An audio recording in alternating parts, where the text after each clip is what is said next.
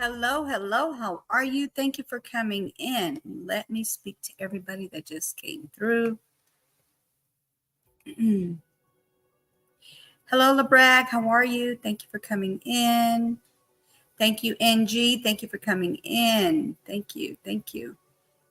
John Paul, thank you for coming in. Jason Bourne, thank you for coming in. Thank you. Appreciate y'all. Let's see.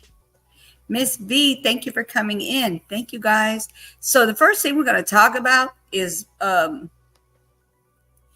this is not breaking news. This is world news. This is anywhere and everywhere that's going on in this world. This is it's just crazy. And I wanted to share it with you guys. Hello, Missing 4111. Thank you for coming in. All right. So let me go ahead and start with the first one. The first one is a person who unalived 5 people doing something he had no business doing. I'm tired of people doing what they're doing and then thinking they're going to get away with it. Like, that's just sad. So he unalived he unalived 5 people. He was suspected of doing drinking and driving, okay?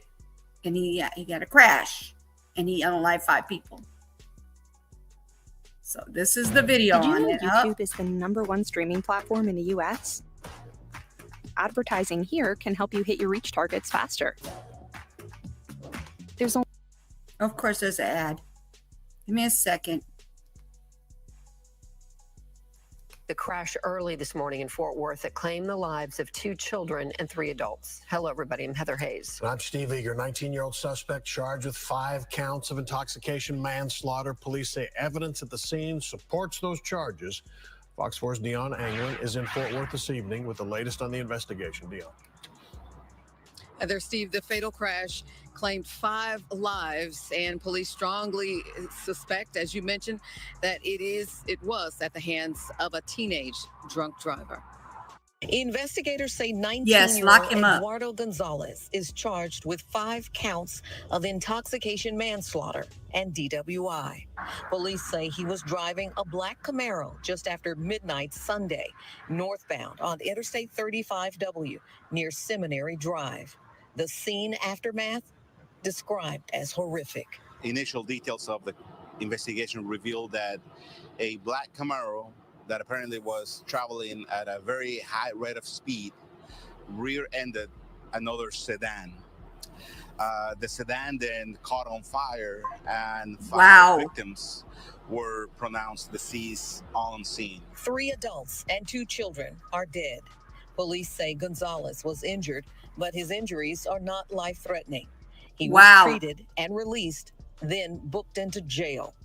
Officers are said to have observed physical evidence that Gonzalez was drunk. Alcohol items in the car, empty cans of alcoholic beverages, plus the odor, the smell, speech of the driver that, indicates that an impairment was present. His blood alcohol level will be determined once we have results from the lab. Meantime, police say the reality hits hard. 5 lives lost. This is very painful for our community. In a crash that should not have occurred. Period. Especially with a suspect 2 years younger than the legal drinking age. If you know of someone that has been drinking, please do anything you can to stop that person from drinking and driving behind the wheel, because it's not worth everyone's life. And it is not clear how the victims were connected or related.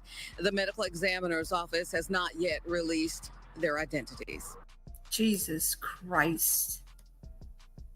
Okay, so you're telling me he just unalived 2 kids and 3 adults? He injured himself. He didn't get, he doesn't have any life-threatening injuries. So basically he's going to be fine. But this nitwit decided to drink and drive, and he's 19 years old. 19 years old, and decided to drink and drive and get into a wreck from high speed. He's driving like they said he was speeding. And he was probably erratically driving. and he ended up hitting somebody, right? And he unalived 5 people.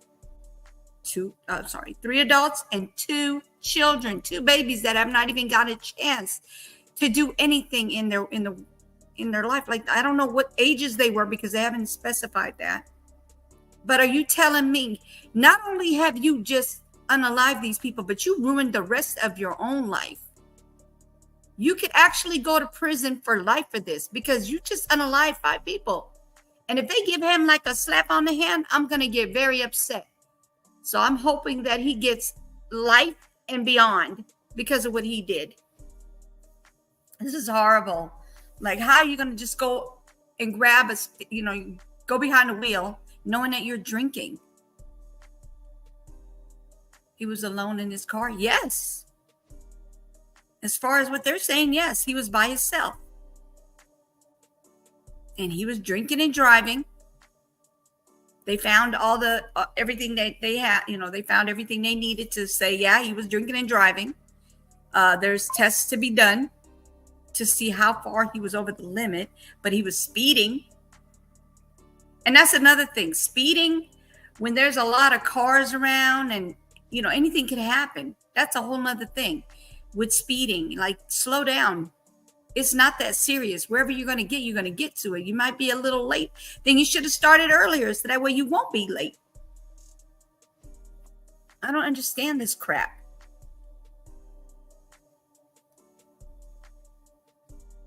I mean, drinking and driving, speeding. You just unalived 3 adults and 2 children. They haven't said their names and their ages, but what the heck is going on here? Why do you think you could just go behind the wheel and unalive people like that? How would you feel if it was the shoe was put on the other foot? Somebody else was driving and they hurt your family. They unalive your family. He's not going to want that. So why would they go behind the wheel and take these chances like they do? Like, think about things before you do it. Think about how you could put yourself in the other person's shoe. Would you want them to be drinking and driving and unaliving you or someone in your family? Of course not. Yes, I'm pretty sure they do. Okay, I'm pretty sure they do. This stuff kind of upsets me, especially when there's children involved. You guys know how I feel about kids. You just unalived these 2 children. Innocent children have done nothing to deserve this. But you decide you want to get behind the wheel so you can, what? Feel good and drive and like, what the heck? Go feel good and stay home. Drink and stay home. Don't drink and drive. Stop drinking and driving. You're causing a lot of people's ache. Like, you're causing people agony and they have to sit there and they have to grieve over their family members because you decided that you want to get behind that wheel and drive while you were drinking. And God knows what else he was on, okay? Because they still got to test him. This is ridiculous. Wow. I have to let y'all know about that. That's just ridiculous. I'm sorry. Wow. 19 years old. You get behind the wheel and you're unalive 3 adults and 2 children. I'm pretty sure when he got behind the wheel, he wasn't thinking like that, right? He was thinking along the line of he's going to get where he's going to get. No, that doesn't happen all the time. Some people get lucky and they get home safely without hurting anybody. But you have just unalived 3 adults and 2 children. Innocent babies. It should be life or beyond, life or DP. You know what DP is, right? The penalty, the D penalty. What do you think, Jason? What do you think he should get? He unalived 3 adults and 2 innocent children. We don't even know their ages. We don't have names, but we know that they have to test them. Other than just drinking and driving, he could have possibly been under other influences, if you know what I mean, allegedly. So until we know for sure, This is what's being said right now about him. This is horrible. Mm-mm-mm. Oh, Lord have mercy. And this was 2 days ago. I wonder what they have now on him. Let me check. I'm going to check, you guys, see if there's an update before I go any further. Mm-mm-mm.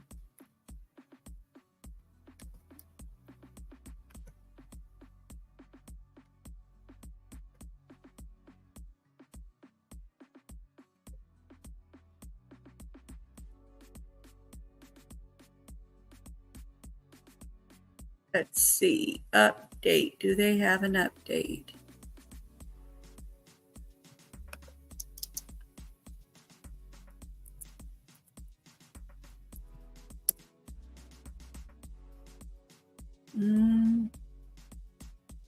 Nope.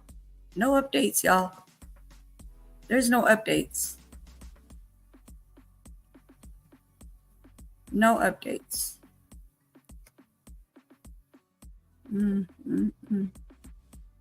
This was Monday morning. So today is Thursday. So that's 4 days ago. I don't know why I said 2 days ago, but 4 days ago. 19-year-old. Wow.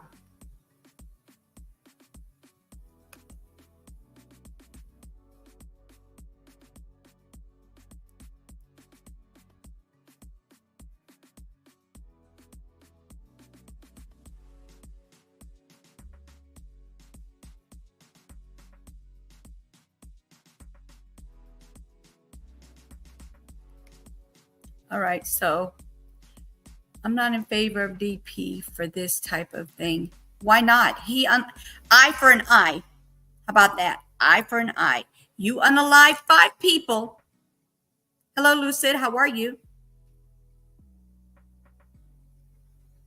Thank you for coming in. Please hit the like, and also, if you don't mind, subscribe if you like my content. I just feel like, why? For what? For what? Why would you drink and drive and then you don't think that you're going to get anything? I'm good as well. I'm just a little upset about this news. This 19-year-old decided on Monday, he decided he wants to take a drive while drinking and driving, and God knows what else he was on, because he's still, they're testing his blood. I'm sure that's what they're doing. It's horrible. You're 19 years old and you decide you want to drink and drive, and you unalive 5 people, 3 adults and 2 children, innocent children that have not even gotten around to doing anything. Most likely they're young.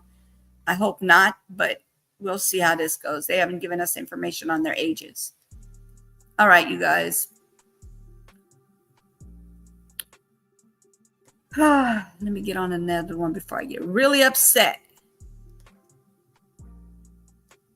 All right, the next one is, this is crazy. Oh my gosh, this is beyond crazy. All right, so this is a 2-year-old who pow-powed his mom's boyfriend. That's what he did. He pow-powed his mom's boyfriend. Let me go ahead and show you. Let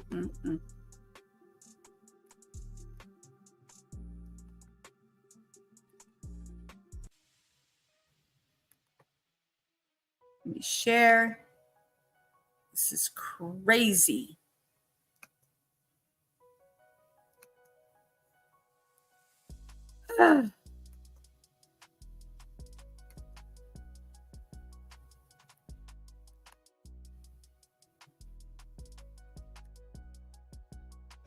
Kyle just made a decision.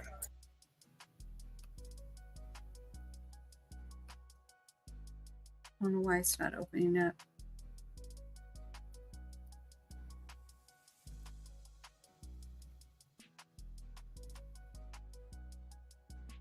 Here, hold on.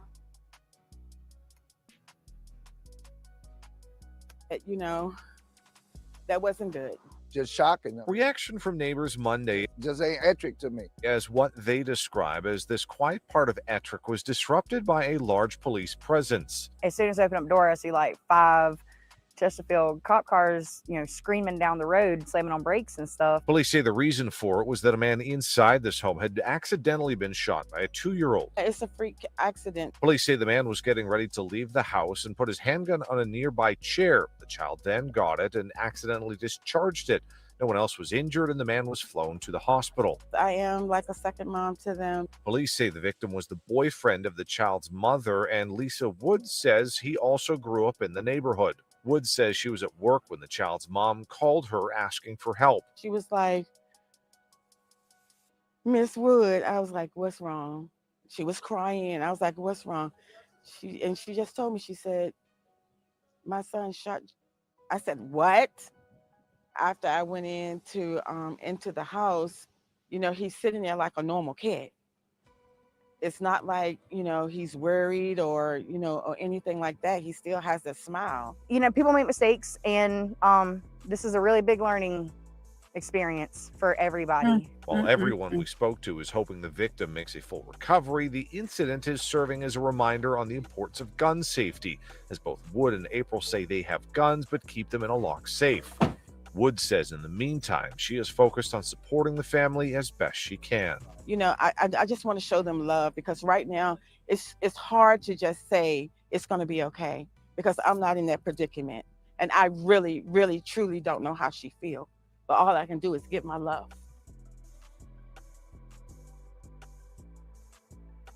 All right, these are the photos.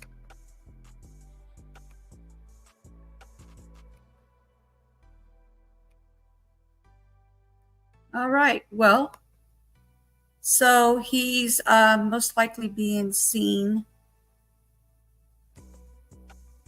Give me a second. Get off of there.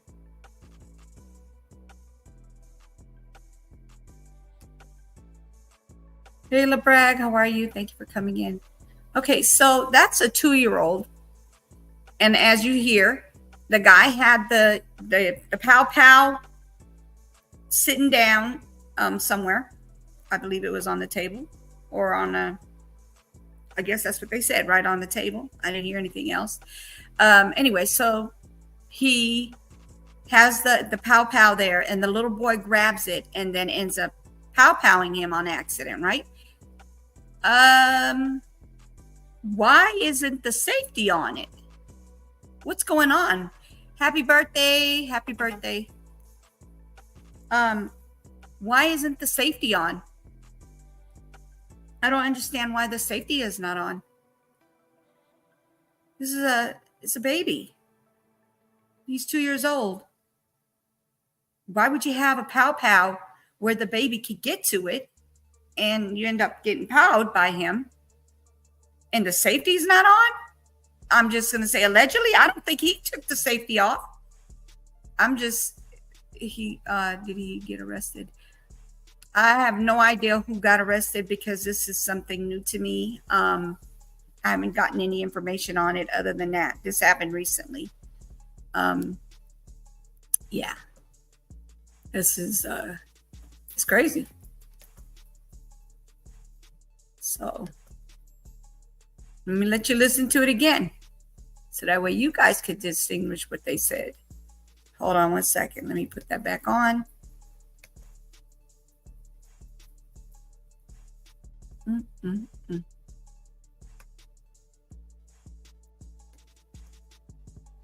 A 2-year-old. What is he doing being able to get to a pow pow?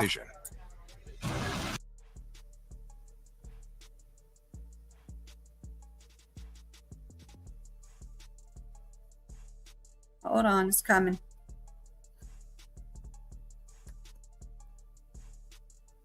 That, that wasn't good. Just shocking. Reaction from neighbors Monday Just ain't electric to me. as Monday. what they This happened describe as Monday. this quiet part of Ettrick was disrupted by a large police presence. As soon as I open up the door, I see like 5 Chesterfield cop cars, screaming down the road, slamming on brakes and stuff. Police say the reason for it was that a man inside this home had accidentally been shot by a 2-year-old. It's a freak accident. Police say the man was getting ready to leave the house and put his handgun on a nearby chair. The child then got Chair, it and not a accidentally table, chair. discharged it. No one else was injured, and the man was flown to the hospital. I am like a second mom to them. Police say the victim was the boyfriend of the child's mother, and Lisa Woods says he also grew up in the neighborhood. Woods says she was at work when the child's mom called her asking for help. She was like, Miss Wood. I was like, what's wrong? She was crying. I was like, what's wrong? She just told me, she said, my son shot. I said, what? After I went into that's what I want to know, Lucid. He's sitting there like a normal kid. It's not like, he's worried or anything like that. He still has a smile. People make mistakes, and Good, Boswell, how are this is you? a really big learning experience for everybody. While everyone we spoke to is hoping the victim makes a full recovery, the incident is serving as a reminder on the importance of gun safety, as both Wood and April say they have guns but keep them in a locked safe. Wood says in the meantime, she is focused on supporting the family as best she can. I just want to show them love, because right now it's hard to just say it's going to be okay, because I'm not in that predicament. And I really, really, truly don't know how she feels. But all I can do is give my love. 2 years old.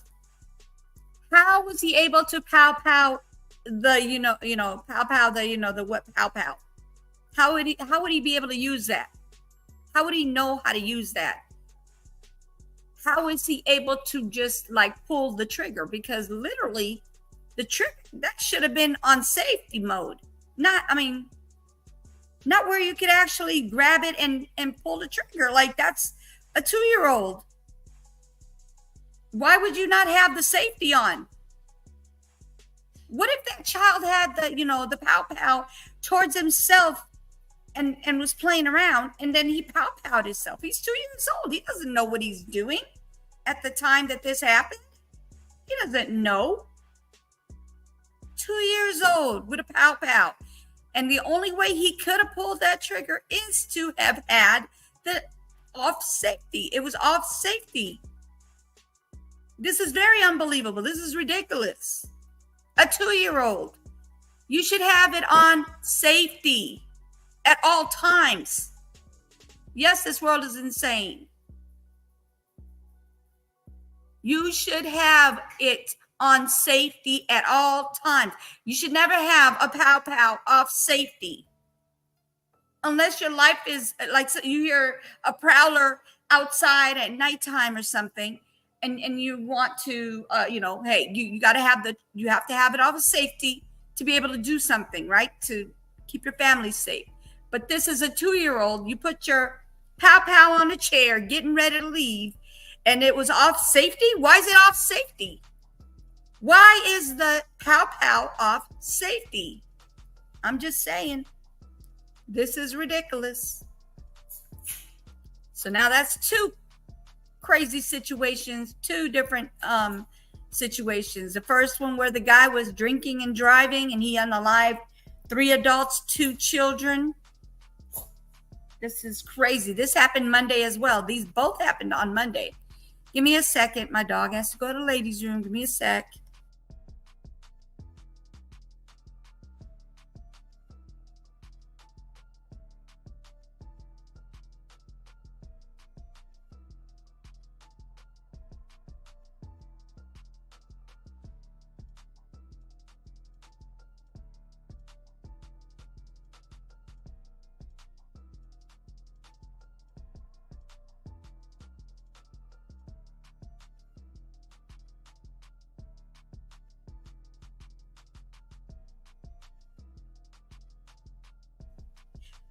That I don't know, Lucid. I don't know who's going to be responsible. You're supposed to have the safety on at all time. And you guys, if you haven't hit that like, please hit that like. All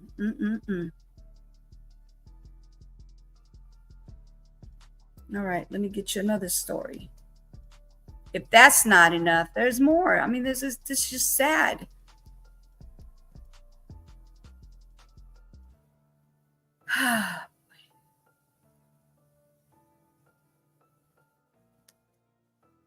Here's another one.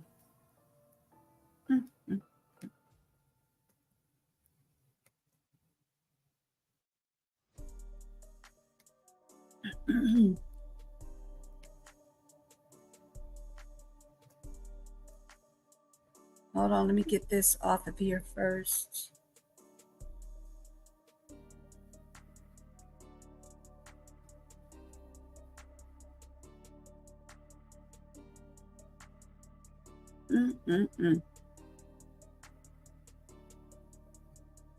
You can't even go to restaurants anymore. Fast food restaurants. Here we go. Here's another one. This situation happened at Taco Bell. Hold on, the ad's almost done. Let's see.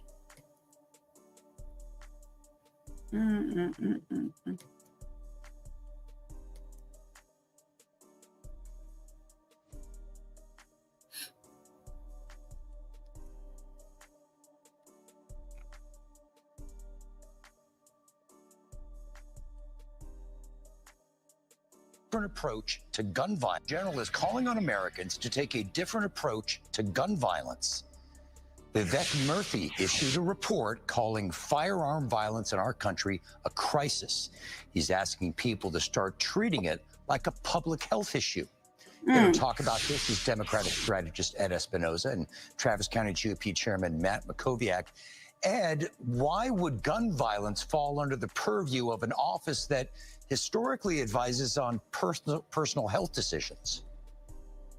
Time. And a matter of fact, I believe they happen in more places than that. They happen at work. Have this problem yet are these guns. Not set by the Surgeon General. This is a way for the Biden administration to try to fire weapons. They're firing the weapons. They're shooting the laws that we actually have. No, hold on. This is not happen. I don't believe a criminal should have a weapon. Part of it. I certainly don't believe a felon should have a weapon. But that's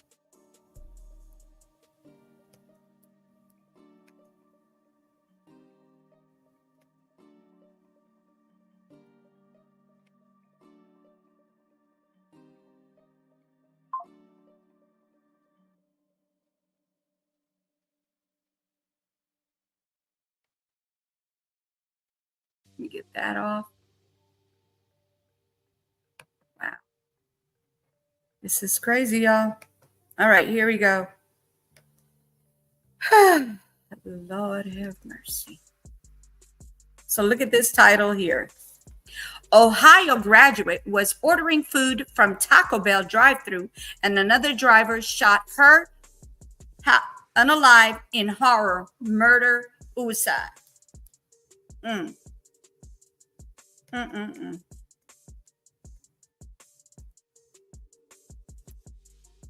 This is who he unalived.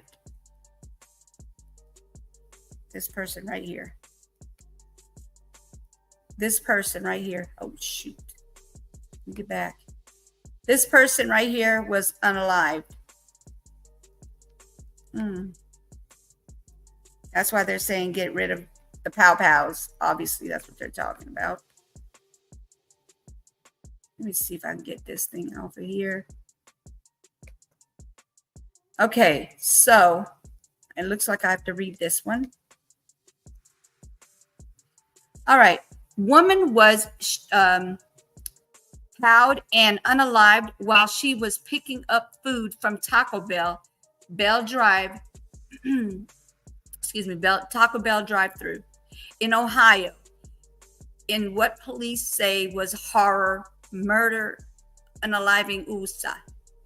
I can't say the word, y'all. On Wednesday night, this happened last night. Megan Killiman, I hope I'm saying it correctly, Killiman, in the driver's seat of the car ordering food at Taco Bell in Stout. When Jason Williams, 53 years old, rammed her car on the rear in New York, Post reported. That's who reported it. It didn't happen in New York, you guys. This happened in Cleveland, Ohio. Anyway, witness told police Williams had begun blaring his horn at Kilman Kelman, when she pulled into the drive-through line ahead of him. Wow. Kelman, 25 years old, recent graduate of Cleveland State University, yelled to Taco Bell employee to call 911. She yelled.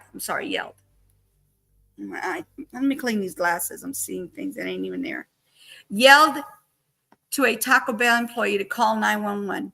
At the moment, Stowe Police Sheriff Jeffrey Film said that Williams exited his car and pow-powed and unalived Kelman before turning the pow-pow on himself. So he unalived her and then he went and unalived himself.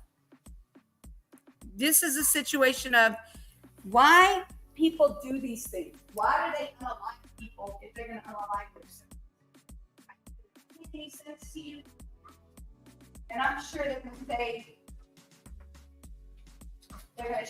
going to try to say it's a mental health issue. Hold on a second. All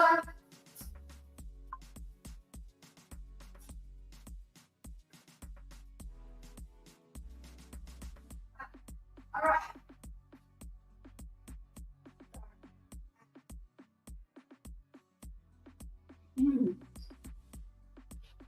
Okay, now we're back here. They were both pronounced unalive at the scene. Both were identified by Summit County Medical Examiner Office. Kelman, death rule, unaliving, ruled a homicide, and Williams homicide. We have to use different words, and I kind of like, it makes me stutter over my words, okay? Lola, come on, come sit down. So this is who he unalived. They got 3 pictures. Let's see. This is the guy who did it. He's the 53-year-old.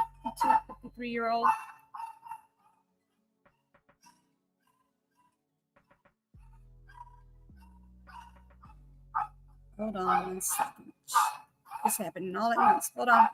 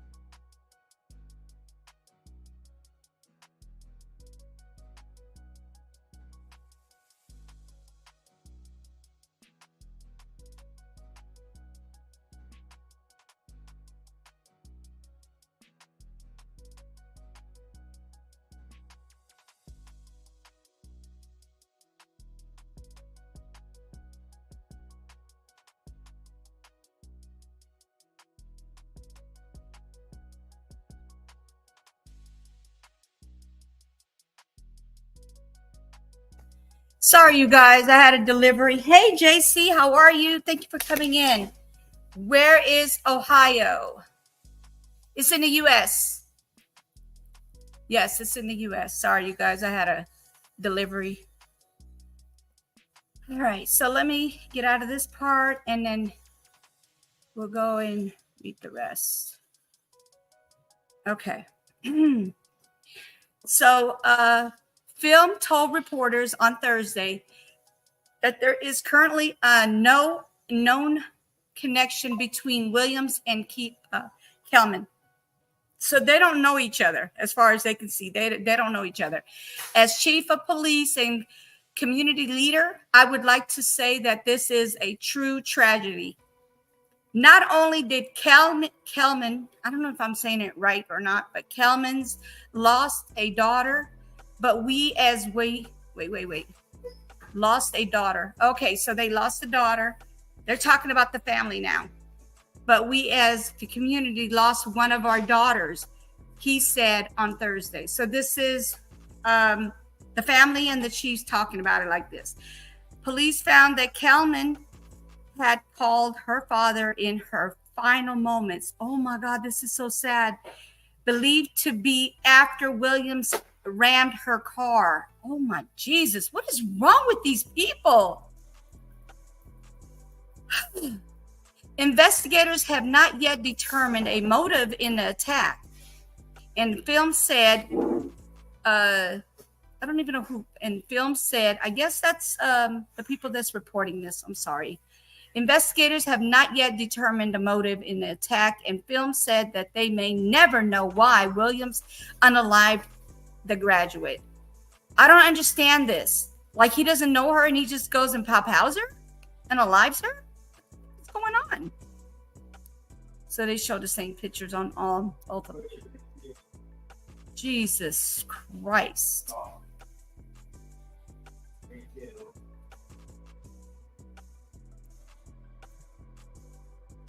All right, let's see.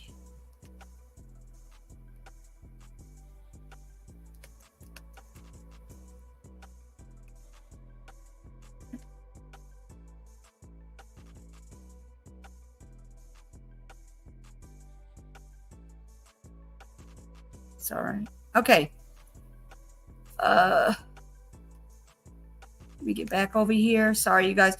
So Williams had been indicted on April 14th for improperly handling firearm in a car and operating his vehicle under the influence of alcohol or drugs. According to the New York Post, he was ultimately released on $5,000 bond in May and was ordered to not to possess any firearms, according to the WOIO. He wasn't even supposed to have the pow, y'all. That just made it even worse just now. Oh, my God. Oh, no. Okay. Kelman family issued a statement after her unaliving. Nothing that was mentally painful. Nothing that it was mentally painful to endure the loss of their daughter. We appreciate the community's support and hope that our request for privacy will be honored so that we can continue to focus on supporting each other through this difficult period, the family said in a statement. Kelman was active on her campus and previously served as an editor-in-chief of the CSU student newspaper, the Calderon. I don't know how you say that. Calderon. I hope that's correct. Anyway,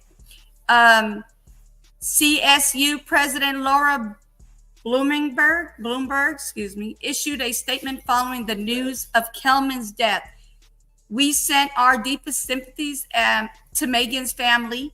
Wow, this is horrible. Friends and loved ones, we have lost a caring, engaged, optimistic member of the CSU community, she said. Oh man, this is so sad. Give me 1 second. I'm sorry. Interruptions.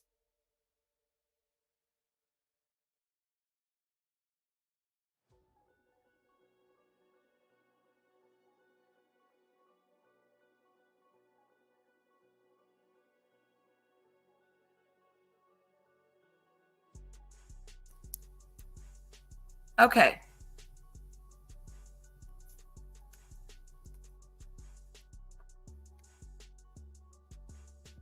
So that's it. This guy here, unalive this girl here. For what reason? They do not know. They don't know, y'all. They don't know why.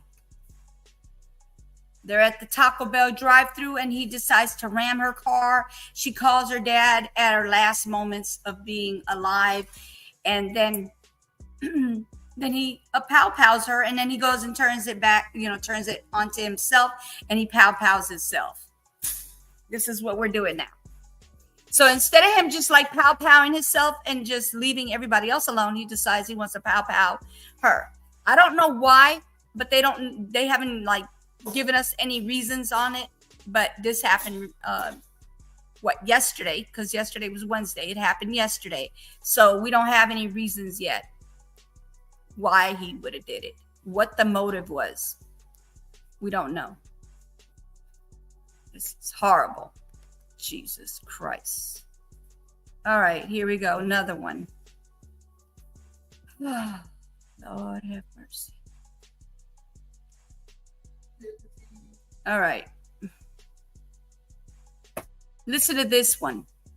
This one is not, I don't know how this happened, but this happened. Okay, this is something that happened.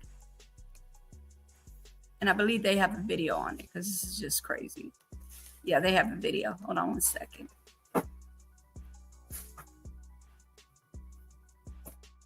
Pull it up.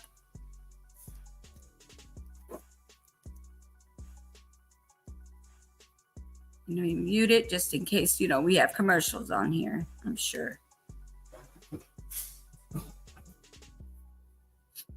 Yep, it's a commercial.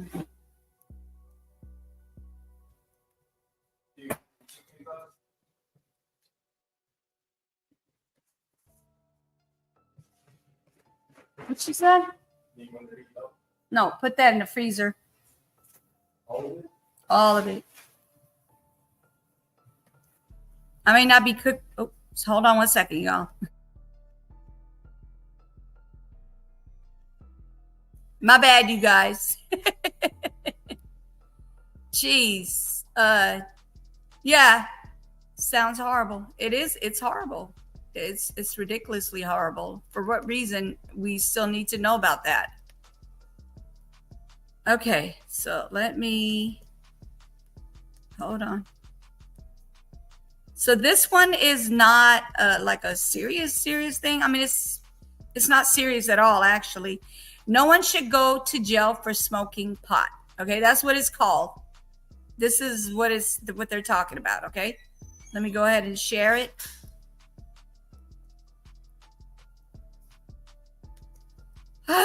So what happened was a person accidentally texted, he sent a text to the Mississippi police. Okay, this is what happened, y'all. This is what happened. Don't pow the messenger. This is what happened. All right, here we go. Oh, let me turn the whatchamacallit on. Give me a second. This thing's in the way. I don't know why it's in the way. Turn it on. And here we go. Joining us now is CEO and President of Smart Approaches to Marijuana, Dr. Kevin Sabet. Welcome back, Doctor. Thanks, Trey. This experiment with legalizing marijuana, I mean, you warned last time you were with us, you warned that the experiment is not working. I assume you have not changed your mind based on the data. It looks like you're even righter than you used to be, if righter is a word. Well, yeah, look, the data is worse than ever. I mean, this isn't Woodstock weed, right? This isn't marijuana, smoked in a dorm room in 1980. This is industrial strength THC products like these concentrates, these candies, these gummies, these ice creams that are infused with just the levels of THC we never thought we would see. So it's a completely different drug than the old days, number one.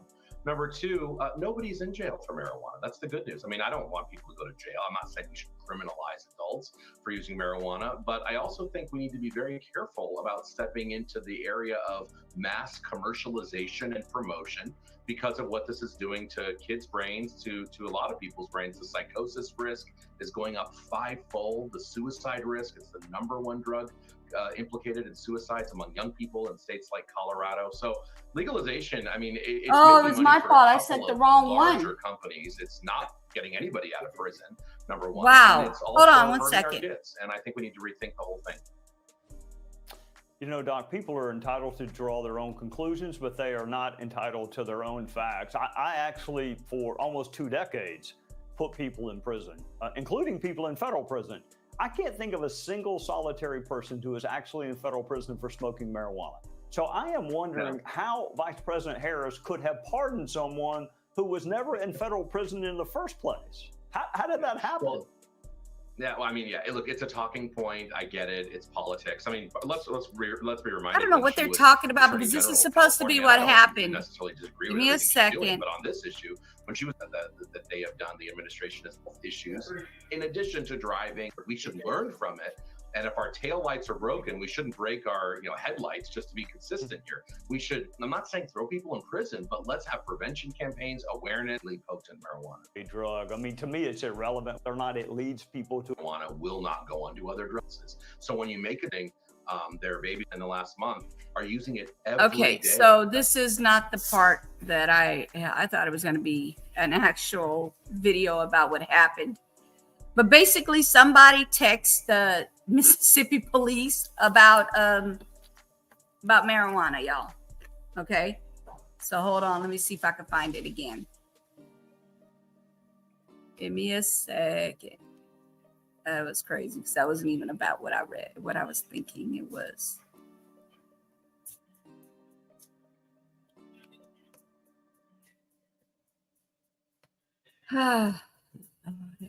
Oh, okay. Here's the text message right here, y'all. We got the text message in full. Oh, Lord. What is going on, y'all? What is going on? We got the text message. Y'all want to see the text message? Look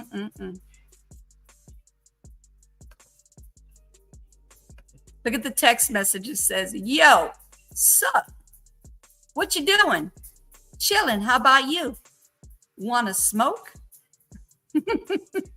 Jesus Christ. Smoke? I got some. I don't think I'm going to be able to smoke with you. Bruh, we smoke all the time. I think you have the wrong number.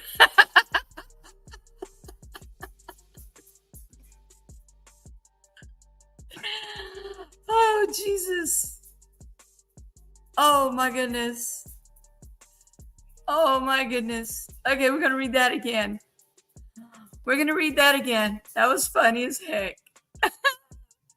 Jeez. Yo, sup? What you doing? Chilling. How about you? Want to smoke? Smoke?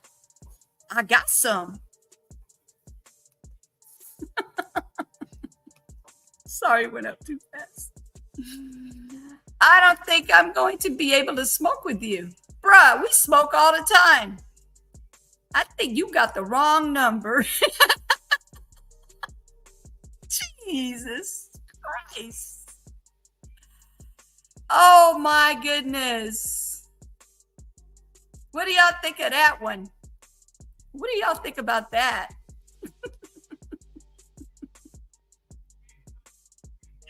No, it's not in the kitchen. We just had an order. The Instacart brought it, and I forgot to mute it. And you guys were listening to me talking to my son about the order. But anyway, I ordered the wrong tea. I ordered green tea instead of the tea with the lemon in it. But that's okay because we still like that brand. The same. We like the green tea anyway.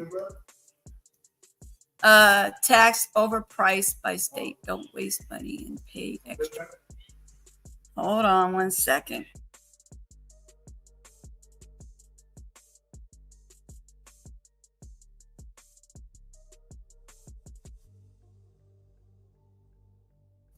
Hey, No Cap, how are you? Did you hear what I just read?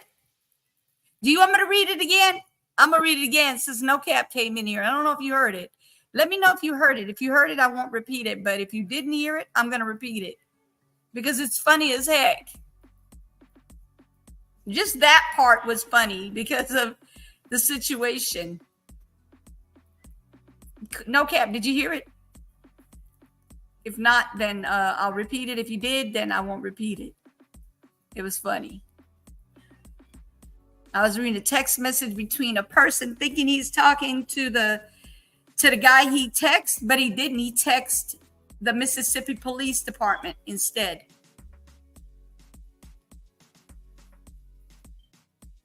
He was talking to his friend about smoking. You know what I mean? Getting a buzz on.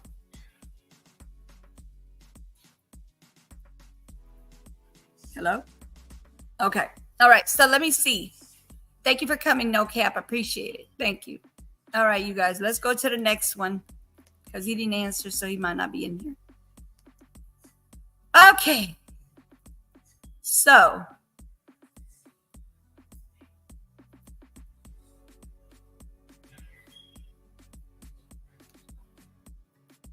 This one's not funny, but this one's horrible. This one is horrible. Behind the reason, I don't know what the reason would be. I really don't understand this. Oh, Lord have mercy. Hey, together. How you doing? You want to hear something funny real quick before I get into serious mode? Look at this. Okay. So it says, person accidentally texts Mississippi police officer. All right. And then I'm going to let y'all see again. So you can see I'm not making this up. This is something that was on the news or let me see, the Mississippi Fox News.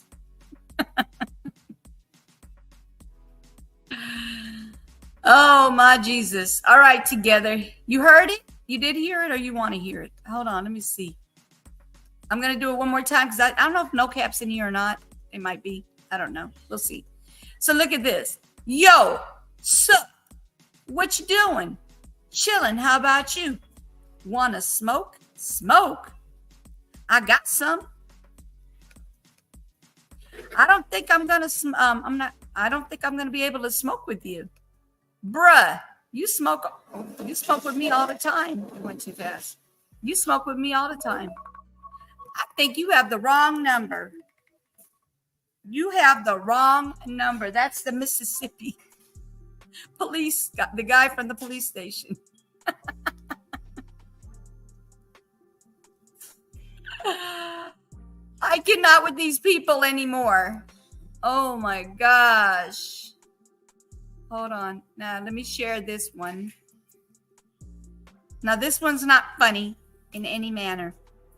The other one, that might have been a little funny, but this one's definitely not funny.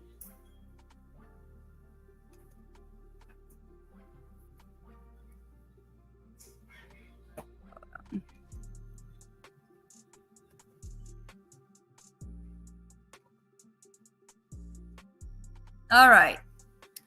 Dad convicted of beating teenage daughter to unalive during a fight about prom. Why are you arguing about prom? Let's see what they say. Oh, this is the little girl or the daughter. That's the daughter, y'all. Okay. What I'm going to do is I'm going to put this on my, because that's too much reading. I'm not going to do all that reading. That's a lot of reading, y'all. We'll be here all day trying to get all this out. Okay, so this is the dad and that's the daughter, y'all. Yeah, that's what I said too. Wow. Hold on.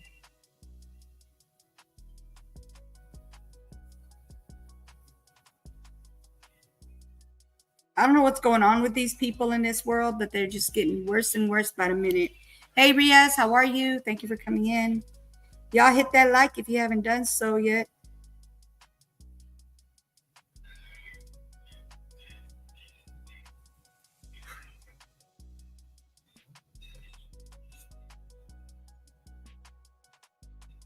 It shouldn't take too long. Give me a sec.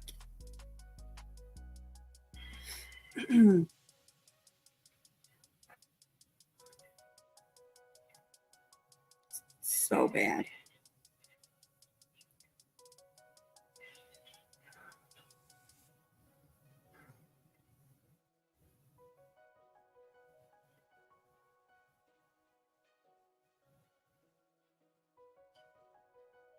Mm-mm-mm.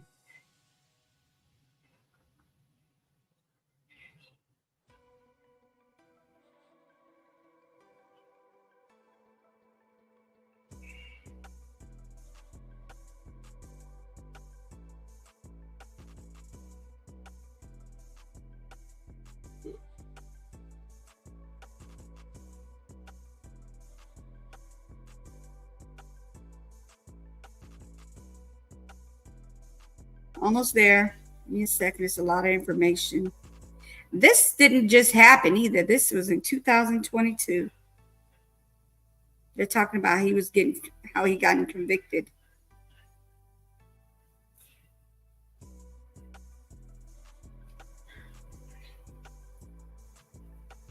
Mm-mm-mm.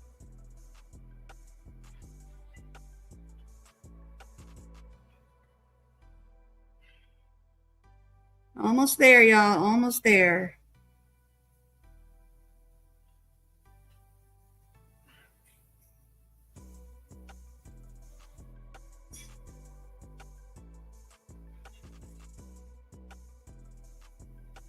Together need to be up here. She likes to read all this stuff out loud. I'm not a out loud reading person because I'm always stuttering when I'm reading.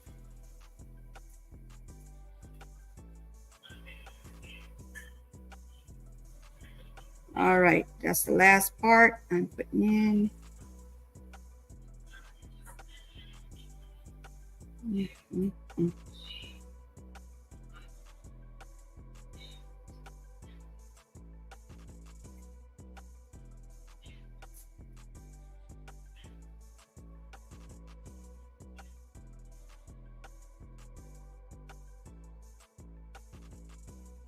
There we go. All right. Copy. Each.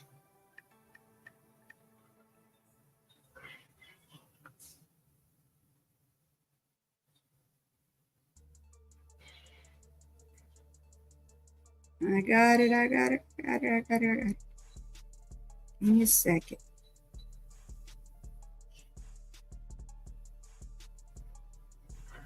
There we go. Sorry, you guys. It's coming.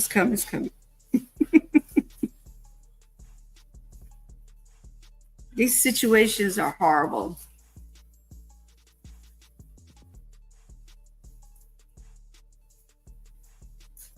All right.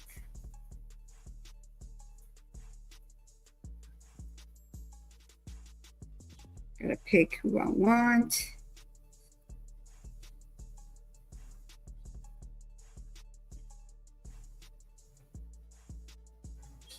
Okay.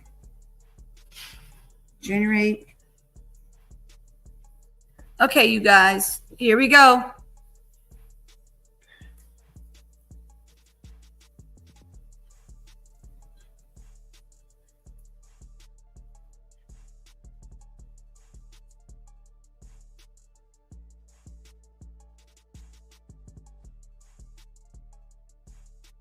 Here we go, you guys.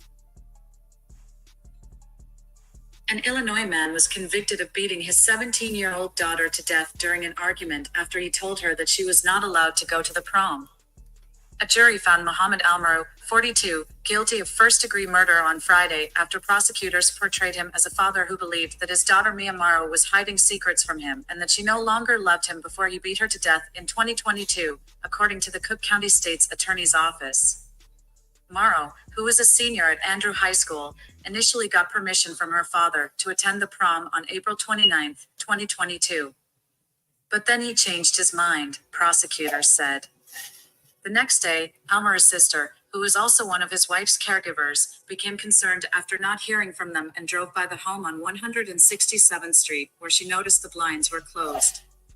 She thought that was odd because Morrow usually opened the blinds in the morning, the filing noted.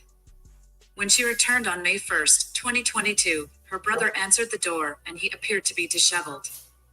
He asked her to sit with his wife so that he could do some paperwork. But after an unknown amount of time, the sister went to her brother's room and said she began to hear gurgling. That's when she found her niece's body on the floor, covered with a blanket. Wow. Almara was on the floor next to her with an arm draped over her body. Mara was covered in numerous bruises, including injuries to her head, arms, legs, and feet, according to court documents obtained by the Chicago Tribune. She had suffered extensive hemorrhaging and bleeding of the brain, and evidence suggests her father used multiple objects to inflict the wounds.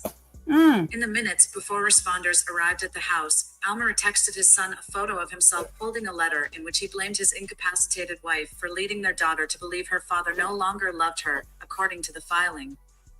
He explained that he went through his daughter's phone and discovered she was lying to him, causing him to get out of control and beat the information out of her. Almara went on to say that he had beaten Morrow and accidental hit her in the head, and then I laid down with her, was unconscious, and woke up to her cold body, according to the document. I fouled up big time, I'm sorry, he added. First responders found Almara with superficial wounds to his wrists and neck. He had also taken several narcotic pills. A box cutter, along with a bent metal pole and a mallet, both covered in blood and hair, were found in the home, according to the filing. Jesus. Tinley Park police said they had no prior calls to the home except a medical call involving Morrow's mother, who suffered a medical emergency in spring 2019, which required her to have round-the-clock care, according to court documents. Almara's two sisters were the primary caregivers. Almara, who has been in custody since his arrest, is expected to be back in court on October 7th when post-trial motions will be reviewed. A sentencing date has not yet been set. Wow. Are they kidding me? That's horrible.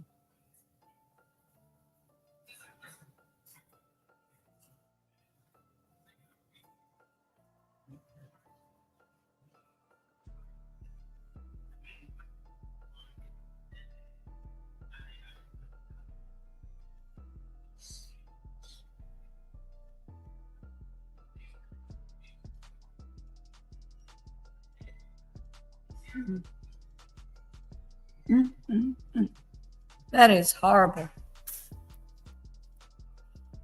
Oh, boy. So he thought she was hiding things from her. The dad thought she was hiding things from him, and he decides to do this to her. Wow, he beat her so bad. And he didn't just hit her with his hands, he hit her with multiple things. Wow. Wow, wow, wow. What is wrong with these people?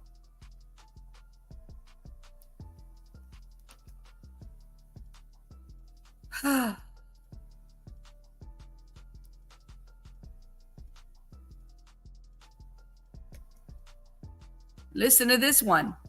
Here's another crazy one. Not sad, but crazy. Like, what the heck is going on with these people? What are they thinking? And it's not a long one, so I'll go ahead and read this one. This is just ridiculous.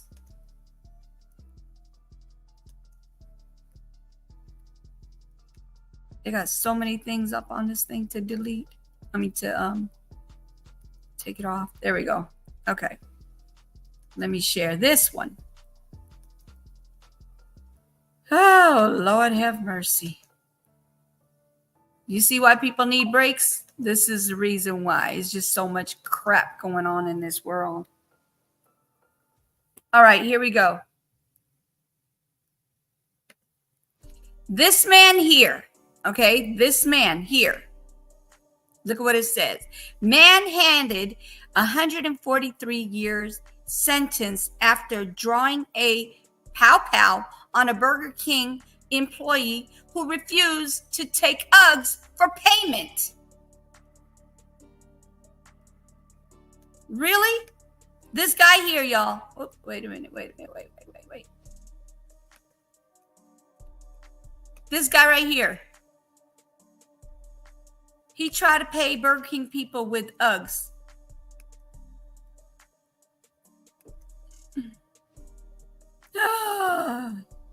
He tried to pay for the food with Uggs, y'all. Is that crazy or what? Is that crazy or what? Like, what is going on for real? All right, so let me go ahead and read that part. It's not a long one, it's a short one. A man was sentenced to 143 years in prison after he committed a host of crimes, including pointing a pow-pow at a Burger King employee who refused to accept Uggs for payment, and also pow-powing at other people. This is some crazy mess right here. Oops, let me bring it back down.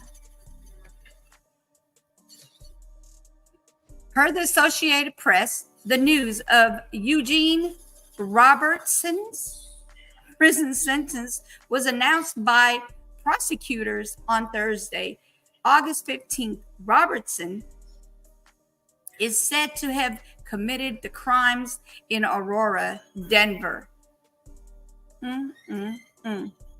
On October 17, 2022. And the Burger King confrontation was preceding incident. Was the preceding incident. Lord have mercy, this thing keeps jumping. Robertson was sentenced after a jury found him guilty of 8 counts of attempted unaliving. Wow. And 9 other crimes.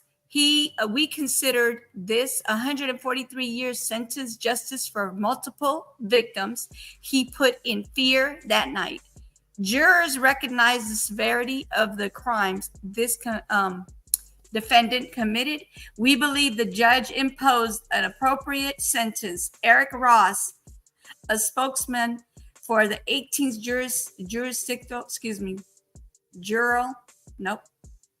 District Attorney John Kellner said, wow. So this guy goes, I should have just read it to myself and then let y'all and explain it to y'all. So this guy here goes to Burger King. Okay, he goes to Burger King and he decides to put a pow-pow on the employee. Oh my God. Hey, outlaw, how are you? He decides to put a pow-pow at the employee because the employee would not take Uggs in place of money for the food. What is going on here? Oh my God. And he gets 143 years in prison for it. And then he also, threatened other people as well. So he threatened them. Wow. And threatened with pow-powing. I cannot with these people. I cannot. Here we go with the next one. Oh, Lord have mercy on these crazy people. All right, here we go. This is a sad situation. This is sad, y'all.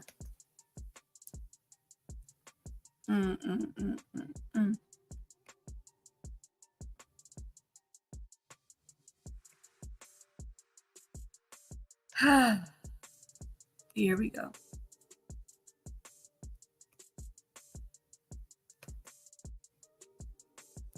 I have the right one.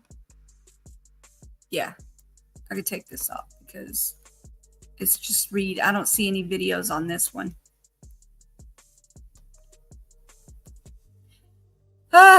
Boy 5. He's 5 years old. Desperately bangs on the window after being left in a sweltering Mercedes while mom shopped at Walmart. What's really going on here? For real, what is really going on here? Mother left her 5-year-old son inside a parked Mercedes with the windows rolled up as she shopped at Walmart on a sweltering South Florida afternoon, police said.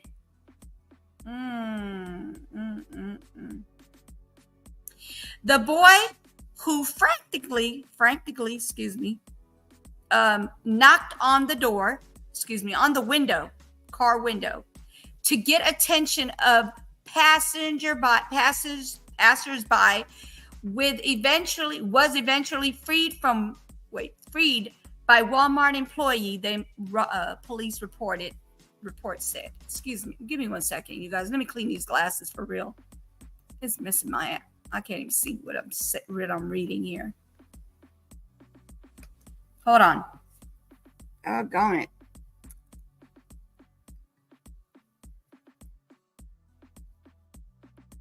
Told you I don't like reading out loud, and two, these glasses need some serious. They're fogged up. All right. So freed by the employee, the Walmart employee, the police report said.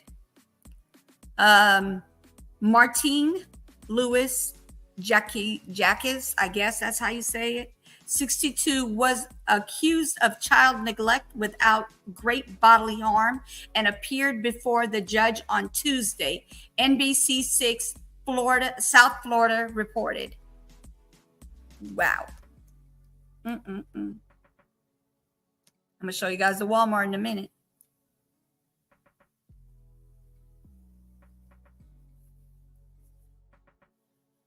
Oh, Lord have mercy. So the Walmart employee observed the child is redacted, unsupervised inside the vehicle, which was completely shut off with the windows up, it read. Wow. The passerby in the parking lot alerted Walmart employee to the situation, and store workers eventually freed the boy by instructing him to unlock the car from the inside. That is so sad. I mean, why would she keep her windows down? Like, first of all, why would she leave her child in the car, a 5-year-old child in the car by themselves, and go into Walmart and shop? You couldn't take your baby with you? That does not make any sense to me. That doesn't make any sense to me. After the employee brought the boy inside the store, he ran to his mother, police said. The two left the location without speaking to the employee before the arrival of the law enforcement. So they let her go? What? What if that child would have passed? Oh my goodness. The Miramar resident was arrested at her home after police used CCTV to identify her car and locate her address. Oh, Jesus, have mercy. So I'm assuming this is the car, the Walmart she was at. She was taken to the Broward Sheriff's Office main jail, and her bond was set $3,500. Oh my God! Around 40 children pass from heat stroke from being trapped in hot cars, according to Kids and Car Safety and advocacy group. More than 1,000 kids have been unalive in this incident over their 3 decades. That is so sad. Over 3 decades, this has been going on. And these people are, and that's all she gets is a bond for $3,500. That's not enough. Should have been a higher bond. Or she could have I think they should have straight took her to jail, because she could have unalived that baby. She could have unalived that baby, y'all.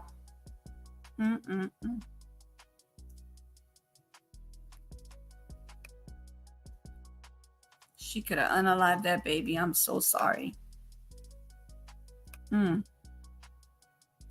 Okay, let's see what else we have in here. Jesus Christ.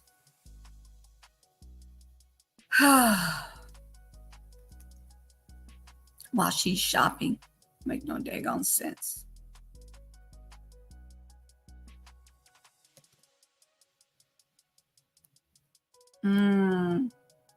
This one says, watch me, unalive mother caught on video whipping 3-year-old daughter with a hanger. Okay, now we're getting crazy as heck.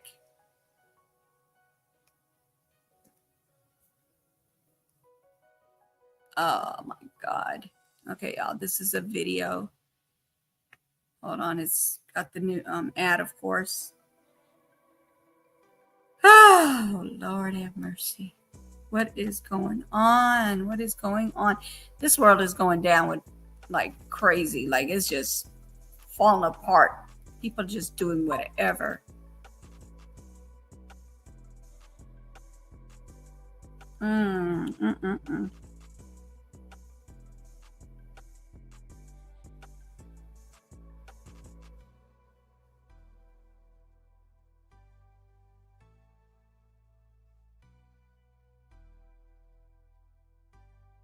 Wait, hold on. Pause.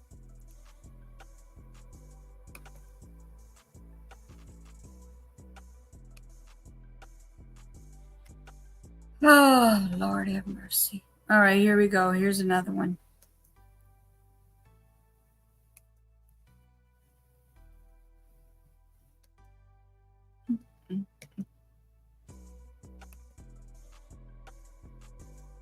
Oh, wait a minute. The child. NBC6 reporter Christian Colon joins us from court. And a warning, the video in this story is disturbing. Hold on. Oh, you can't get up now, huh? You can't get up now, huh? Was caught on camera beating her 3-year-old little girl with a hanger. Records show the mother explained the beating was her way of disciplining the child. NBC6 reporter Christian Colon joins us from court. And a warning, the video in this story is disturbing. Get up! Oh, you can't get up now, huh? You can't get up now, huh? A 3-year-old toddler is heard weeping as her mother, police say, screams and whips her with a hanger. Still don't want to shut up? Why would she be recording this? How evil is that? In this video, 25-year-old Aliyah Herring is heard arguing on a FaceTime call with her baby's father, David Jones. Blowing up my phone, asking me to come pick up Ashanti. Then she started sending me pictures on Messenger saying that she had it. She's saying I'm making excuses. I'm not picking up Ashanti. I'm not caring for her. I'm not acting like the father that I was supposed to. Jones tells NBC6 they are broken up and he has supervised visits with the toddler. Herring wanted him to pick his daughter up, but the conversation turned violent and Jones started recording. Since y'all don't want to handle y'all own kid, guess what? I'll eliminate her my damn self. Police say Oh Herring my repeatedly God. struck the baby and threatened to kill her. Literally just went off on Ashanti saying that no one that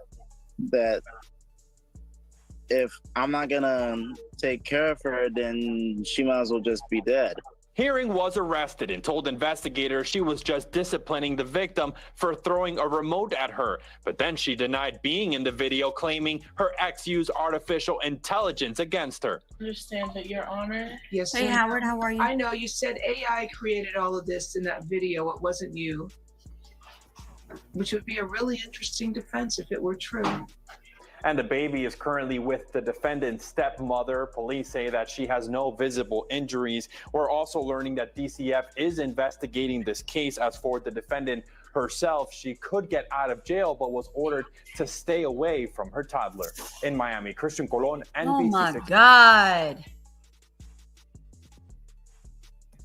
Did she just say that she recorded that and did it through AI? Oh my God. What is, oh my goodness. How is that AI? Oh my God. I cannot with these damn people. How is that AI, y'all? Oh, Jesus.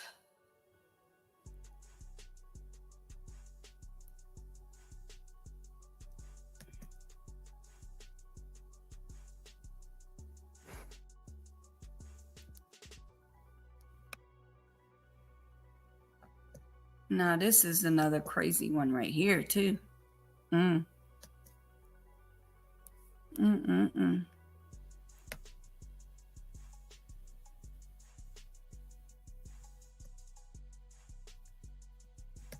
don't think they even have a video on this one. Oh, you know what? I'm not going to read that because they don't even know how to spell teen. This got to be fake. No, I'm not going to share that one. That one's stupid because it says TEER instead of teen. So I don't know how that's supposed to be true. But okay, we're not doing that one. It's either that or people don't know how to spell in the news. I'm just saying.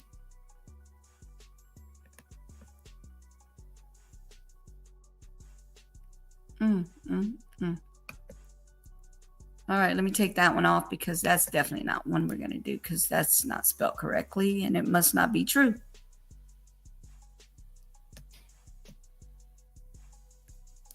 Okay. Listen to this crazy mess right here. Ooh, Lord have mercy. I cannot with these people today or any other day. Ah. All right, we got a video. We got a video, y'all. Hold on, let me get the ad off of here.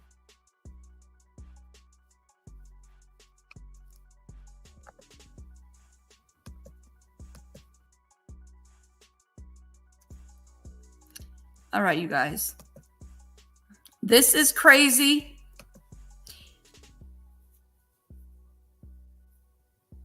I know you're sarcastic. I know that. I know. Appreciate you coming. All right, here we go. Let me make it bigger. I don't know why this thing is not getting my stuff bigger, but that's all right. Whatever. Some glitching going on, I guess. Is facing charges accused of trying to recruit kids to sell drugs inside local schools. Investigators say witnesses are to thank for putting him on recruiting. Dion Guillory has a look at the investigation and what school officials say about what they're doing to keep drugs away from your students. 23-year-old Jordan Suarez is awaiting his next court date after being arrested on a long list of charges. Agents in the East Baton Rouge Sheriff's Office Gang Intelligence and Enforcement Operation say Suarez is an area marijuana trafficker. They say a search warrant helped agents seize more than 23 pounds of marijuana, 100 marijuana vape cartridges, pain pills and other drugs, more than $5,000 in cash, and several guns, including a rifle. Investigators say Suarez was also actively recruiting and using kids to distribute marijuana in schools in the parish. Hello, this is Dion Guillory with WAFB.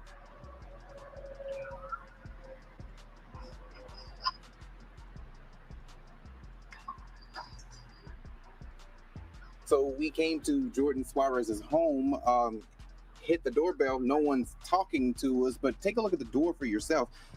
You can see where it looks like investigators kicked it in. We came to this location because it was one of us listed on court records. Those court records also saying that he's now wow. Court records show that address is one of 4 listed for search warrants, 2 in Baton Rouge and 2 in Baker. Is Jordan around? We ended up at one of the Baker locations and talked to Suarez's mother. I really don't appreciate you guys coming to Jordan's home or my home without doing your research. Investigators would not specify which schools or say which school system they accused Suarez of trying to traffic drugs into, but school safety leaders with East Baton Rouge schools say they have random campus searches. There's no 100% sure proof system to keep any type of contraband off our campuses, but our intention is to prevent it and to deter it by having those searches. He says building relationships with kids helps. Investigators say it was witnesses who came forward, leading them to Suarez. Dion Guillory, WAFB 9 News. Wow. Detectives say the drugs never made it to the schools. Suarez is out on that $40,000 bond. His next court date is in just a couple of weeks. So he goes to schools allegedly. I'm going to say allegedly because they don't have proof. They haven't said anything yet. But allegedly, yes, scum. He goes to the schools and he's trying to recruit people to sell it. What's really going on here? Oh my God. This is in Baton Rouge, y'all. That's in Louisiana. Sorry. I don't condone none of this as a Louisianan. I do not condone this. Oh my God. All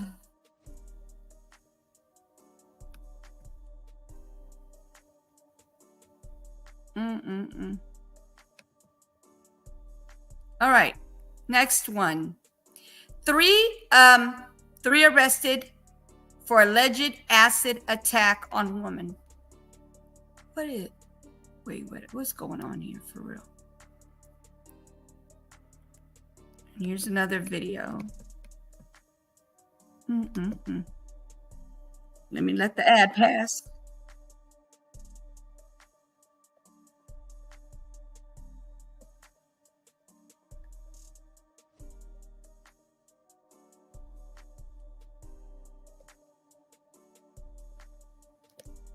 I can imagine it was completely caught off guard. You know, even your worst enemy, you wouldn't think would do something like that. Prosecutors say the attack was orchestrated by 49-year-old William D. Barnadino of Boynton Beach, Florida. He and the 42-year-old victim had previously been in a relationship. Officials say D. Barnadino hired 39-year-old Jamar McNeil and 38-year-old Betty Jo Lane of Jacksonville, Florida, to carry out the attack. Lane and McNeil allegedly traveled 900 miles in a rental car to Monroe Township, New Jersey, to specifically carry out this incident.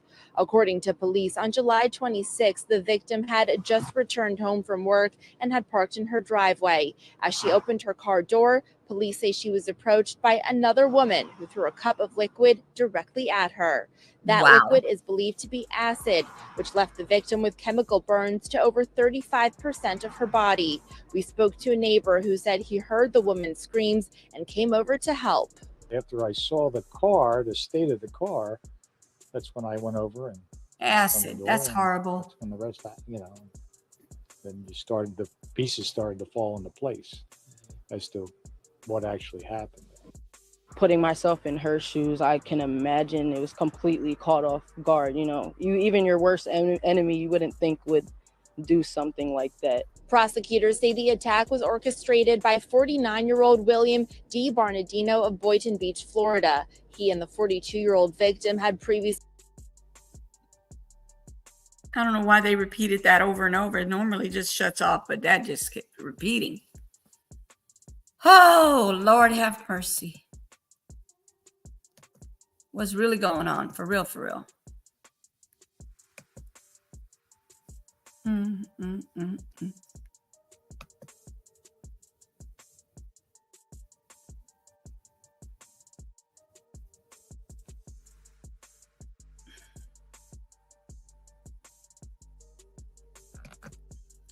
Let's see what this one is about. Oh my God. Another UGG bust. It's in Baton Rouge. Police department, 5 arrested during a Baton Rouge UGG bust. These are the guys, y'all. These 5 guys here been busted. Innocent until proven guilty. Of course, they're going to say that. Wow, they had a lot of stuff on them, y'all. According to the Baton Rouge Police Department, its special response team and East Baton Rouge Sheriff's Office SWAT, team executed several search warrants on properties in the 2600 to 28 blocks of the 68th Street Wednesday evening, which was yesterday, August 21st. And this is what they found. I'm not going to even repeat that. You can see it for yourself. They found the white powder, Termadol. They found MDMA, marijuana, Valium, Adderall. Yeah, they found a lot of stuff, y'all. Wow. Possession of a machine, pow pow. Wow. Prescription Uggs. There it is. Right in front of you. Let me take this off so y'all can see it for yourself, since I can show it, but I don't have to read it. Y'all can read it. Hold on. So like I said, these are the people, and this is what they had.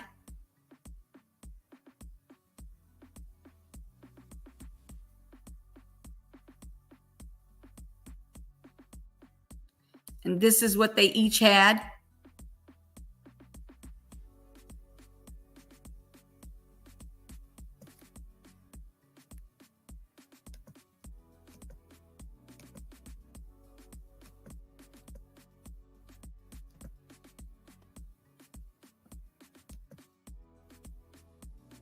The police said that enforcement began investigating Baton Rouge based on group in early April. Early April is when they started. Additional charges for the criminal street gang. Other offenses committed by the suspects will be added in near future, according to the police. Wow.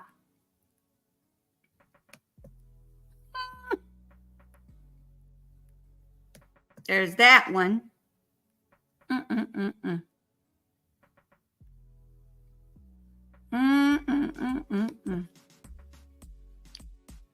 All right. Now this one, I'm going to show this one last because it's got videos and, well, you know what? Let me go ahead and show it. It's about Courtney Clancy, OnlyFans. I don't know if you heard about it. I don't know if you heard about this. And this is before. Hold on, which one was it? One of them was before.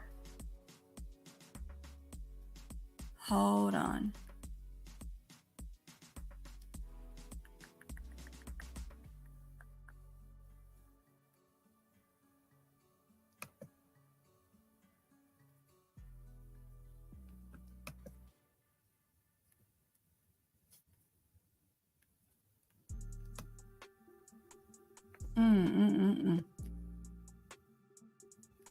Hold on, let me go back. That's not the one. I got to get the right one first, okay? So then that way you guys can see what happened, what transpired.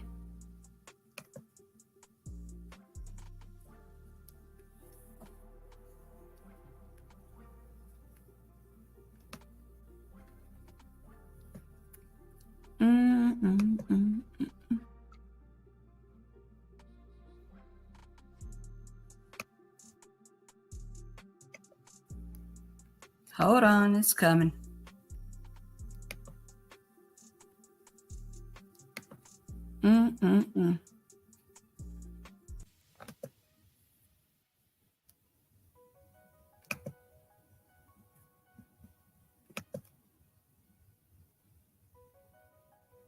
It's coming. Give me a second.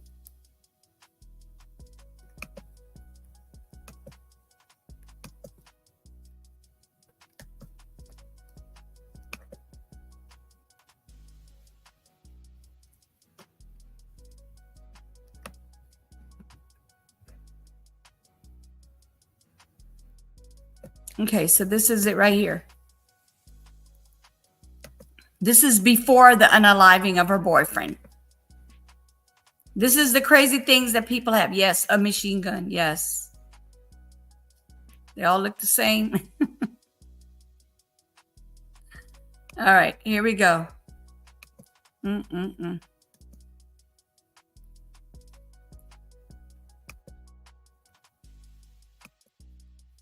Hold on, what's going on? It's not showing. What's going on? Give me a second, y'all. For some odd reason, the videos are not popping up. How about we go through the, hold on. Yeah, I'm going to have to go straight through YouTube because this is just not, it's not popping up. Even though it's news from the newscast. Hold on.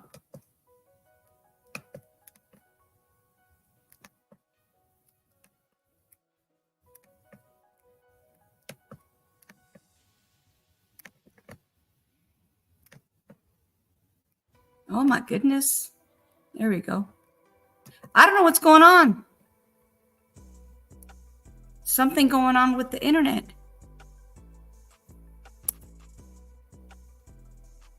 All right, here we go.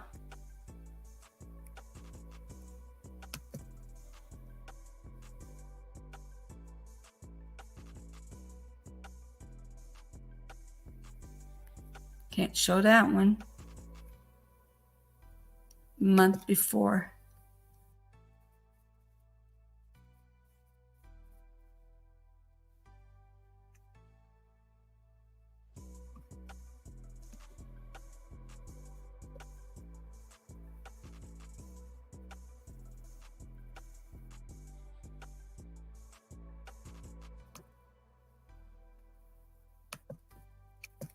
All right, here we go. The ad part is over.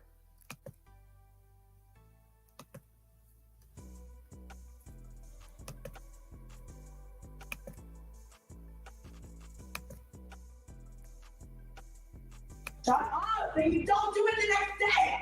Why are you screaming? There's people in this house. Tonight, we are seeing new video of the rocky relationship between OnlyFans model Courtney Clenny and her boyfriend just months before she killed him. Clenny claims she stabbed Christian Obumseli in self-defense back in 2022. CBS News Miami's Nakaya Carrero has more of the footage and what both sides are saying tonight. We're here in Edgewater where Christian Obumseli died, and we have a warning. The video you are about to see shows a graphic depiction of domestic violence and may be hard for some viewers to watch. The footage was released by the Miami-Dade State Attorney's Office as part of a mound of new evidence in this case. I was sober for 2 weeks. 2 weeks, 2 weeks. And now why am I not sober? Because of you. New video shows OnlyFans model Courtney Clenny hitting then-boyfriend Christian Obumseli over a dozen times while on a trip in Aspen, Colorado. This is one of more than 100 pieces of evidence released to the Obumseli family civil attorney as part of the investigation. In that video, you can see Courtney acting erratically. You can see her hitting Christian multiple times, which unfortunately is consistent with her behavior throughout this entire case. Flirting with 3 girls. What 3 girls? What 3 girls? You? Well, everything doesn't matter. In the video, Clenny accuses Obumseli of cheating on her, which he denies. His family's attorney says the behavior Courtney exhibited in this video was a disturbing pattern. No, unfortunately, Wow. we see throughout these videos, we see throughout Look how she the, keeps on the hitting him. phone calls and the communications. He's that got Courtney composure. has He's some not hitting her insecurities, back. as most women do, and that's no faulting to her. Clenny's attorney said in a statement to CBS News Miami, this video is an example of the toxic relationship between Obumseli and Courtney Clenny. Evidence exists that Obumseli physically abused Courtney on prior occasions, and on April 3rd, 2022, Courtney was forced to defend herself from Obumseli's physical attack. In court, Clenny's attorneys have argued she killed her boyfriend in self-defense during a domestic dispute. At the heart of the criminal and civil case, who was the aggressor in their relationship? Domestic violence can happen against a man, and it can happen against a larger man. It does happen, and men are victims, and Christian was a victim. The social media influencer is charged with second-degree murder. A hearing in her criminal case is set for this Friday. In Miami, Nakaya Carrero, CBS News, Miami. There's that go. If you are in an abusive situation, there is help available. There go that.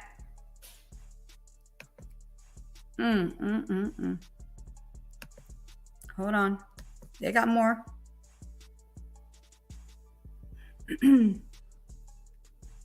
So that was before. And this is the 911 call. There's a 911 call. There's a situation through the whole video. Like, this is crazy.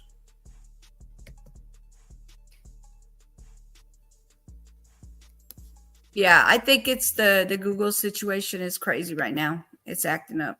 All right, let me just go ahead and go this way.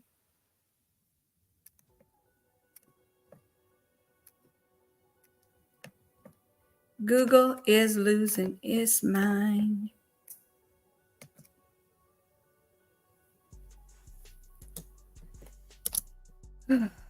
Okay, here we go.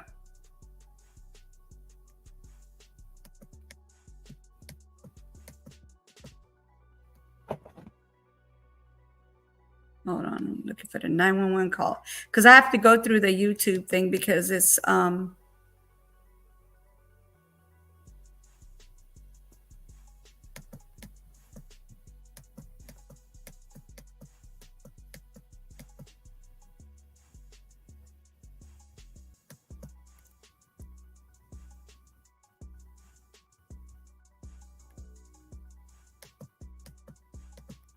okay, here we go.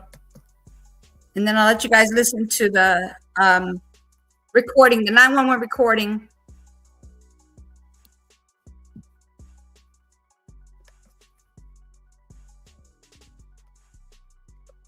This is a newly cam video about what happened, y'all. Yeah, he's smart. Very smart for having the cameras out everywhere. Hopefully they have enough information, because if this is what's going on, she needs to get in trouble for it. She needs to get newly released body cam video shows the moments punished for after it. OnlyFans model Courtney Clenny allegedly stabbed her boyfriend to death. CBS News Miami's Terry Hornstein breaks down the chaotic video. It shows Christian Obumseli's final moments, and we want to warn you, this may be disturbing to watch. This video is chilling. For the first time, we're seeing a bloodied, hysterical Clenny moments after police say she stabbed her boyfriend inside their Edgewater apartment. I do want to warn you, this video is not easy to watch. Get up! Miami police get off the elevator at OnlyFans model Courtney Clenny's Edgewater apartment to chaos.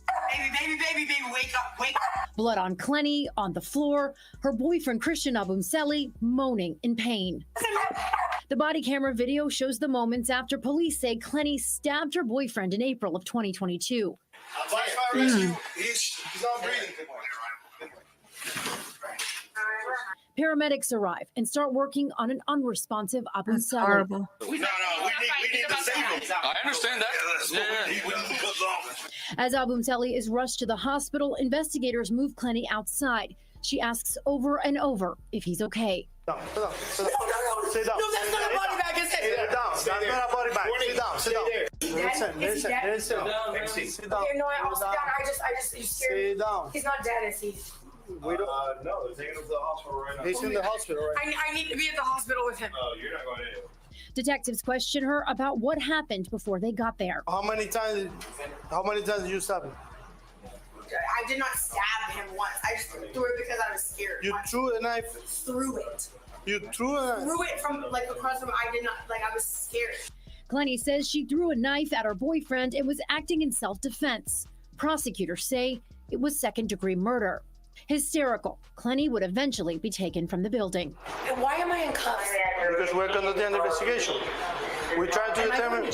Obumseli would die from his injuries. Clenny arrested months later on murder charges. I'm covered in his blood because I'm trying to save him. I understand that. I'm trying to save him. I understand that. And if I don't and y'all can't, then what will I do with my life? I need him. He's like my other half. Clenny's parents are now facing charges accused of tampering with Obumseli's laptop. Clenny is scheduled to be back in court for a status hearing later on this month. Terry Hornstein, CBS News, Miami. Want a flatter, tighter tummy and Sonobello's best deal of the year? Then check out new. You see that? Yeah, it's an old video. It's 2022, but this is horrible. Like, literally, how do you throw? Explain to me, how is a knife thrown and you unalive this person? Like, multiple. Oh my God.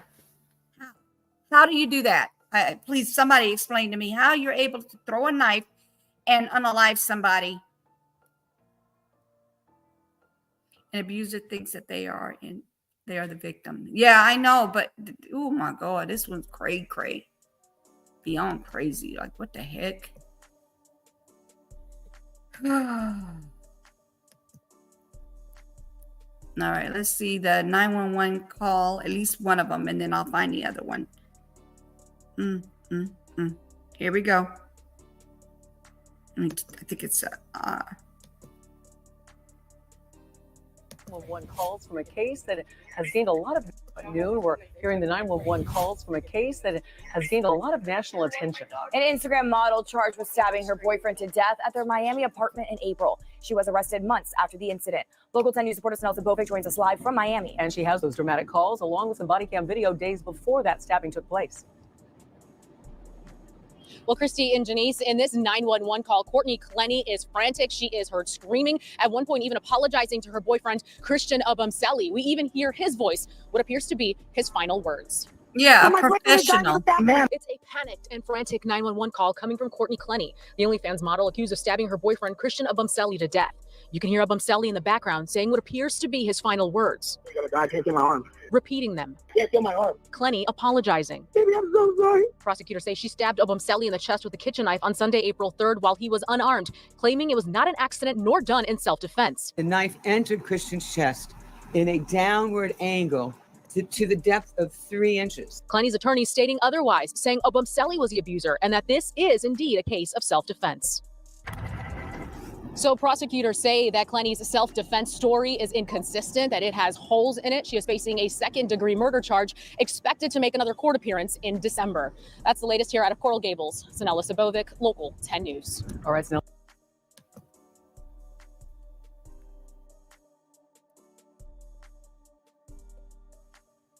I don't think we can show that one. That's by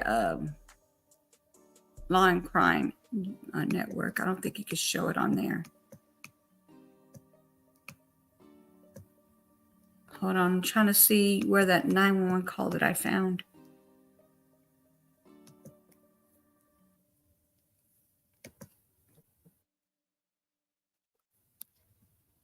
Okay, so this is another video. No, hold on.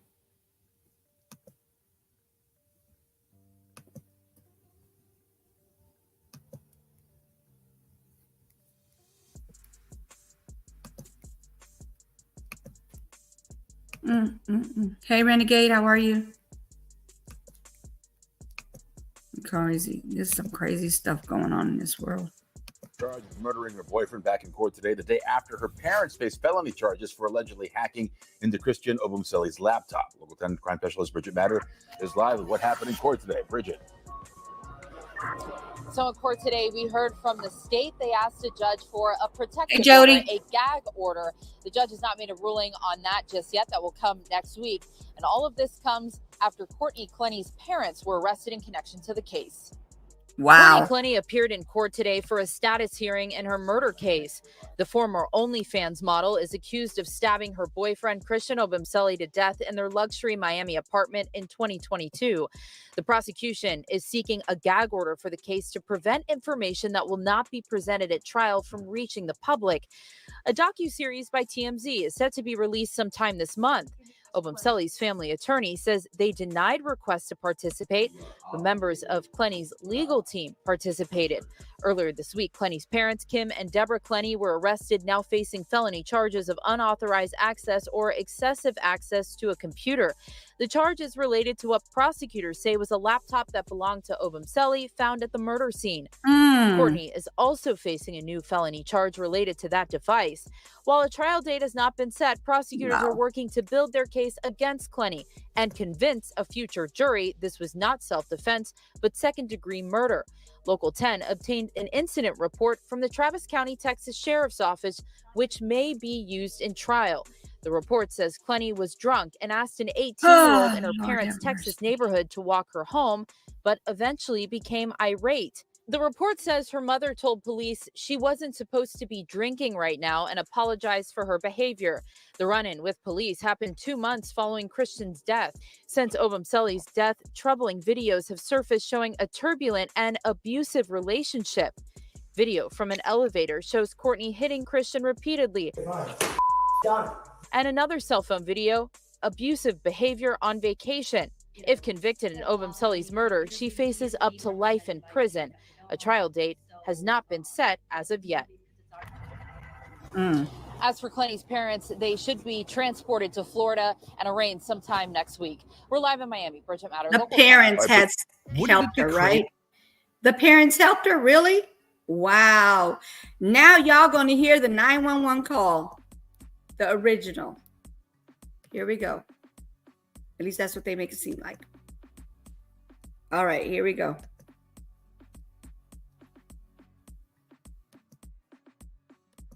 Operator, Joe, what is the address of your emergency? City man, please. 3101. It's 130, so 130. Ma'am, listen to me. You need to stop screaming on the line and give me the address. 3101. I can't feel my arm. 3101. I can't feel my arm. Ma'am. So my boyfriend is dying of a stab. Ma'am, what is the address? What's that? What's the address? 3131. 3131 Northeast 7th Ave. Please, God, please. Come see my boyfriend. Ma'am, is this a house apartment or a business? 512-745-2582. Is this a house apartment or a business? Baby, I'm so sorry. Baby. Ma'am, can you hear me? If you have a stab wound to his shoulder, can you sit down? What do you mean he has a stab wound on his shoulder, ma'am? Yeah, he's bleeding from his shoulder. Rescue, this is PD Physician Juliet. The caller, ma'am, hold on one moment. The caller advised the address is 3131 Northeast 7th Avenue, 31 Northeast 7th Avenue. The phone number is verified. The caller advised that her boyfriend has a stab wound. Okay, is this a house, apartment, or a business?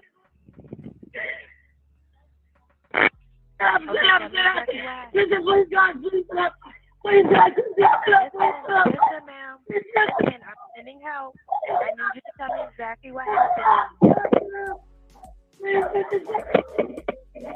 I'm sending help. How old is he? Ma'am, how old is he? She sounds seriously devastated, but at the same time, she shouldn't have threw that knife or did what she did with that knife. Period. Hello? PD, are you still on the line? Yes, we're still on the line. She didn't provide a room number or anything. No, did she tell you where he was stabbed at? She said he was stabbed on his shoulder. Okay. Do you know if there's more than one wound? No, she didn't say. She just kept screaming on the line saying that he was dying, and he needed help, and she kept apologizing. But we do have a call at that same address in reference to a fight that happened. The room number could possibly be 2201, because we already have a call that two people are fighting inside of that room. Oh my God! So they're possibly Thank God for related. that. Okay. I'm going to go ahead and give her a call back, but we do have rescue on the way, okay? Okay, thank you. And is PD responding on the 3? Yes, we're responding on the 3. Alrighty, thank you. You're welcome.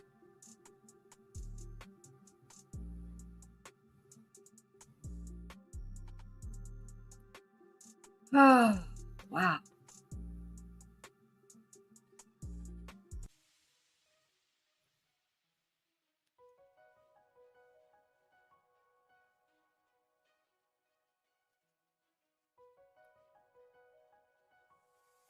District. First and foremost, I want to thank everybody that came out for this, all the agencies that are participating. We have a total of 11 agencies that are participating in this. It's going to be a huge event, one of the biggest events I think that we've done locally out this way. We wanted to target US 19 as kind of our main goal on this. It's spanning all the way from the Skyway Bridge in Pinellas County all the way up to the north end of Citrus County to the Levy County line, so on US 19. So again, thank you so much for all the agencies that are participating with this. We look forward to working with all of you. But with that being said, our main focus is the aggressive driving out on US 19. So we want to make sure that you guys are, going out and trying to enforce the traffic laws. We want you to introduce yourself to the people that are out that way to reduce. Well. So what do you guys think of that call she made? The only thing she didn't give it, she gave the address, but she didn't give the room number. Do you think that was deliberate? I'm just glad that they had other people calling. I mean, he didn't make it, but it gave him a better chance. My gosh. What do y'all think?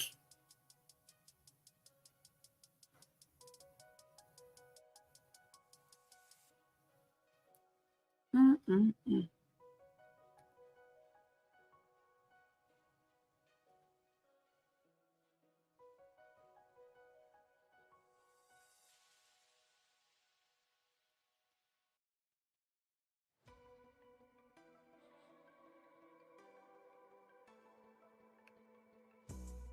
This is going to be a crazy one. Hold on. This one's really psychotic. I don't know if they got a video, though.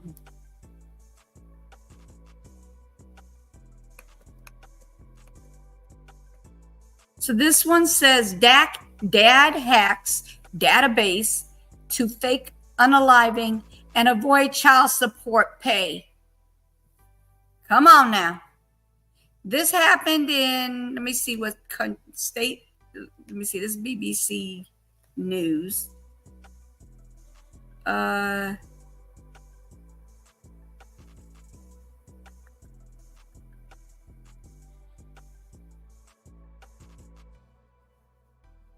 don't know. It's not saying yet, but let me read it and then y'all can figure that one out. Let me show you this guy. Oh my goodness. She act the rest as possible. Right. I don't know. She covered her tracks until she didn't give the doggone room number. That's the only thing she didn't do. Anyway, so this is this guy right here. Okay, this guy right here. Dad hacks database to fake unaliving and avoid child support pay. A man has been sentenced for more than 6 years in prison after hacking into a state database to fake his death. I guess we could say that word. And to get out of paying child support. Jesse Kepp from Kentucky, so this happened in Kentucky in the U.S., was sentenced to 81 months for computer fraud and aggravated identity theft. 39-year-old admitted to accessing the Hawaii death registry system in January last year and creating a case for his own death. Wow. I'm just going to use his first name. So Jesse then completed a state of Hawaii death certificate worksheet, assigned himself as a medical certifier for the case, and certified his death using a digital signature of the doctor. Oh my God. What is going on? It meant he was successfully registered as a deceased person in many government databases. Jesse admitted that he did it to avoid his outstanding child support obligations for more than $100,000. The hacker also accessed other death registry systems and companies in unrelated attacks. Wow. That he carried out using a stolen log in to detail real physicians and workers. Woo, this guy here. Is he a pro or something at hacking? This is crazy. He was found to be offering to sell access to systems and selling stolen databases containing private information like social security numbers to other cyber criminals. Excuse me. On the dark net. Oh my God, this guy was doing some dirty deeds. The darknet is a portion of the internet only accessible through specialist software that hides a browser identity. There are many darknet marketplaces where cyber criminals sell stolen data or access to a compromised IT systems. Oh my goodness. What is going on here? Jesse sold to international buyers, including individuals from Algeria, Russia, and Ukraine, the court was reportedly told. This scheme was, I don't know what that word is. Cycle. Anyway, CINICAL, and disconstructive. Anyway, effort based on its a part of inexcusable goal of avoiding his child support obligations, said Clarton S. Shear. 5 or 4? No, that would be 4. Let's see. United States Attorney for Eastern District of Kentucky. This guy did some shiesty stuff, y'all. Under federal law, Jesse must serve 85% of his prison sentence and will be under supervision of the U.S. Probation Office for 3 years. The damage of the governmental and corporate computer system and his failure to pay his child support obligations in the amount of $195,758.65. Wow. 65 cents. Wow. What do y'all think of that craziness? What do y'all think of that craziness right there? Wow.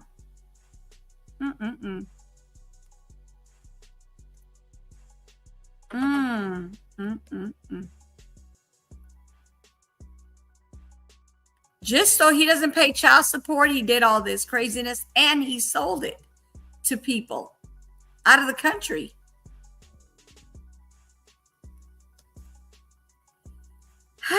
Lord have mercy. Here we go. Got another Yamasai, y'all. 2 teenagers. This is 2 teenagers now.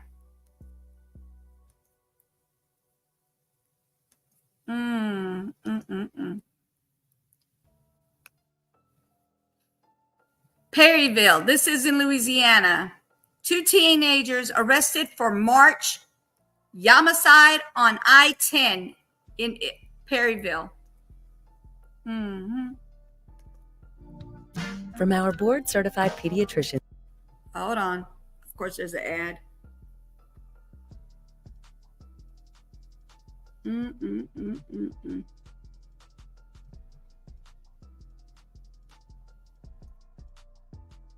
Shooting that left a man dead. Deputies say the shooting happened earlier in the morning of March 29th. Shakers Hamilton Jr. was found dead in his vehicle from a gunshot wound. And you see the 2 suspects here on the left, 18-year-old Anaya Williams and 19-year-old Quindarius Dabney are the suspects in Hamilton's death. Both were booked into the Ascension Parish Jail with several charges. Repeat it again because I was trying to do some other stuff here. From our board-certified. Of course, there's another ad. Oh, Lord have mercy.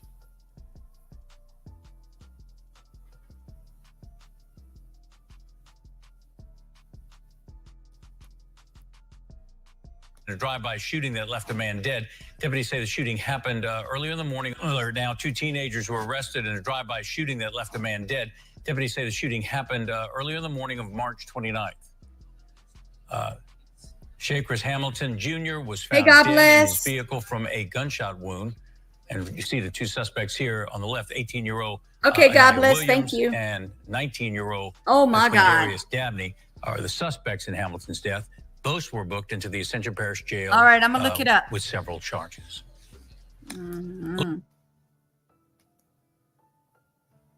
Let's see. Chessington. Let me look that up, y'all. Give me 1 second. Wow.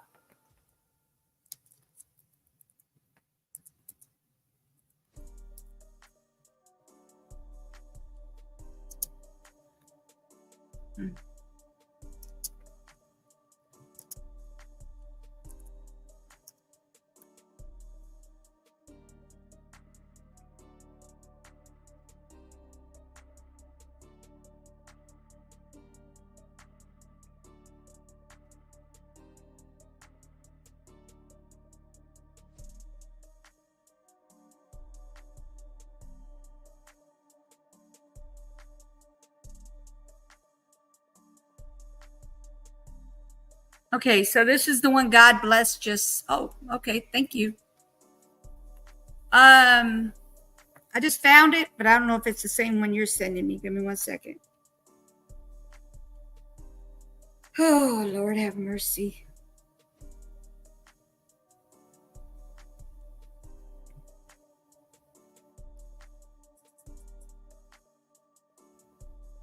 Mm-mm-mm.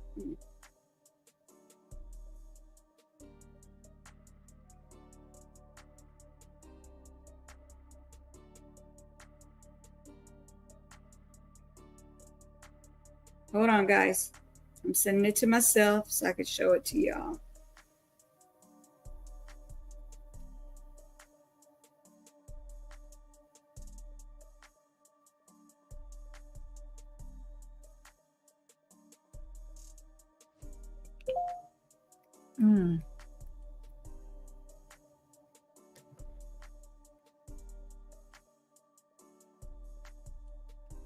So much going on in this world. So much going on.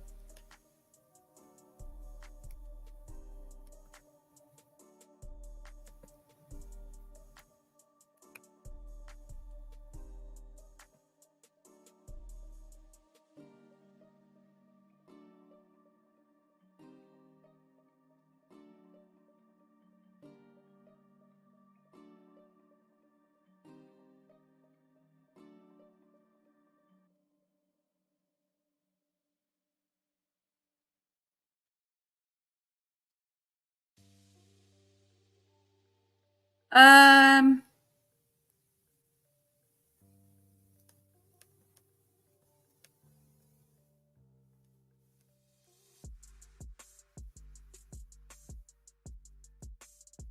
is this it? They don't have a video? It doesn't have a video in here.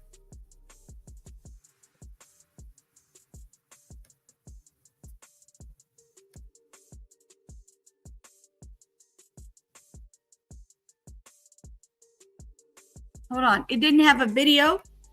The one you just sent me, put in the chat? Hold on.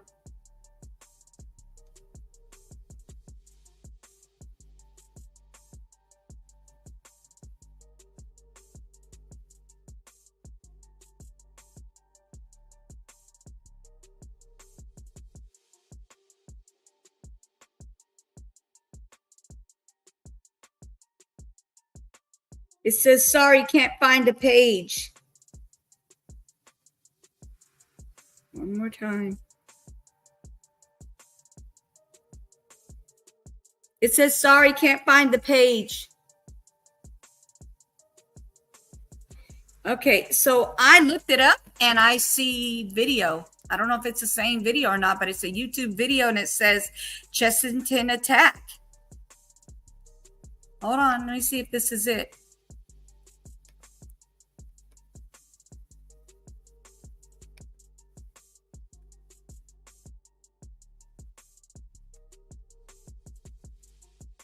All right, you guys, this is the, let me make sure I have this thing up. Okay, yeah, look. Okay, let me put the right one up. Yeah, this is, they're saying that this is that video.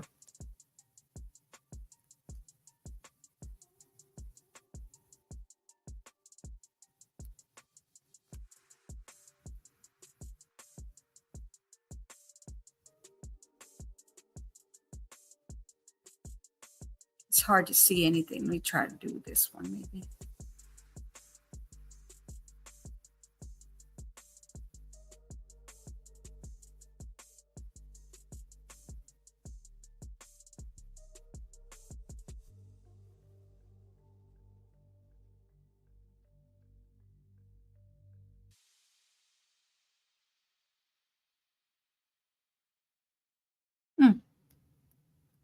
Didn't show anything. Hold on, maybe the other one? Because when I looked up Chessington, it showed me something, but it wasn't.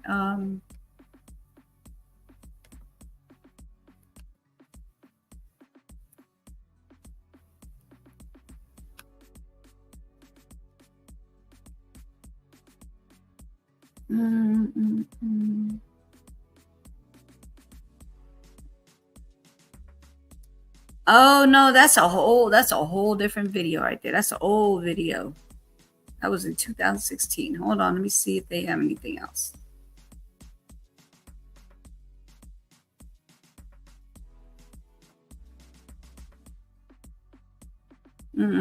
There's nothing else, so let me see here.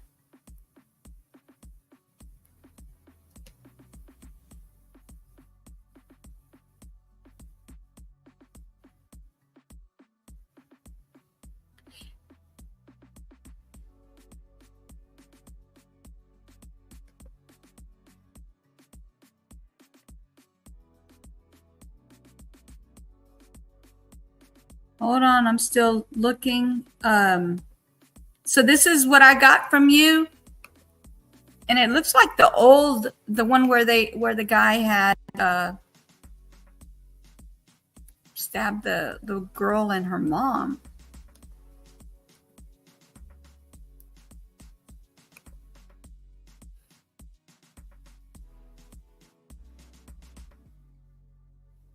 Two men have been stabbed in the car park of London's Chessington World of Adventures. The pair sustained injuries around 2:35 p.m., with one man being taken to the hospital with stab wounds.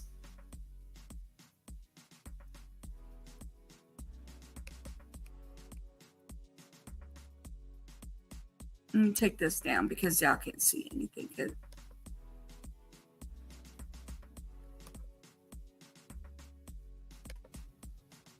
Okay, so this is what it's saying on here, and then let me see what else it reads on here. Read on. Okay, there we go. All right. It is believed that the three men involved in the incident in the Kingston upon Thames knew each other. They knew each other. Wow. The Metropolitan Police spokesperson said police were called at 2:36 on Thursday, which was today, you guys. That was earlier today, your time. Let me see. That would be that was early this morning for me. Anyway, so on Thursday, August 22nd, to report the two injured people at the Adventure Park in Chessington. Officers and London Ambulance Service attended. A man was found on a nearby road with minor injuries. The second man was found in the car park with knife wounds. The third male was arrested on suspicion of grievance, bodily harm. I don't know if that's the two people plus one is basically what they're saying. There's no video, you guys, at all. Let me see. At this stage, we believe that all of the men are known to each other and that nobody else was involved. The injured parties were taken to the hospital. We await an update on the condition of the man with the knife injuries. Anyone who witnessed this incident or has footage should call the police at 90101 or X at the METCC, quoting August 22nd. To remain 100% anonymous, call the independent charity Crime Stoppers at 0800-555-111 or visit the crimestoppersuk.org.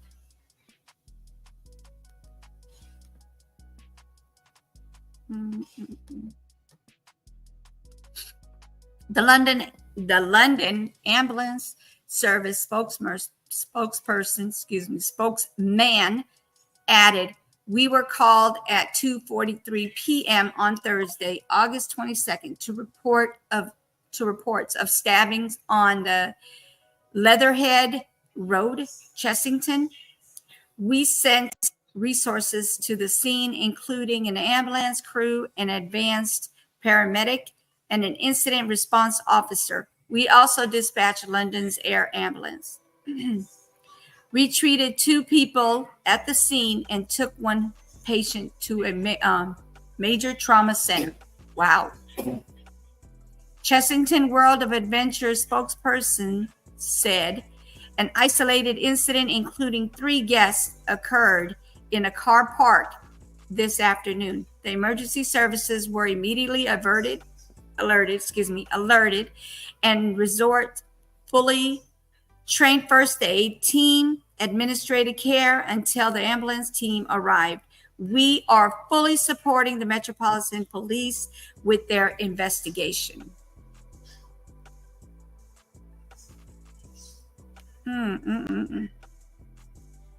This happened in the UK, y'all. They don't have any pictures. So that's it. That's what we got. So I believe that this is the park. This one right here, this place. Yeah. That's the place. All right, link. Give me a second. Let me send you the link.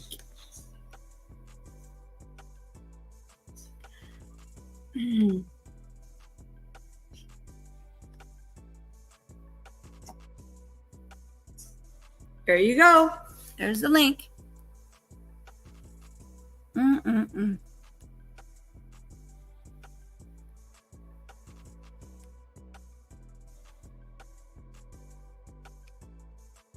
Hello, God bless. How are you?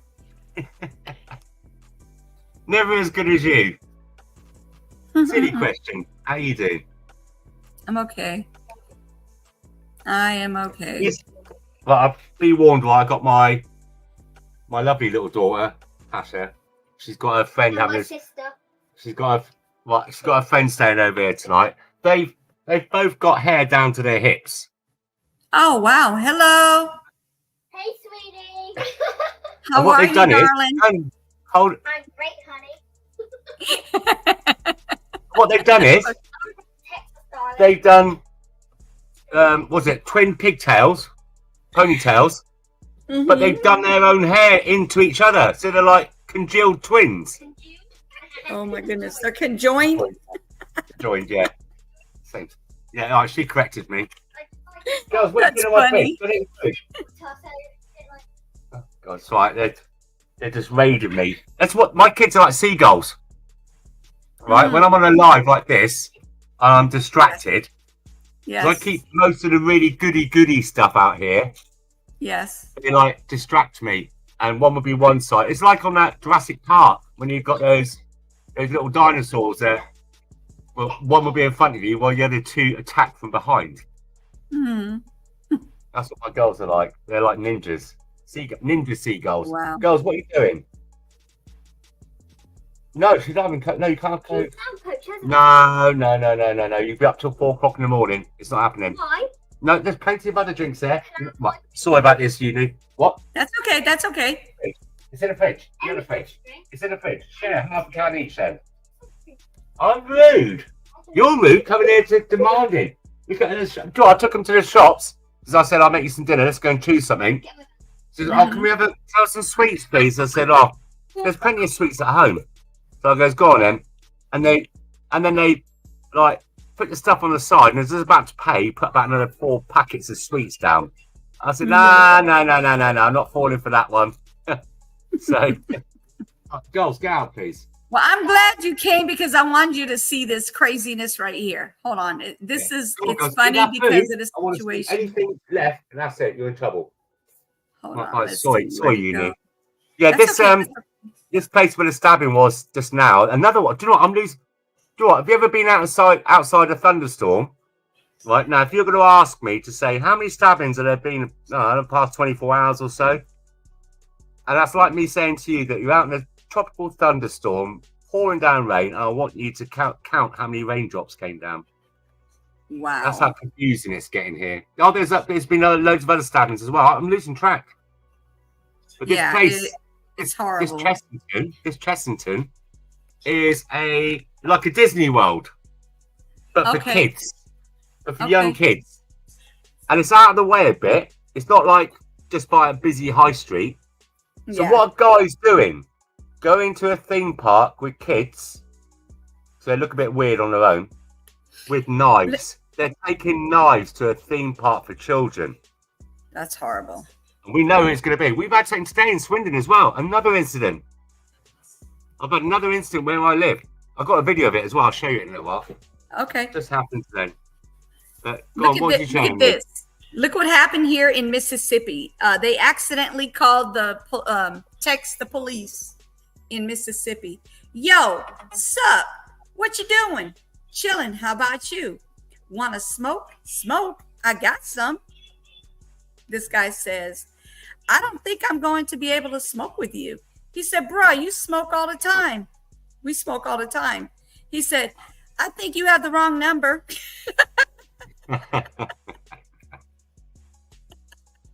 There's no more to it than that. That's it. He texted a policeman on accident. It ended up being a policeman in Mississippi that he contacted. He thought it was his friend. It's what's the state law on cannabis in Mississippi? Oh, they have. I think they have. They're legally able to do it. It's just the fact that he texts the wrong person. That's the funny part of it. It's crazy.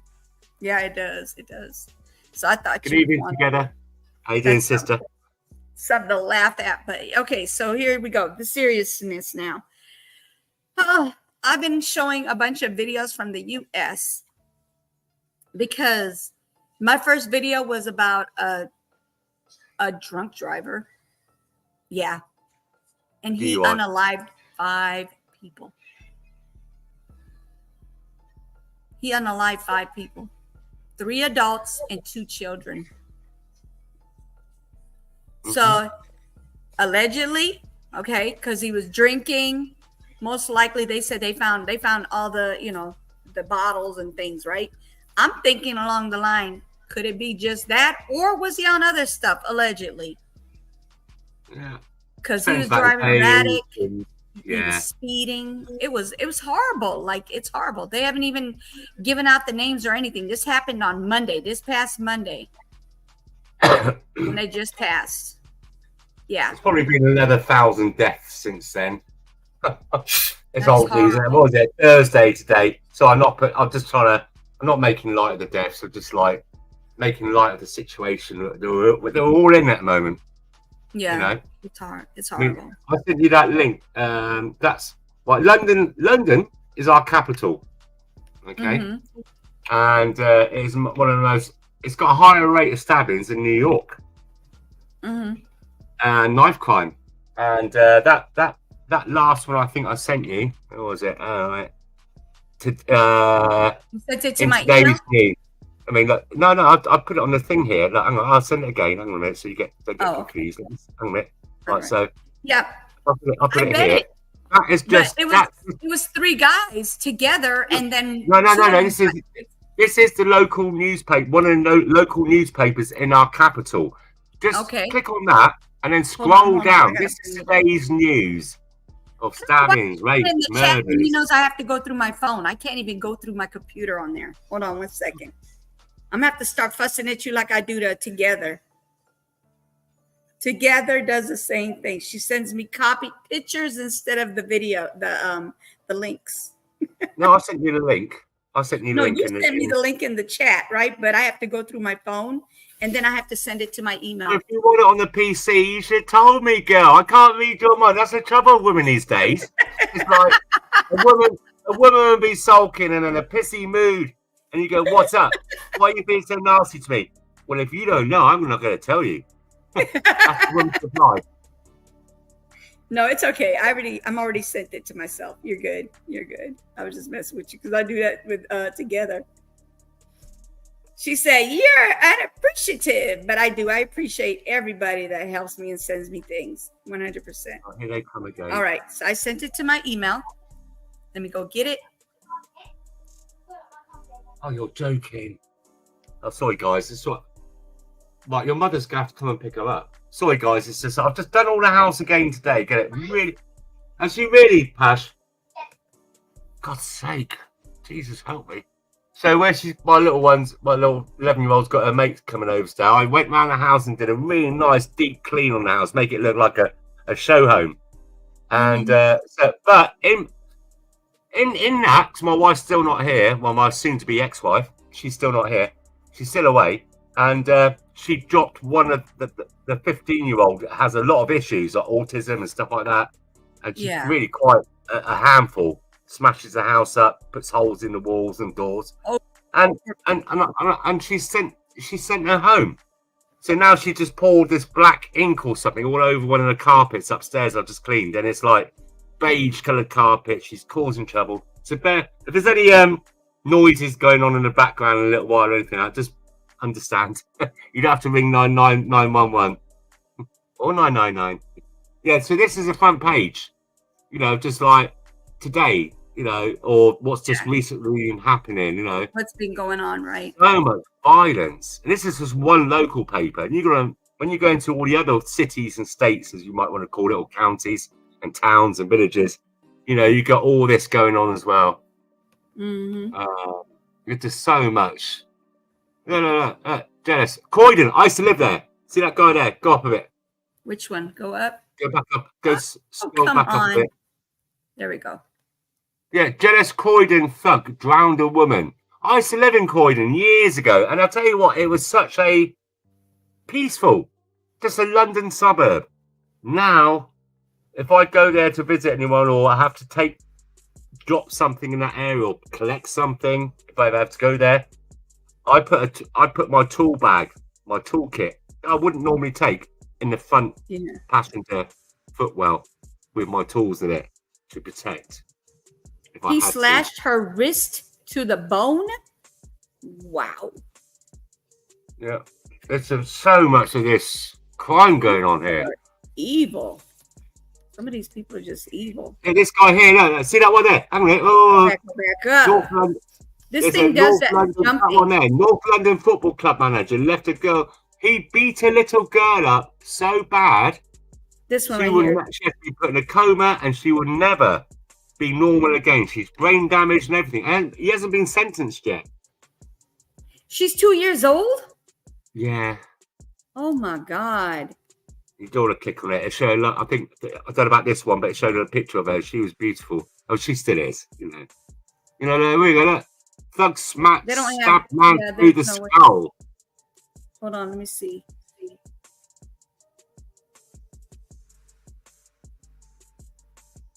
They don't have a picture of her. I don't know if it's this one that has a picture. I saw it in another newspaper today, the Daily Mail.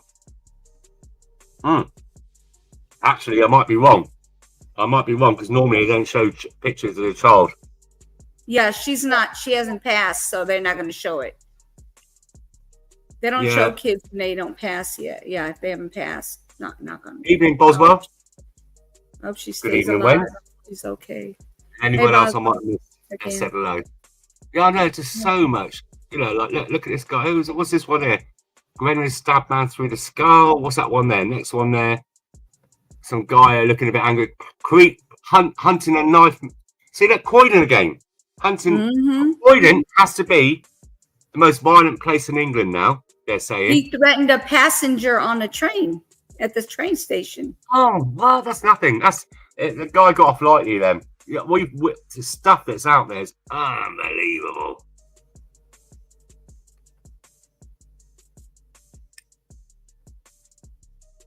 Yeah, today I got the article. Today, I think it was today or yesterday. Right, you know, like they've been like the other day. Yesterday I think it was. They put a man in prison for about 28 months, 3 years. Hang on, I'm on the phone. I'm on the talking. You have to wait. No. Right. So, get me alone, kids. Right. So, that some guy got put in prison. No previous convictions. You know, not got a job.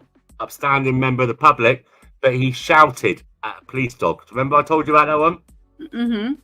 Yeah. So today, a rapist, a child rapist, who got convicted years ago, has done this kind of thing again, and the judge said to him, "It's just otherwise, if it wasn't for the fact we have no spaces in prison for you, you would be going for a lengthy prison sentence."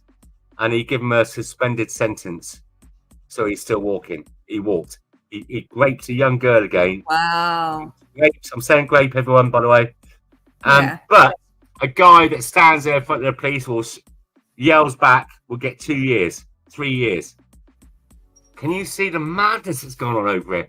Now, our veterans, we got a thing going on at the moment. I don't know if many people know. It might be a little bit underground at the moment, but I can reveal it. Is that on the 11th, when we have a Remembrance Day in England at our cenotaph, right? So we remember all the people that have died in the wars to give us what we have today. Well, what they thought we was going to have today. All the veterans and all the army and everything like that, when the current Prime Minister, so Keir Starmer, goes to lay the wreath of poppies on the memorial for the fallen dead in the wars, they're all going to turn round and face their back to him. Hey, Wins. On world TV. Can you imagine? Yeah, that's horrible. No, that's Look good. at this. Look at this. No, that's good. No, I'm talking about this. Look how horrible this is. They're looking for 2 dogs. Look. Hunt for 2 dogs suspected of unaliving a man. We just had some guy today. Where is that? Where's that? On our BBC. Right, so we got another one. A woman. Do you know what drill music is? Drill. It's a gangster. Right, it's all about smack my bitch up and make her do this to my thing down there and give my money. It's really a very violent. It's not rapping. It's a like an offcut of it, and it's very, very violent about how we're going to come and unlife you in your hood and this and that. It's really it's nothing. I can't see anything good in it. All it does is promote hatred and violence. Or some guy had these two kind of dogs that go around killing people. These American X, the American Bully, whatever's. Yes. And it killed his ex-partner's grandmother, child. The child, and then they split up. And the grandmother was looking after the child, and he asked to look after the dogs, and they killed her. He's in court today. But it's been adjourned. And he's a really nasty piece of work. He's one of these ones who thinks he's a gangster. He's on benefits and everything. But he puts all these clothes on like he's like, I don't know. Aren't those your police cars in the UK? Aren't these your police cars? Yeah. I know they're threatening, aren't they? No nudge bars, nothing. I don't see the name of the city on it though. Yeah, there'd be a little thing on there like Avon and Somerset or Metropolitan Police or Wiltshire. It says West Mercia. West Mercia Police. Yeah. And then they got Boswell. drones. Huh? Boswell, I was going to ask him because I'm honestly, I'm struggling to keep up with all the different stabbings going on in the past 24 hours. There was another one, I think it was, just outside of London. I think it's Southall or something like that. Somebody got unlived there earlier on today. There's been numerous stabbings around London today as well. And not just London, they're all over the place. I think Wolverhampton, Birmingham, just up the road from me.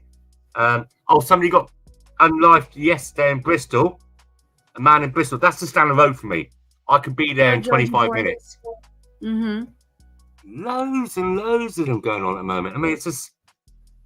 It seems like you guys have like moments of like calmness and nothing's going on. And then when something happens, it happens in multiple things, like over and like a lot of things in one time. Yeah. But then there's calmness the rest of the time. It's just crazy how it happens like that. Wow. Hello, George Boy. Is that how you say your name? I'm sorry. I'm just going to call you. Geordie Boy. Geordie Boy. That means Geordie boy. Geordie yeah. boy. Come up, mate. If he's a Geordie boy, he's got that accent, and it's a really nice accent. I love all the different accents in England. Okay. You Does know, he but come the up way- on panels? Does he come up I on don't panels? know. I don't know. But if you do want to come up, Geordie boy, let me just see. Let me have a look at you. Let me just check you out. He said, your boy bangs. Shut up. Why are you saying shut up? That's not nice. That word is not nice to tell people. Your boy bangs. I don't know who that one is. Let's have a look. Yeah. Right, He's let me have a about look to at freak out Geordie being boy rude. first. Yeah, that's all right. It's okay. You put yourself out there, you get something. Right, so go to channel. It's all right. Got to be thick skin these days. All right, Yeah. so Geordie, I won't. I mean, let me have a look. Let me have a look. Yeah, Geordie boy's been around more than 10 minutes. He's been around for a few years, so got a nice looking dog. If you want to come up, Geordie boy, if you want to know it, you'd have to show your face. Just be respectful to the channel. Debate. Yes. Doesn't matter if we have the same opinion or not. You know, it's about respecting each other and just like talking about life and things like that. If you'd like to come up, Hey, DJ, how are you? let me have a look at you. I don't know who your bang boys is, but that's not nice to come in here and say the word shut up. It's just rude. Anyway, Right, let me have if a you look. want to stay, say something. You know, you got to be nice. If you want to go, just say one more word and I got you. You could fly Now, out. hold on a minute. The guy's, I don't know what his problem is. He's, I don't know. He's been around a long time and he's got a channel. He's got subscriptions. Very lucky, actually. 888, that's Chinese. That's a lucky number. If you had a number plate or a number with 888 in it, you get the Chinese will pay you a lot of money for it because they love that number. Yeah, he seems all right, but let me have a look through some of his videos. He told me to shut up. For what, though? For what for? That's what I'm saying. I don't know why. See, that's what I'm saying. If he says one more thing, he's going to be flying out. Like, yeah, he's going to take a flight. I don't play that mess in my channel. I don't let nobody disrespect people that come in here. I think UK has been bad for stabbing for a good while. Yeah, that's what I see. A lot. Like kids, just people in general. It's crazy. We do have a lot of Yes, just a lot. recently it's just really going mad. Just It you know, has. I don't put it down to the lockdown or stress because we came out of the lockdown and we was okay. All right, people are a bit depressed about money they lost and all the other things, but there was that. You got your Ukraine a special operation from Russia going on. I don't think it's that. You got the thing with Israel and Hamas. I don't think that's just. We've had that over a year ago, but just recently, the past few weeks, more so than ever, especially after those three poor little girls, it seems to have increased dramatically. Yeah. Yeah, I mean, Boswell, that girl, that 8-year-old, I think she's 9 actually. Well, I don't know. There's reports she's 8, and some say she's 9. That's still young, regardless. Oh, I know. Yeah, that's sad. I'm just trying to think the name of the guy. Oh, I think that was that the one. Oh, did you hear about the fire as well? Somebody set fire to somebody's house on purpose. A lovely looking lady. I think we did that one yesterday. Yeah, I think we did that one yesterday. Fire. Yeah. I mean, it's just so That's horrible. I have to get a whiteboard, put up on a thing and mark down what ones are what. So I'm starting to lose track. I mean, I do share it on my Facebook when it happens, so I can go back and I look. I can remember. I think, right, what happened to that person? Did they ever get a sentence? What was their sentencing? What was the person? And you know, like I said, a lot of it nowadays, it's not followed up in the media to find out what happened. It's just like swept under the carpet. Yeah. Right. Outlaw's in. Good evening, Outlaw. Yeah, what? You're Ukrainites. Is that a word? Is that even a it's Ukrainites? Ukrainites? Yeah, we don't know what that. Hey, Outlaw, how you I know he's probably on about Ukrainians. Ukrainians? Yeah. The island as well. A woman got attacked last night by a load of refugees. She's only 20. I think there was another stabbing or something. Some fires mysteriously appeared at these new migrant hotels and properties they're trying to build over there. Ireland's been a bit busy the past couple of days. They're always busy. And women as well, like Wenz is saying. The thing is, do you know what I mean? Right, so you vote a government in, a president or a prime minister, to protect your country, for the hard-working people. They're paying for their wages and paying into the system to have a good, safe society. That they are it's like a security guard or a police officer. Say like a police officer. Let's go there. And he stood there watching somebody get stabbed or raped or attacked and doing nothing. That's exactly the same metaphor for our country. They are picking up halfway across this channel, bring them in. And you can see, the thing is, right, you can't say, oh, they are refugees. No, they come through 16 countries, some of them. You can look at the other countries like Germany and Sweden, Denmark, what's happening there, where they've opened their doors up and had it's like a Trojan horse. There we go, Trojan horse. Okay. Do you know what that Trojan horse is? Greek I know mythology? I know about the type of horse that it is. Yeah. Yeah. So it's a wooden horse bought as a gift to the gates of this city, and inside that they brought it in, and while they was all sleeping, inside the wooden horse, was an army of slaughterers. And that's the same kind of thing that's happening here. You can't, it's very worrying. I must admit, sometimes I go to bed at night and it plays in my mind. I shouldn't. Yeah. You can't. Oh, goodness me. It's like gaslighting. It is gaslighting us. We know what's going on. We can see the levels of crime going up. We can see the levels of this and that. And it's being allowed to happen. I just don't understand. Unless it is a satanic thing. Oh, what was it? Oh, hang on a minute. Somebody okay, so if I knew, right, said to you, Jesus was fake. I'm sorry, it's just a metaphor, and you Christians are horrible, nasty people. Is that a racist attack on you? No. Everybody has an opinion. Yeah, exactly. But why would it not be a racist attack? Because it's nothing to do with race. It has something to do with religion. Ideology. It's ideology. A belief. Okay. So now, somebody, I think it's an island again. The police, the media say, what was it? It just is a hotel being labelled up for these people coming over here, and someone sprayed outside. People that are homeless done this, no doubt. Muslims out, and apparently that's a racist attack. Muslims out is a racist attack, a vile racist far right attack, apparently, to the media. So it's oh my goodness me, you racist white. You can get white Muslims, ginger Muslims, Chinese Muslims, all different shades of whatever we got in this world. It's nothing about race. It's about an ideology. So people just wake up to that. Oh, let me find this thing that happened today in my hometown.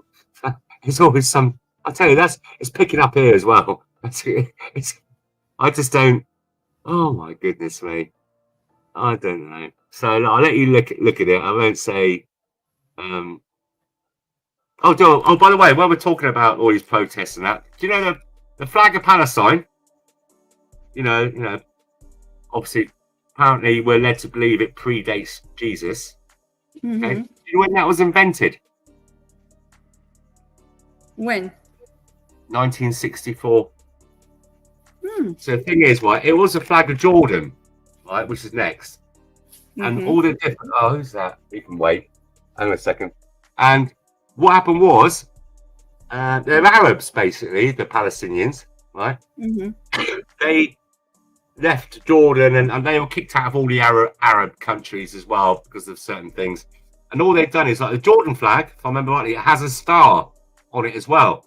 And all they've done was remove the Palestinians, when they got in 1964, removed the star. So it doesn't represent a country or nation or state with borders. It represents an ideology that seeks to eradicate Israel, as you can all see. You know, so why isn't that flag being banned? It's a made-up one. I know, just a little bit of education there.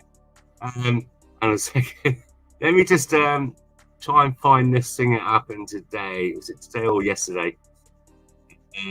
Hold on a second. One second. Okay. So I go through a lot of news each day. Actually, it might be quicker if I just type in this. Hang on a second. This will be quicker. This will be quicker. So I've been a long day. I've been like cleaning, doing this, doing that. Right, this happened today. Now look at the people. This is just this place where it happened. I could be there within under 2 minutes, 2.5, 3 minutes. It's just around the corner for me. It's a busy, like, shopping mall with loads of different shops in it and everything. So basically, the up story on this is the guys have stolen this Mini. By the sound of it, I've found out since. Mm-hmm. And watch what they do. Let me just pause that. Let me enlarge. Let me take it back to there. Let me click on the sound. Let me go back to you and do the share. I've got to get another screen set up. I've got other screens. I've got loads of screens there, but it's looking like some kind of, you know, like when they show you these inside of a CCTV station where they've got about 40 monitors up. It's getting like that. Yeah. No, it's just too much. Right, so let me just share the screen. Go there. Let me go there. Let me go there. Right, so you tell me when you're ready, and I'll enlarge it. All right. Let me put that up. You ready? Yeah, I'm ready. Let's go.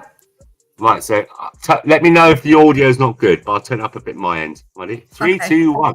So this is a busy shopping centre where lots of people go with their families. We've got school holidays and that. Check out what happened. These guys smashed into 4 vehicles. Ready? Go. Go.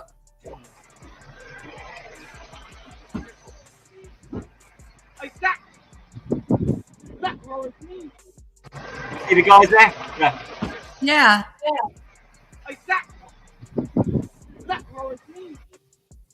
So he's trying to catch him after he ran into somebody? No way that just happened. No way. You all right? Oh my God.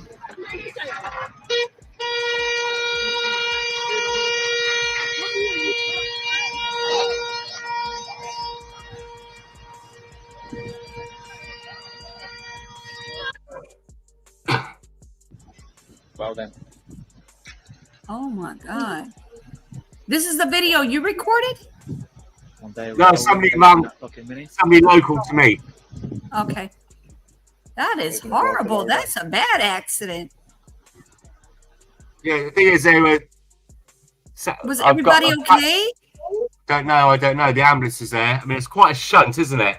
Yeah, that's horrible. When they look at these guys, when they crashed, it's like a mask, isn't it? So it's a hit and run, right? A hit and run. Yeah. Well, yeah, they're apparently in a stolen vehicle, Oh, and my they gosh. crashed the car. But look, that doesn't look normal, does it? It looks like a mask. I don't know. Let me play it. Let me go back Riaz to it. said hello. He said he'll be back because he doesn't want to see any of this. Okay, Riaz, it's only a crash.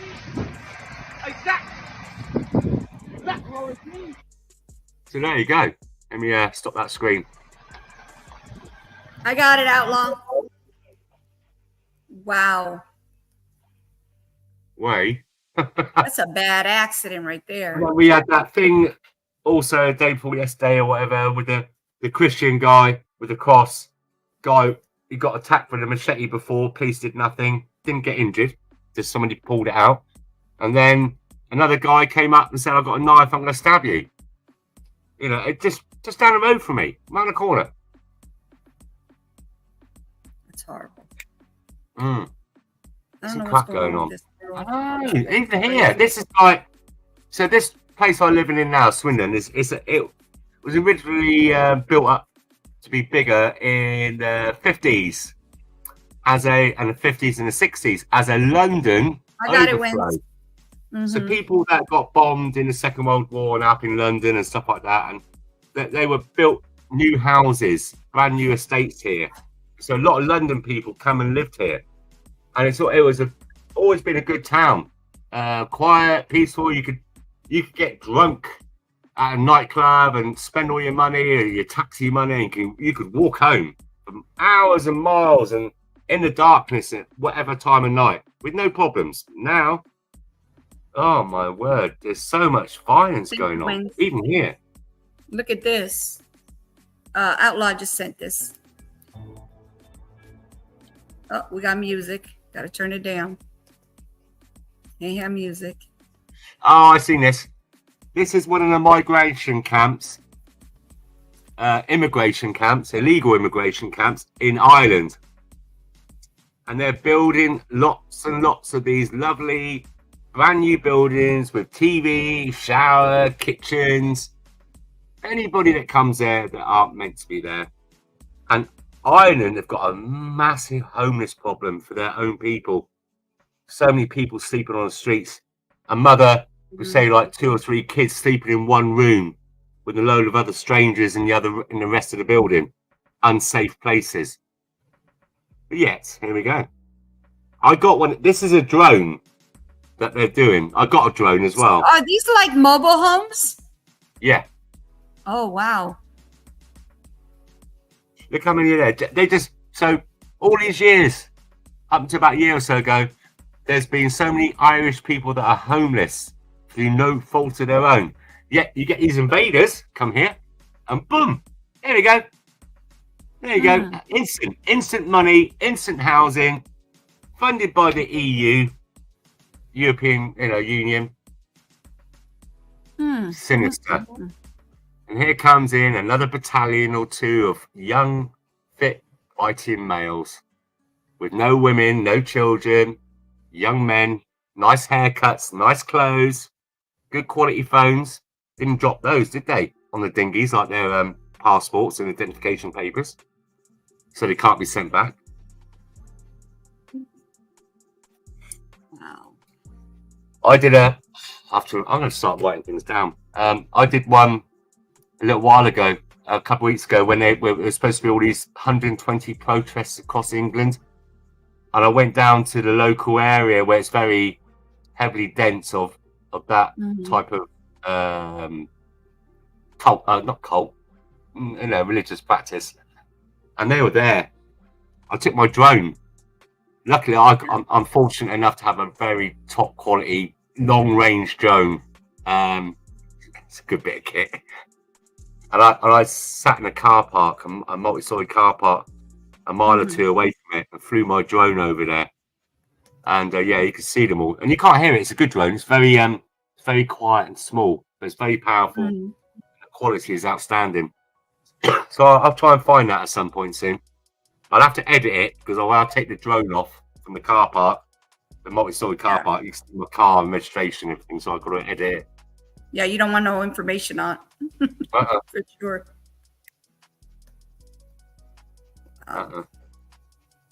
So, yeah. God bless America. God bless the UK. Wow. And Ireland. Well, UK is the United Kingdom. I mean, France is still bad as well. There's loads of stuff going over in France. I mean, what was it? Was it? I think about 3 weeks ago, wasn't it, Outlaw? Do you remember that woman had been raped, or they tried to these certain individuals, and she went into a shop, like a fast food, and yeah, there's been no. Then he caught him, and then he ran off. They give him a punch. The people in the shop, because she's going, "Help me! He's raping, raping me," and I think she's a tourist. But you don't ever see the follow-up stories. Who got arrested and what the sentence was, and it just gets buried. And I'm lucky because I was in security, I got access to court listings, you know, where people go to court, and I can see all the names. I can see the sentencing.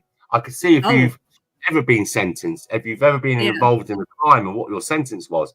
And I tell you what, very rare you're seeing the Jane Does and John Smiths and everything as the names. I can't pronounce a lot of the names, and that sounds bad me saying that, but I'm just talking about the elephant in the room. No one, and so there is a massive increase of this kind of foreign-like presence of. I don't understand, because they've all had mothers and sisters, no doubt, and being brought up as, you know, you're not born into evil. You're not born into wanting to do all these kind of crimes against, especially against women. You respected your mother. Yes.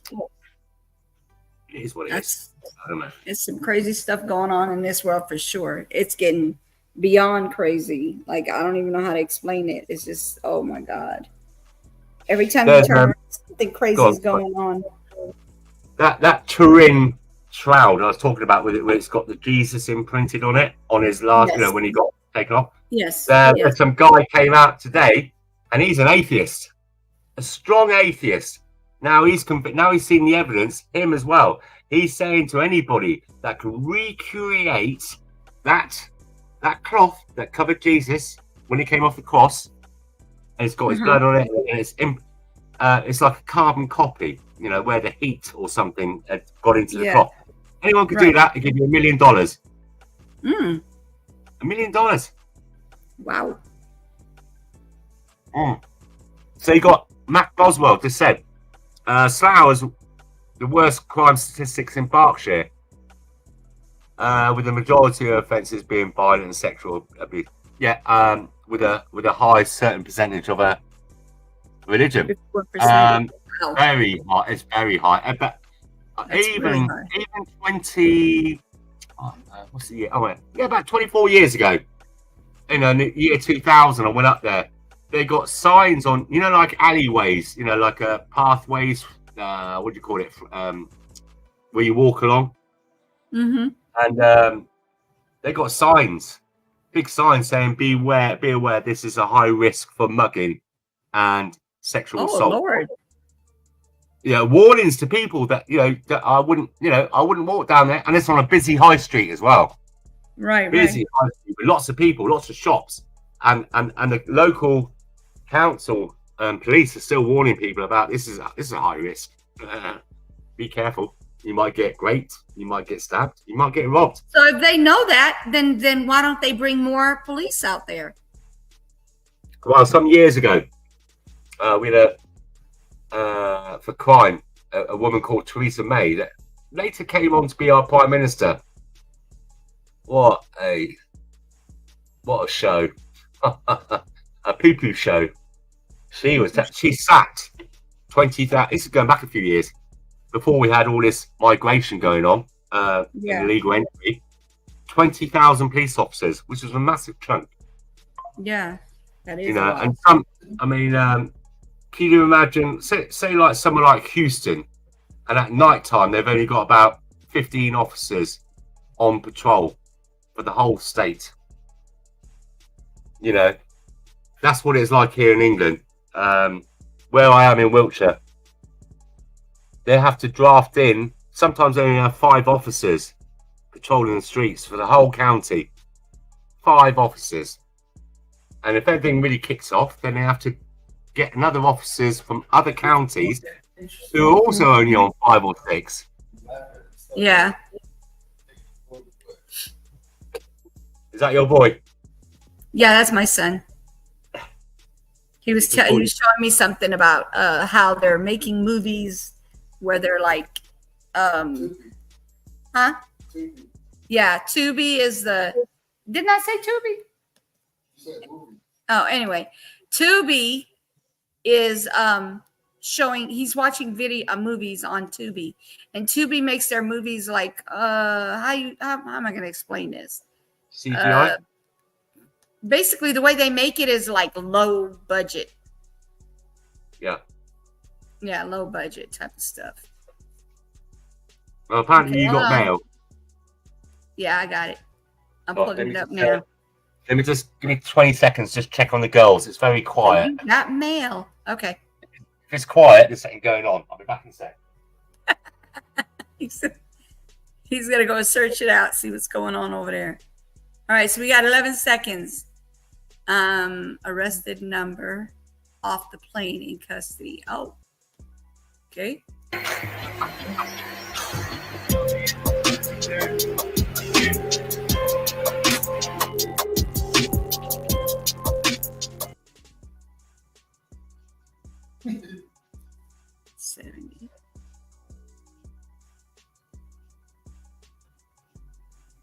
Wait, I didn't get what they just did. 70 arrested, only 1 on the plane? What? Hold on. Arrested 70 and 1 on the plane.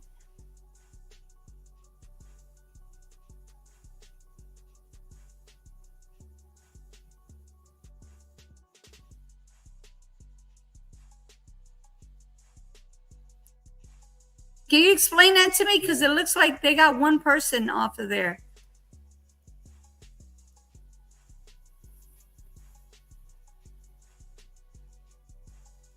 It's a small clip, but they have police when they need. Mm-hmm. Oh, okay. I get what you're saying. Yeah. Yeah, they do. I've seen how many they have out there, so I don't see how they don't have enough people around to keep all this from happening over and over and over. He was on a holiday. Who came back from the holiday? The Popo? The police? Wait up. Let me see what's going on here. We got a notification. So there's an accident and the driver's being diverted into the, okay, so the drivers are being diverted into the 22nd. Okay, so this happened in Baton Rouge and they closed the highway down because of an accident.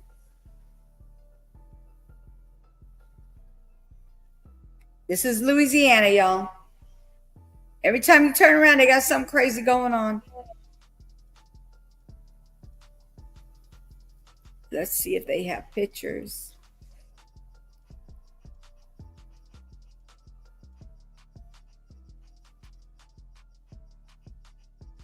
They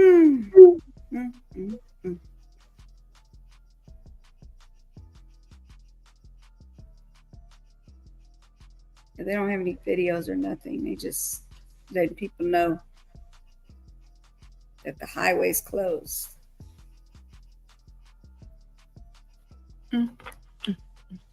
The guy arrested was away on the guy was away on holiday, and the Popo waited for him to fly back into the UK and nicked him on the plane. Oh my gosh.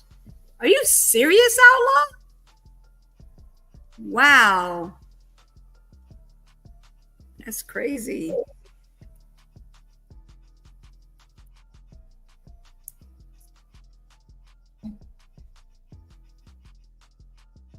Let's take a comedy break, y'all. Let's take a comedy break. We're going to give it a break because this is just a lot. Hold on 1 second.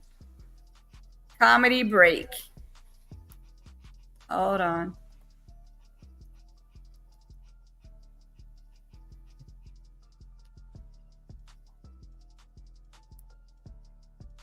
I got to make another video. This is just this one for now.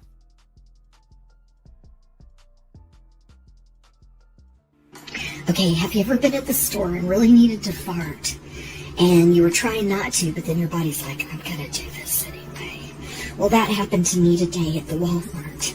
So I decided to handle the situation by moving myself away from everyone. And then by the time they smelled it, I'd be long gone, and it would just be kind of a crop duster situation. But then to deal with the sound, I was like, okay, you know what I'll do is I'll control this to some degree and I'll fart to the rhythm of the music that's playing. And so, yeah, so I successfully did it.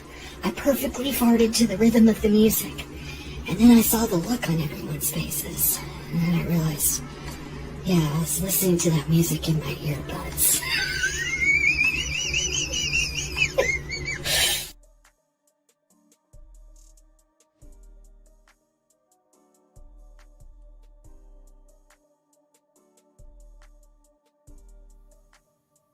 That it gets me every time, no matter how many times I listen to it. That didn't happen to me though. It didn't happen to me. It didn't happen to me. I made a video. I just made that video. It did not happen to me before you guys say, oh, that's you do. That's nasty. No, that's not me. I made a video from somebody else's. I added the visual part of it, but the audio has been changed up. It's somebody else's. I did some editing, y'all. I got editing skills. He's back, y'all. He's back. Everything okay? They're okay? Because I know it's quiet over there and all. Hang on a second. Food. I knew there was something going on. It's very quiet. They haven't eaten all their food. They told me they had, but what they've done was they put it in one of the fridges. And then they asked me for some other food. I said, what about that then? And then I looked in the bin to see if they had eaten their food or binned it. Mm-hmm. And the 15-year-old nutcase had put a big block of cheese in the bin. Why have you done that? Because it's got a bit of hard bit on the end. Oh, look, listen. When my boy, he had this girlfriend. She virtually moved herself in here. She was, let me say, she was a big girl. Mm-hmm. I don't know, mate. I'm not fat shaming, but that girl could eat. And we went on a vacation for about a week or two. Mm-hmm. And we come back, and I went into the kitchen drawer because I'm going to make myself a cup of coffee or something to get a spoon. And I thought, oh wow, somebody's cleaned all the drawers out, and put them all in order and everything. Yeah. And I said to my boy, I said, wow. He goes, yeah, she did a deep clean of the kitchen while you was away to say thank you. I said, all right. Now, when I pulled up on the drive, I saw these black bags outside. The garbage bin bags. Mm-hmm. Like, try not to laugh because I'll tell you what, I still can't get over it now. Like I said to you before, I'm a bit of a hoarder. I got 5 fridge freezers, yeah. Well, 4, couple of fridges, but mainly big fridge freezers, and I store a lot of food. So anyway, so all right, and I opened the cupboard up above the kettle to get my coffee. So she's tidied up in here as well. Then I looked in the fridge. Oh my gosh, she's tidied up here as well. Then I looked in the freezer. I said, "Where's the food gone?" He goes, "What do you mean?" I said, "This freezer was full up." He goes, "Oh, she cleared it out." I said, "What? She put it in? There's no room in the other freezers." "Oh, she cleaned those ones." I said, "What do you mean she cleaned those ones?" And I went out and had a look, and there's lots of food missing. Right. She threw like 4 black sacks, those garbage, those big ones, of frozen food out because it had passed its sell-by date. Oh my gosh. In the freezer. I'm not talking about, say, like today's the 22nd of August and tomorrow, it's this last fresh food where its used date is today. This is freezer food that's been in there for like a month or so, fresh. I knew you'd laugh.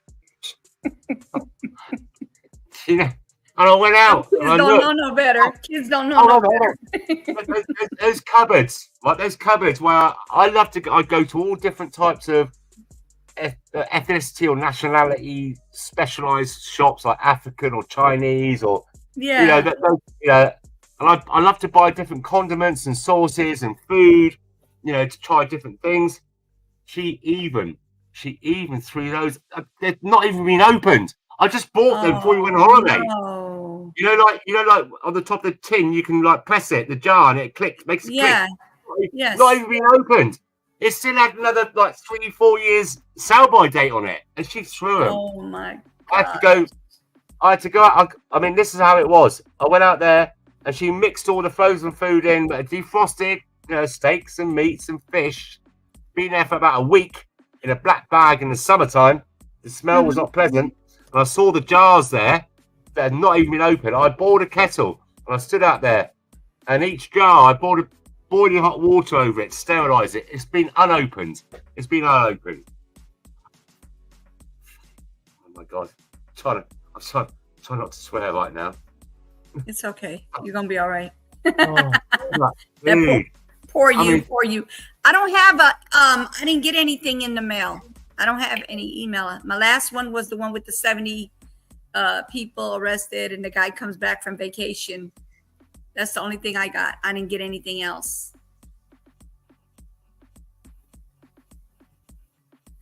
Wen stores tons of food, LOL, like frozen stuff. Yeah, that stuff stays good for a while, for a good while. I'll And tell these you for kids- how. These kids taking them and tossing them out. Like, no, don't do that. That stuff's expensive nowadays. Yeah, that was my boy's girlfriend, his first girlfriend. She was, yeah. As if she lives there. She was living there. He moved her in without my say so. Oh, he And the moved thing her is, in. right, Oh my Yeah, gosh. yeah. And the thing is, look, like I said, I'm not fat shaming, but the girl, well, you know, like the next Star Wars is Jabba the Hutt.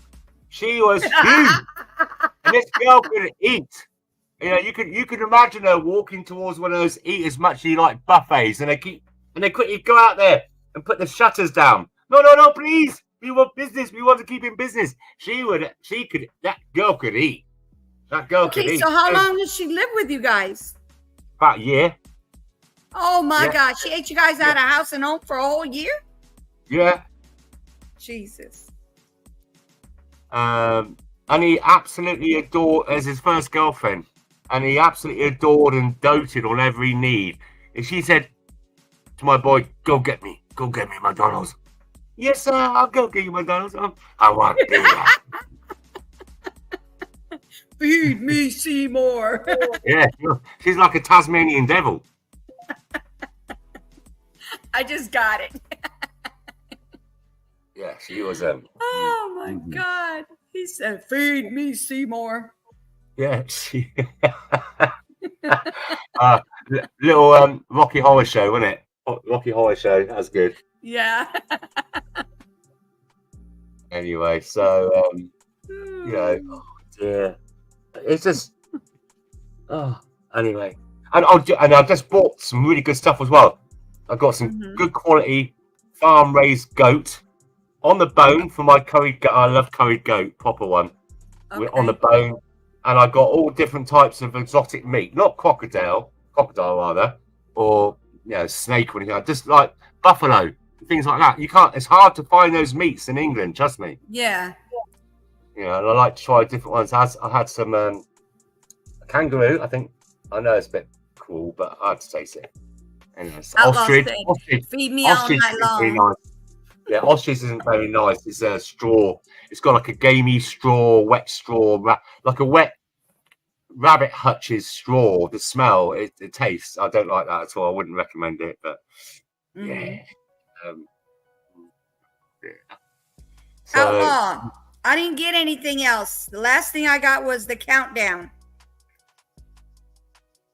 The one with the vacation guy. I got an email, but it wasn't you. I thought it was you, but it wasn't. And he had another girlfriend after that. She was, I mean, the past 3 girlfriends he's had in the past year or so, stunning. Little shit. How do you do it? Obviously, he got his dad's looks. And and they were really beautiful girls. But they had, he just finished with one of them, and she was stunning. Because I was so angry at him because apparently she's one of those girls that don't eat any food. You know, like. I said, what did you do that for? I was hoping you'd get married. She could move in. Here, here's a grain of rice. That'll keep her going for the next 2 weeks. Oh, little sod. But anyway, God, because a lot of girls these days have got issues with eating, haven't they? Like bulimia and things like that. And that's been going on forever. Those kind of things have been going on forever. But anyway, so who's coming up? No one coming up. I just got it. I don't know why it wasn't coming through, but I just got it. Hold on. Yeah, who's coming up? You drop it. We'll drop the link key.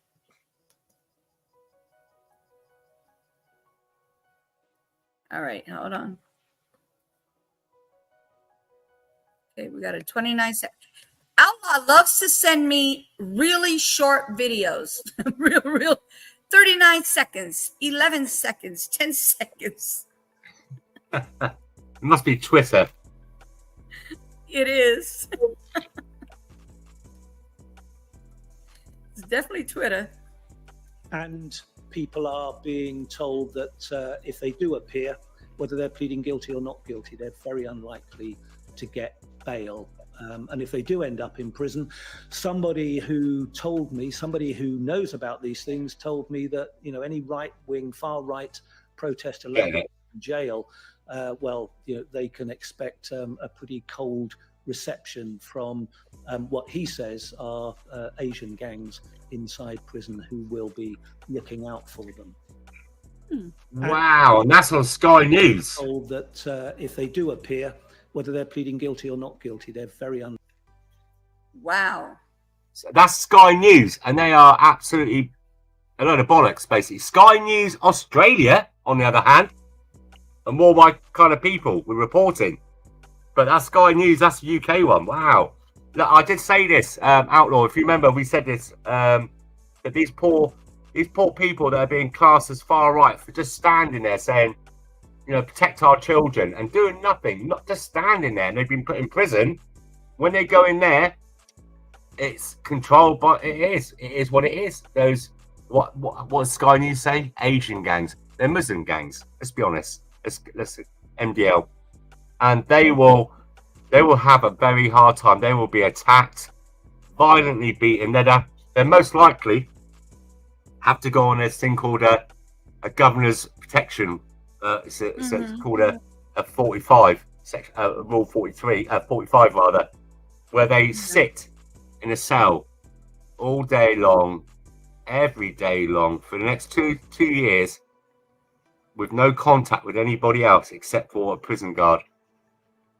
Oh, and maybe visits and the odd phone call, but they will be segregated away for their own protection. And reason being also why they'll be doing that, because if you get tacked in a prison, you can claim compensation. I heard of a story years ago. Two friends had a fight over a game of pool, and they were mates. And the other one was laughing at him, so you know, because or a bit of banter. I beat you again, you know, on a game of pool. He went up, come back down, and he slashed his face with one of his homemade shanky things with razor blades. 73 stitches. He got £73,000 compensation for not being protected.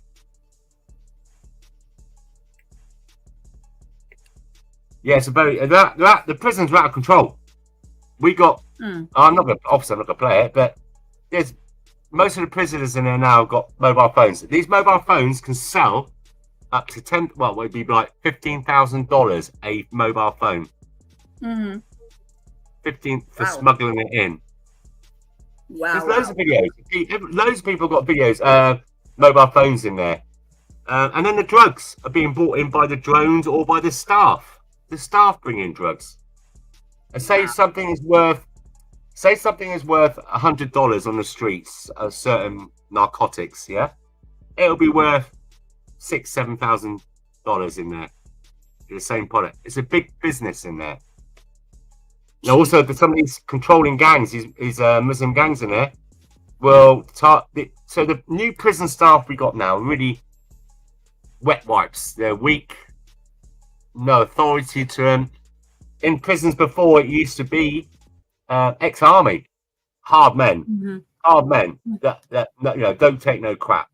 Now they're just like LGBTQ and all the other things, and the refugees or what. They're the ones who are in there, and they're being targeted. If you don't bring this in for us, we know where your family live. It's very well done. It's organized crime. They followed an officer back after his shift to his family, and then he'll get a notice in there from one of the criminals saying, "Listen, yeah, I love your little child, and your wife might get raped. We might unlife your children. Bring us this, or it's going to happen." That's what's going on. We've lost control of this country. 100%. I agree. Definitely lost it. People are saying we need to build more prisons. No, we don't. We need less immigration that are causing all the trouble, like the hospitals and like the housing, like not being able to get a doctor's appointment. We don't need to put more money into it. These people are coming in, they're saying, oh, we need them because the economy. No. So the people are coming here taking so much more out of it because they're on low incomes and low income jobs. The ones that are working, it's a negative equity. Say they contribute $20 back into the system, but they're taking $2,000 out each person. Right. If you understand the, the fiscal and the economics of it.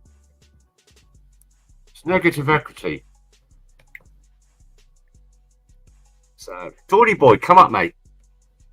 Why don't you come up? Outlaw's probably on his tablets.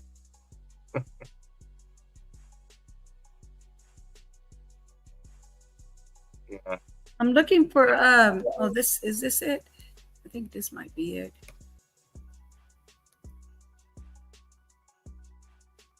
Hold on. So Outlaw's just said that people have to say their life is in danger and are asked to be put into solitary confinement, like Tommy Robinson did. Now, what happened with the Tommy Robinson? He called out all the grooming gangs raping the little children, and how that the police were turning a blind eye, the welfare services, and so on and so on. He got, and the obviously the government and organisations didn't like the fact that he was exposing them, and he got put into prison.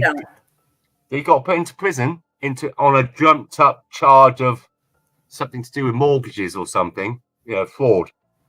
What they done to him was, now he's got a lovely smile, Tommy. Unfortunately, that's not all his smile. What they done was, on purposely, put him into a holding cell with about another 15 Muslims that kicked the living hell out of him and smashed all his teeth in. That's why he's got such a Hollywood smile. So he had to have all his teeth replaced. And the prison service turned a blind eye. Then he had to. Then he got arrested. He got put in prison again. Similar kind of things.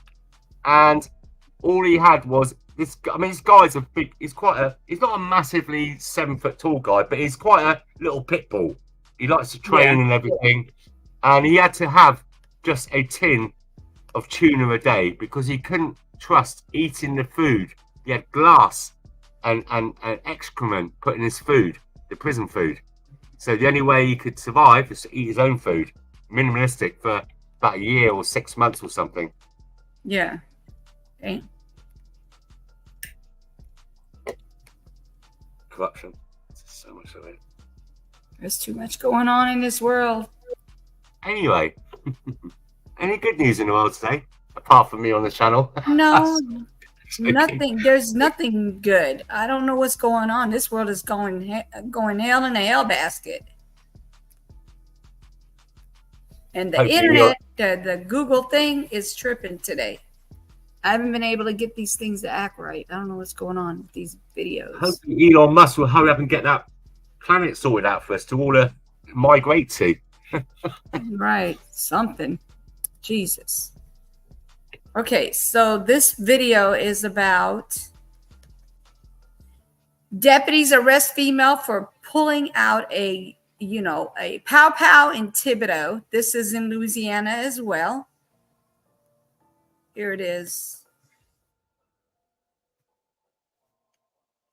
I don't know what's going on with these doggone people.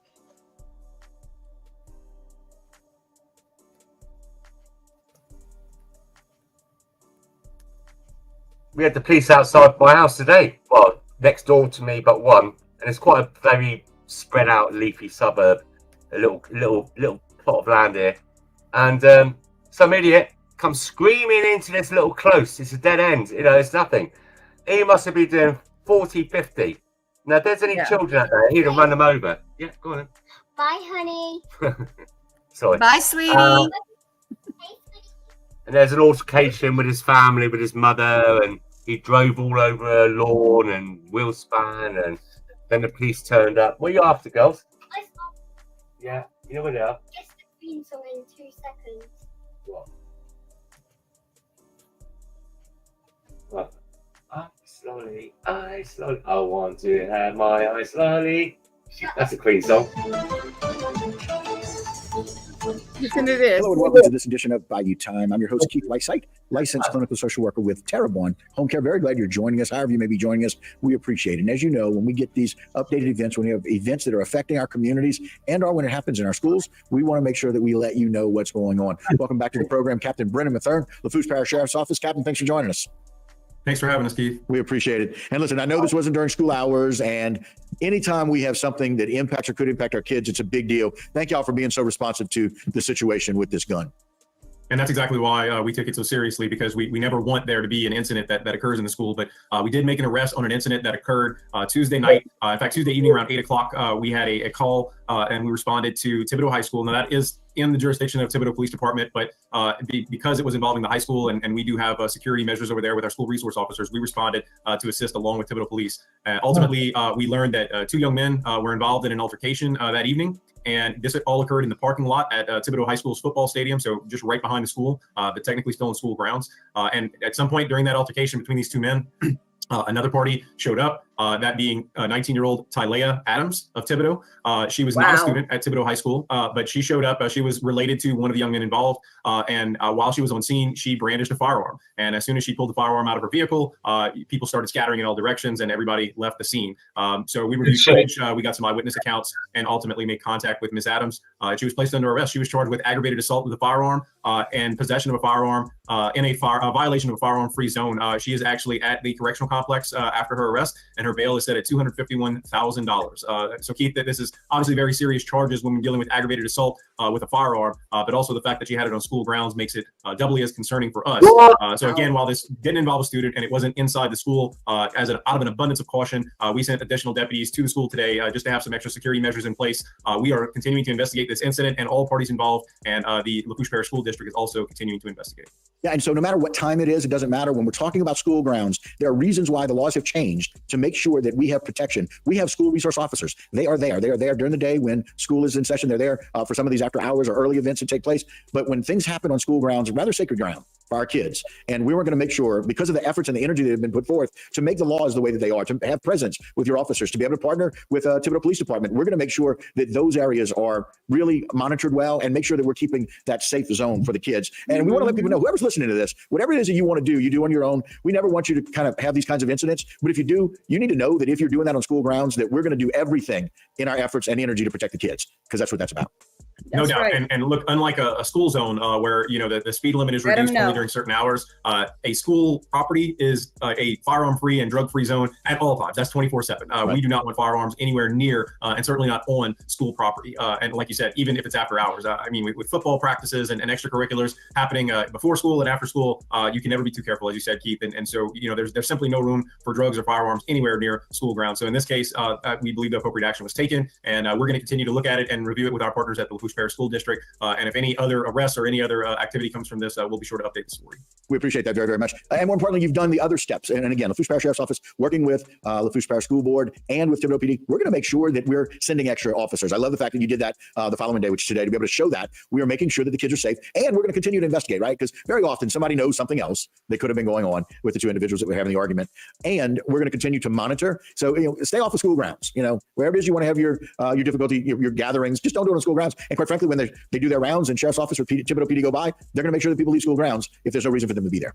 And the main reason we're letting everyone know, aside from the fact that we made an arrest, is to let parents know. Because anytime you're dropping off the kids in the morning or picking them up in the afternoon and you see an increased police presence, certainly as a parent who has 2 kids in Lafourche Parish schools, your alert certainly goes up and you want to know what's going on. So this is out of an abundance of caution that we placed deputies there, extra deputies at the school today, just to have extra security. There was no inclination or intelligence leading us to believe that there would be any sort of incident following this arrest last night. Again, it was simply out of an abundance of caution, but we wanted to be transparent with the public and let everybody know what was going on and what occurred last night. Captain Finn, we cannot thank you enough for all of the things that y'all do for the part. That's crazy, right? You're gonna just bring bring pow-pows to the schools now. This is crazy. How are they allowing people to just get pow-pows all over the place? It's crazy. I'd say my superpower. You get these superheroes who've got these weapons built into their bodies and stuff like that. rocket grenades, and always mine is a Dyson Hoover.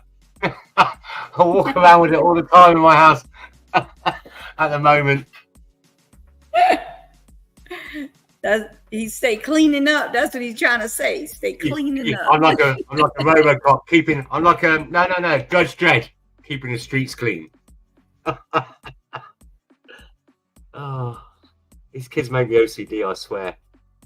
There's nothing. You know what it's like. You know. Yes. And I'm a guy as well. I mean, I work hard. I do this, fix this, do the outside, do this, repair this, and all the other things that need to be done. The car servicing and cutting the grass and cutting the hedge and then decorating the house. You're an amazing dad. You're an amazing dad. No. I'm not looking for that. And as I was saying, and I'm. Oh, you're not. I know you're not looking for it. I'm telling you this. I'm telling you. You're nothing worse than you just spring. You know, like when you tidy up the whole house.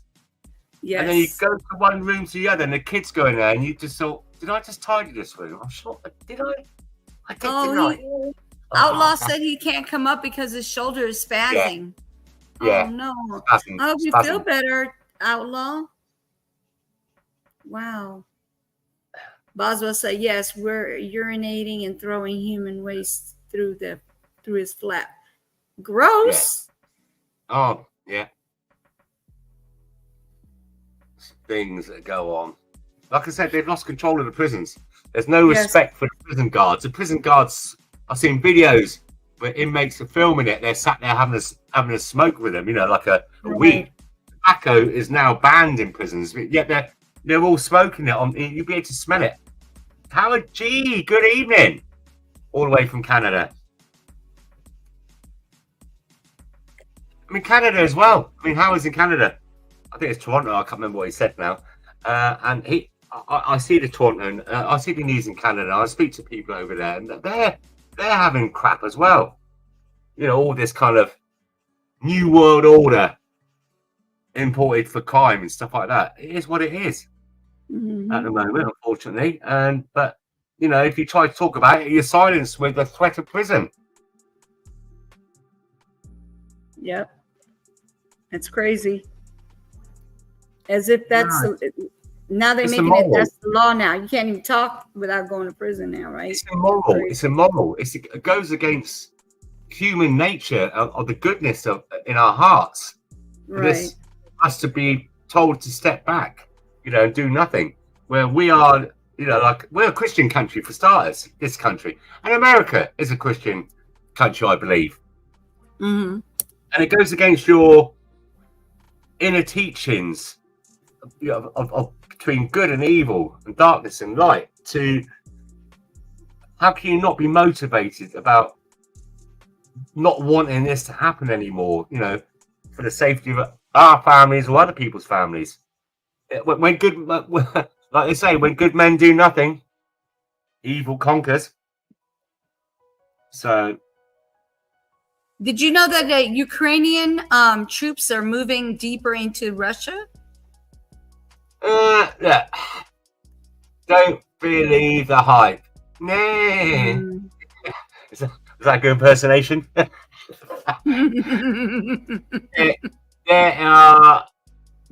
I'll be following this all the way from the very beginning because it didn't sit right with me. Because, like just the day before, the whole world was saying Ukraine are corrupt and Nazis, and I mean real Nazis, not like I don't like you because you're a Nazi. No, real Nazism from the Second World War, and there's so much out there. And when they when Zelensky banned all the media in that country, he's got no opposition, by the way. Any opposition are jailed or mysteriously pass on to the next life. Anyway, yeah. So this, and also the whole of the rest of the world banned RT, Russia Today, which is it's a really good news station prior to that. But you can still get hold of it. There's ways of finding out. And what they seem to forget, all these politicians and countries and warmongers, is that there's one thing everyone's got these days: it's a mobile phone. Yeah. The stuff I've seen. I have to say it. I mean, I'm going to get flamed for this, but I'm pro-Russia on this because I know what's been going on and why Russia were pushed into doing this. So let them crack on. We should not be supporting it. Give him more arms, give him more weapons. You have to remember that if you add up all the nuclear weapons in the world, bar Russia, Russia has twice as much than everybody in the world put together. Don't poke a bear. Do not poke a bear. They are in the right. Don't listen to the propaganda. The stuff I see, I can't show it. There's no way I can show it on here. You know, but I've seen it, and I know. I've seen that those Ukrainian soldiers have had Russian troops surrendered with the cable ties behind their back, and they're on the floor. Slava Ukrainia, and they've gone up and they slit their throat. It's like saying watching something from ISIS. Yeah. From back in the day in Syria. Not nice people. They're coming over here, walk for their war-torn country, but they're going back for holidays and Christmas, being paid for by us, the taxpayer. Same people from Syria or Afghanistan that say they've fled a war-torn country, but they go back there for holidays. Yeah. But what is accommodation? Russia is a big country. Russia is the biggest country in the world. Second to, I mean, Canada is the second biggest country in the world. Russia and Canada.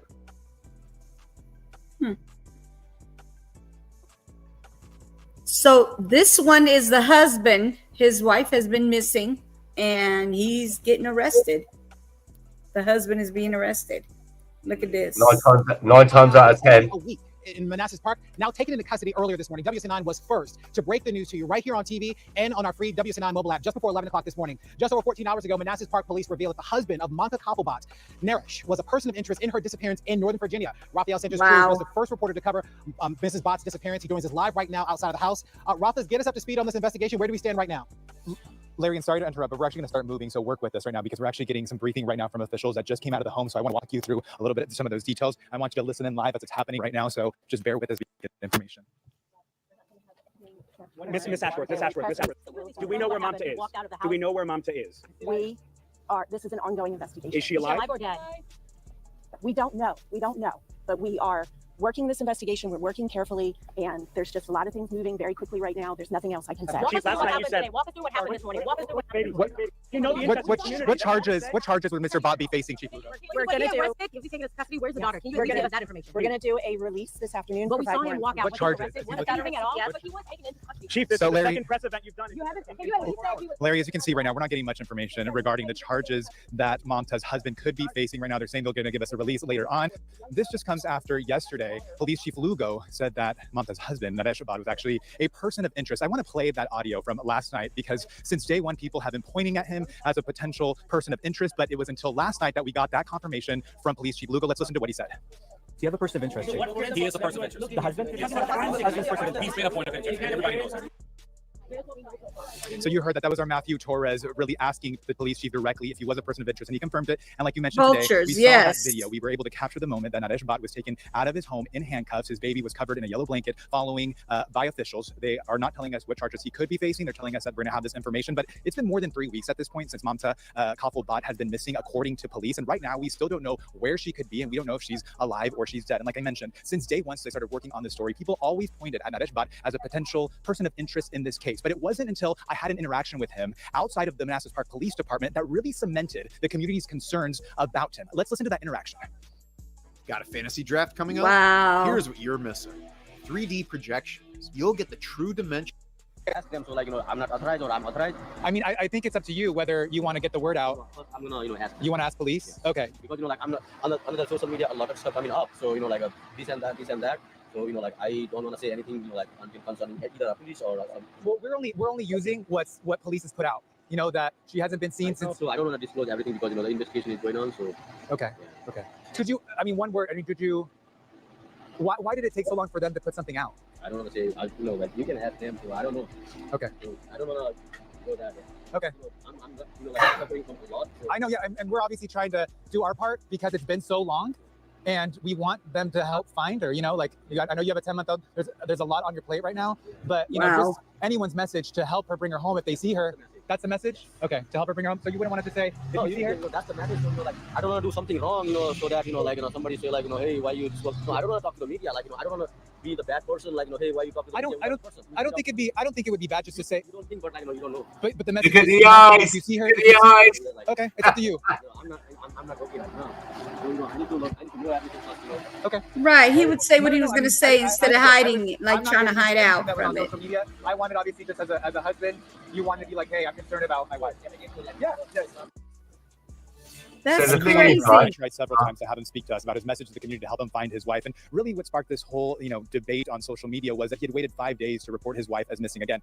Namta was last seen according to police on July 31st, and it wasn't until August 5th 5 that days. she was actually reported missing by her husband. According to gone missing police, before. on August 2nd, they did do a welfare check at this home that's right in front of us. And her husband tells us that he was told by police, keep looking for her. And when you get tired of looking for her, then give us a call. He alleges that Namta had gone missing a couple of times prior to this. So right now, again, we don't know what charges he could be facing at this point. We did see him leave this home in handcuffs. And as you saw, the Commonwealth's attorney being hesitant to give us any details, saying we're going to get some kind of release. This is just the second press conference in the last couple of hours where we've gotten some kind of information as this is all unfolding. We are expecting to get some kind of update, but of course, we'll keep you up to date as this happens. Larry, I know this is a lot to take in. If you have any questions, please feel free. As you can know, when it's live television, we can kind of get lost. And if there's any details that you need any clarity from, please let me know. No, Raphael, I think you've done an amazing job out there. I understand the circumstances are evolving, and I think you've done a good job of staying on top of them.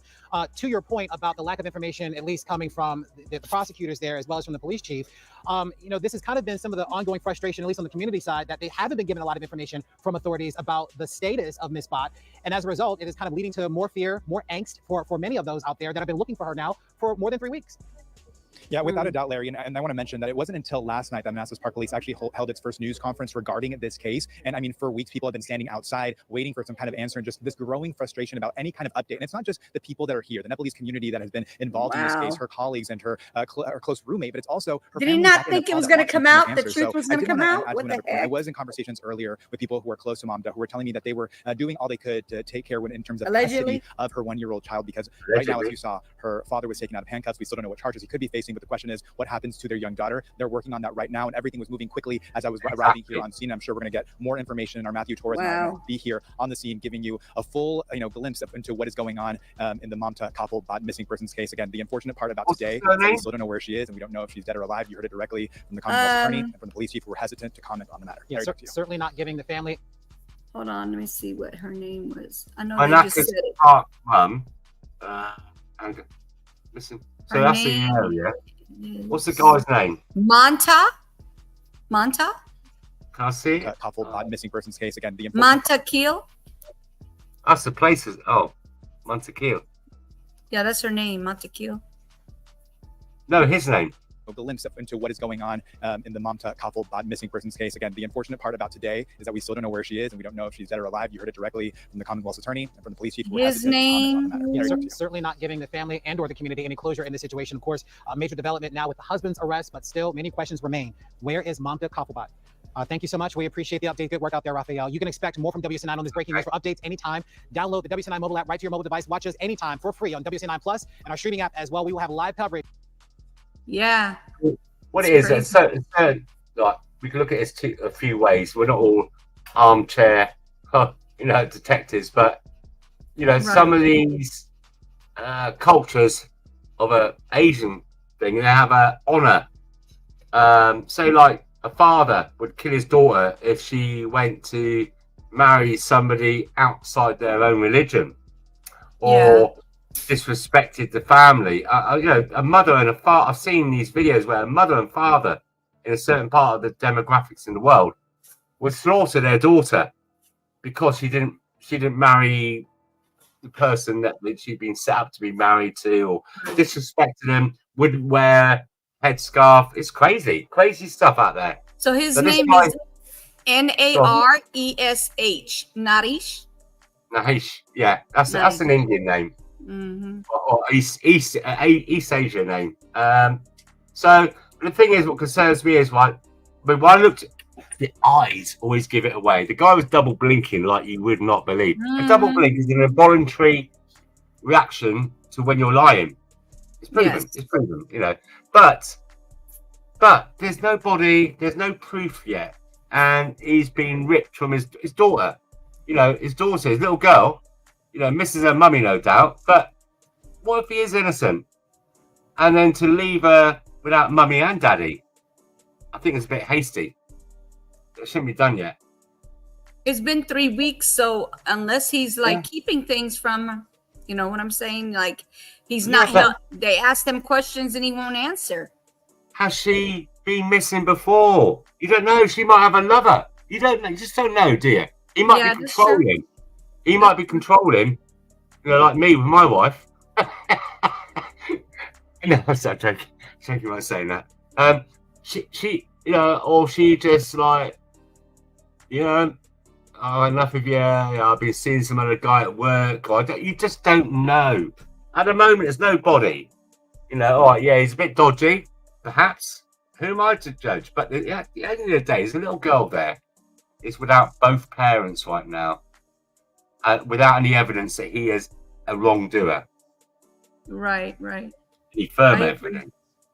I agree. We don't know for sure. You know, everything is allegedly. So until he's found guilty. In the United Kingdom, we've had so many things where somebody's been convicted because the police, it's a heinous crime happened or something's happened, and the police are under pressure to charge somebody. Let's charge it, yeah. And then 20 years later, 20 years of that young man's life coming out an old man, 30 years. And there's been new evidence that he didn't do it. He's a fitter. We have it all the time, don't we? So, I mean, not everybody is bad. Just because they've been convicted or put in prison doesn't say that they did it. Right. That's true. Okay, this one is about a Paulding. It's a sheriff's office gives emotional update on the deputy Brandon Cunningham's death. Oh, Cunningham's unaliving. Okay, so listen to this. You guys want to come in so you can hear a little bit more? That might be better. I'm not going to yell because we got a lot of microphones and I don't want to create an issue.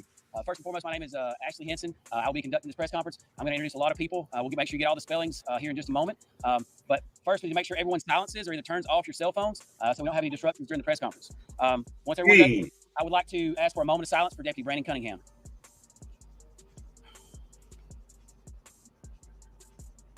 Thank you. I'm going to call first up Senior Chaplain Joey Meeks. He's going to open the press conference with a word of prayer for us. Again, thank you for being here today. Let's pray. Father, as we come, we're so humbled by the outpouring of love from the community and our state, our county, Father.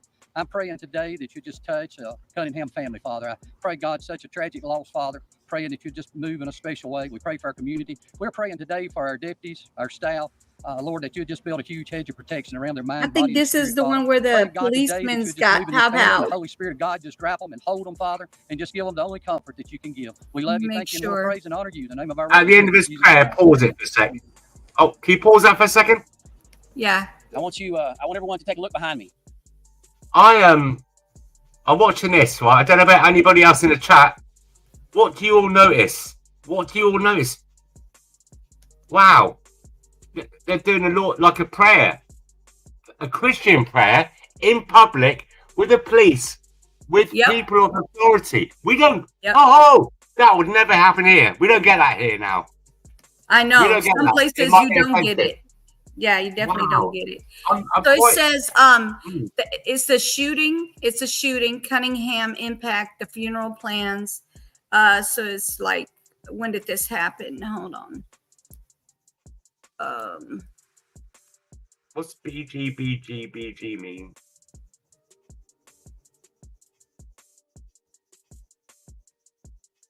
Trending Buddha. Can you elaborate on that? I don't know. I can't keep up with all these like abbreviations. Oh, background. That's what that means. Right. Thank you. Look at you. Check you out. You little TikTok girl. Hey, Buddha. How are you? Thank you for coming in. Yeah, so that's what it is. It was a shooting of the deputy. Behind me are men and women who are sheriffs, chiefs, command staff for law enforcement agencies, not only in Metro Atlanta, but across the state of Georgia. I want you to let that sink in for a moment and look at who's here. There's too many to identify. But what I want you to know is we have their support. We all have their support. Paulding County was founded in 1832. In 1834, we had our first sheriff. Since 1834, we've never lost a deputy in the line of duty. Deputy Brandon Cunningham was our first deputy. I want to thank all the elected officials, all the sheriffs and chiefs, and all of the citizens who came out. This is overwhelming. We're going to go over a few things. I'll allow you some questions at the end, so if you will, just hold your questions. We got several people that have things to say today, so you'll just bear with us. We'll get to your questions in just a moment. So first and foremost, I'm going to go over the basic incident of what took place. This past Saturday, the Paulding County Sheriff's Office world changed forever. At about 6:13 p.m., Deputy Brandon Cunningham and his partner responded to a domestic dispute. As we all know in law enforcement, there are no calls that are routine. That's They horrible. responded to the home. They did everything as if they should have, according to our training, our policy. And when they got there, they were met with evil. When Deputy Cunningham got out of his vehicle, within 8 seconds of his arrival, he was gunned down. He never had a shot. He never had an opportunity to do anything. What happened to Brandon that day was pure evil. Brandon was shot. He was down. He was mortally wounded, what we later found out. In the midst of that, the female party to the domestic dispute, which they were responding to, was also shot. His partner, one of our other deputies, it's by the grace of God that he was not shot. The shooter was shooting from an elevated position inside the home with a rifle. The shooter had every advantage in the world. Wow. As deputies responded to the scene, yeah, it is. They were met with gunfire. From what we're being told and what we've been able to discover as a result of looking at other evidence and videos, is that they were met with a hail of gunfire. Other deputies were pinned down. They could not get to Deputy Cunningham. His partner couldn't get to him. Deputies responded with our Bearcat armored vehicle and formulated a quick response team to go and rescue Deputy Cunningham. They went to the scene. They were able to position the Bearcat where they could get him and take him to an awaiting ambulance. They took him to Paulding Wellstar Hospital, where medical professionals attempted to save his life, but that did not work. Brandon passed away at the hospital. Wow. Multiple SWAT teams from all over the metro area came out to assist us, and after a very long time of working with our SWAT team and other SWAT teams using our Bearcats, robots, drones, and other equipment, we were able to determine that the shooter had died as a result of what appeared to be a self-inflicted gunshot wound. The shooter is James Samuel Atkins. He's a white male, 42 years of age. His wife, who is the female victim in this situation, is Kim Vu, 52 years of age. She is still in the hospital recovering from her gunshot wound. There were only two individuals shot in this incident. I know there was some misinformation. Our Deputy Cunningham, and Miss Vu. Those were the only two individuals other than the shooter. The shooter took his own life. But the two innocent people were our deputy and the female victim. Wow. Once the scene was clear, the Georgia Bureau of Investigation, actually they were already on the scene. They responded to assist, but they are conducting the investigation into the incident. We've got Special Agent in Charge Joe Montgomery, who's going to come up in just a moment. He's going to talk about the GBI's perspective of the case. That's the basic overview of the situation that occurred. If you have any questions, we'll deal with those in just a moment. I want to bring up Sheriff Gary Gullidge. He is our sheriff. He's lived in this county his entire life. He's been our sheriff for 16 years. He's committed his life to the sheriff's office. He's worked at our sheriff's office for 34 years. He's about to retire in December. So I want to give you, I want to make sure you guys hear what he has to say, and I'll bring up Sheriff Gary Gullidge next.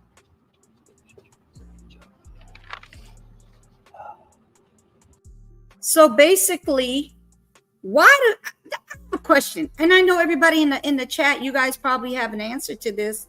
I just want to know why this happens.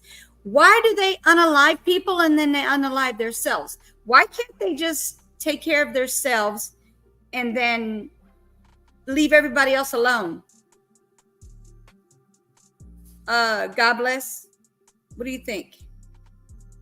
Sorry, I forgot I muted myself. Sorry, I was talking to you.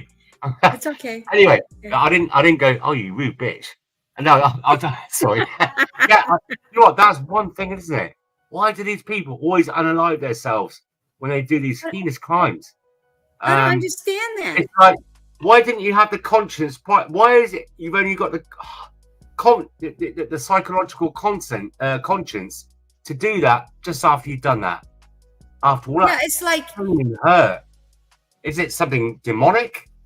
I don't know. All I know is that it seems like what it is they think that, okay, so they know that they're going to go to prison and they might get life or they might get beat up in prison. I don't know. I mean, they're like little punks. They're scary little punks. Yeah, but they must have thought about that before they've done that. Huh? So that's what I'm saying. They must have thought about that before you've done that. So this is what I'm saying. Is it possibly? Yeah. I know I'm a very scientific guy and I look at things and I understand things like that. But could it be some kind of demonic thing that's going on, that they were taken over? Or look, I know you're going to laugh at me, some guys out there, but you know, to do those kind of things and then suddenly be released and then to understand what you've just done and then take your own life. I don't know. I'm just looking at different avenues. Yes, premeditated. That's why they off themselves. Yeah, they can't deal with the consequences, but that's just not right. Like, there's no reason for y'all to go after these people and then go do that to yourself. Like, it just doesn't make sense to me. It's been going on for so long. I mean, that guy there, he's got the rifle. It's premeditated. He knows what he's doing, and then once it's done, pop, pop.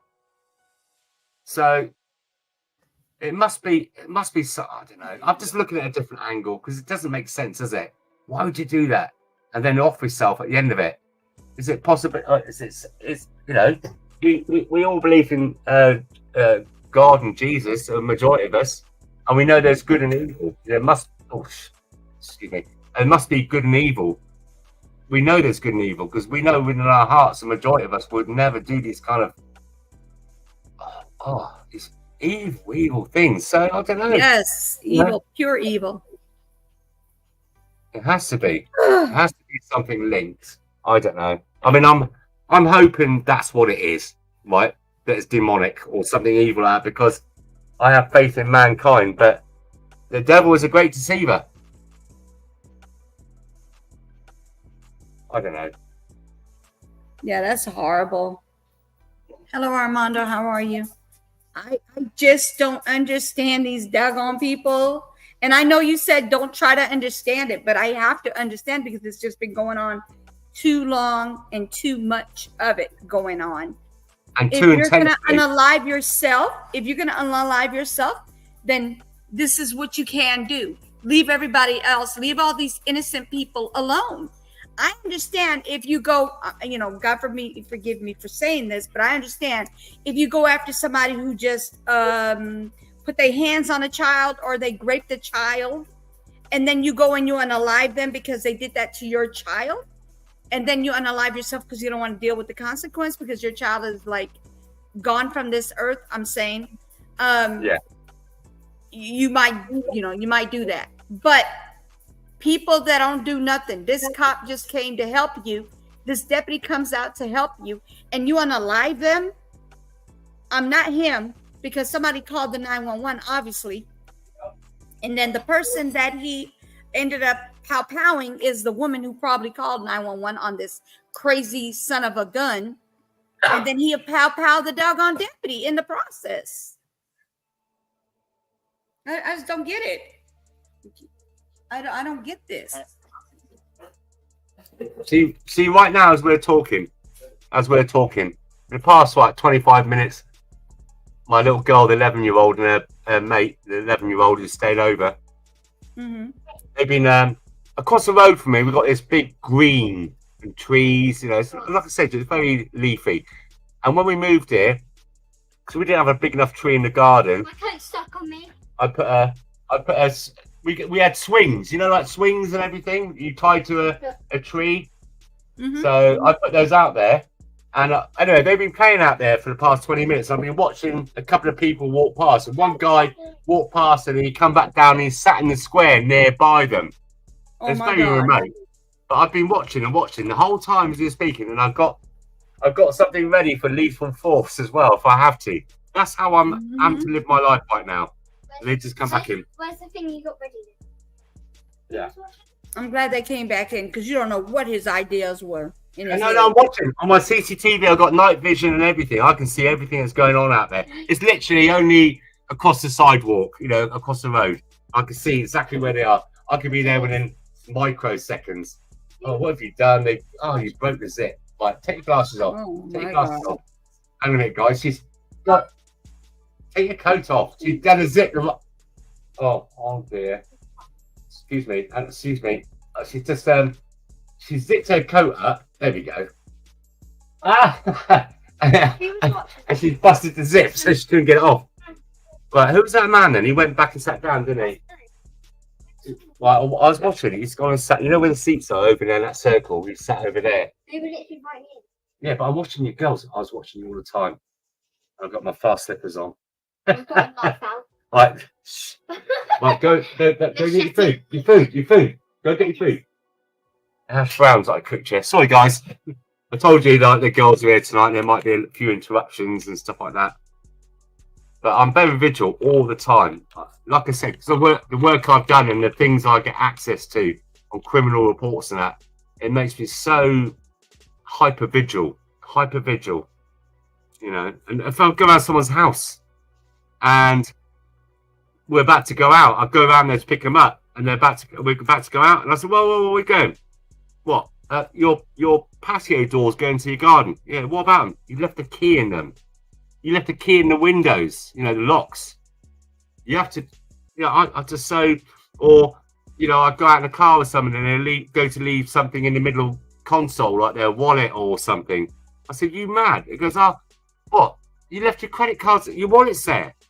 He said, "Yeah, but if someone stole them, I just cancel them." I said, "Yeah, all right, but then you got the cost of the damage to the car, the window getting smashed, and then you got to claim on that." God, honestly, this world has made me so, and the line of work that I've been in makes me so overprotective. I think you have to be these days. I would be too. I'd be overprotected too. Is he still sitting there, or did he leave? He's still sat there. Oh my God.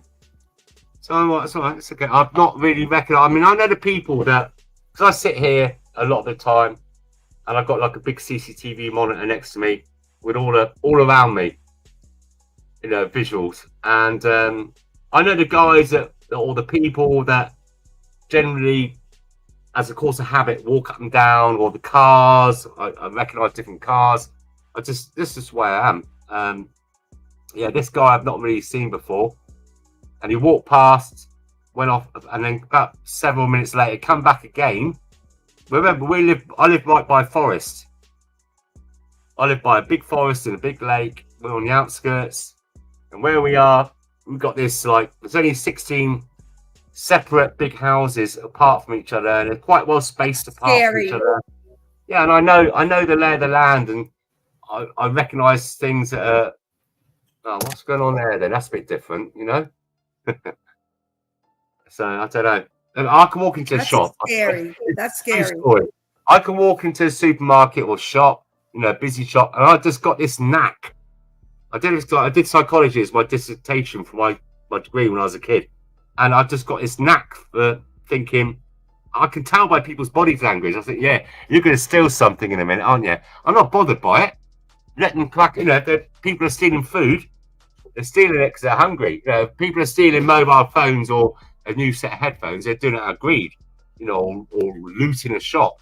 But and I won't do nothing. I'll just be quiet. But I know, and I've tested it out, and I've seen someone. I think, right, is it just me? Is it just me? Am I just over paranoid, or I'm just? And I watch, and I wait. And I'm right. It's not you. You should be. Yeah. You should be very suspicious of people. With everything that's going on, I would definitely be suspicious. No, I'm not suspicious of everybody, but there's certain body language that gives you a red flag. There's just certain characteristics of a human. Like I said earlier on about that guy earlier on about his wife missing. The eyes are always like a 98% giveaway if someone's lying. Body language, very important stuff. People should go study it. It's a powerful tool. It's a powerful tool, not just for criminal. I mean, like for business. Right. When I go meet a new client, I start talking to them. I know it's a bit naughty, and then what you do is you latch onto them, who they are, what they are, and then they could be 20 levels above you or 20 levels below you. And what you do is you use that information you're picking up off them really quickly to both bring you on that same level to make them feel comfortable if you're doing business. Chicks of the trade. I don't do that no more. I agree. No, I'm sorry, but I'm not suspicious in nature. But if I see something going on that doesn't look normal, like you said, you've never seen this person, I would be suspicious of him. Because why would he leave and come back? It doesn't make sense. Yeah, I look at good in all human beings, and especially mankind. But there is some bad things out there, and you have to just way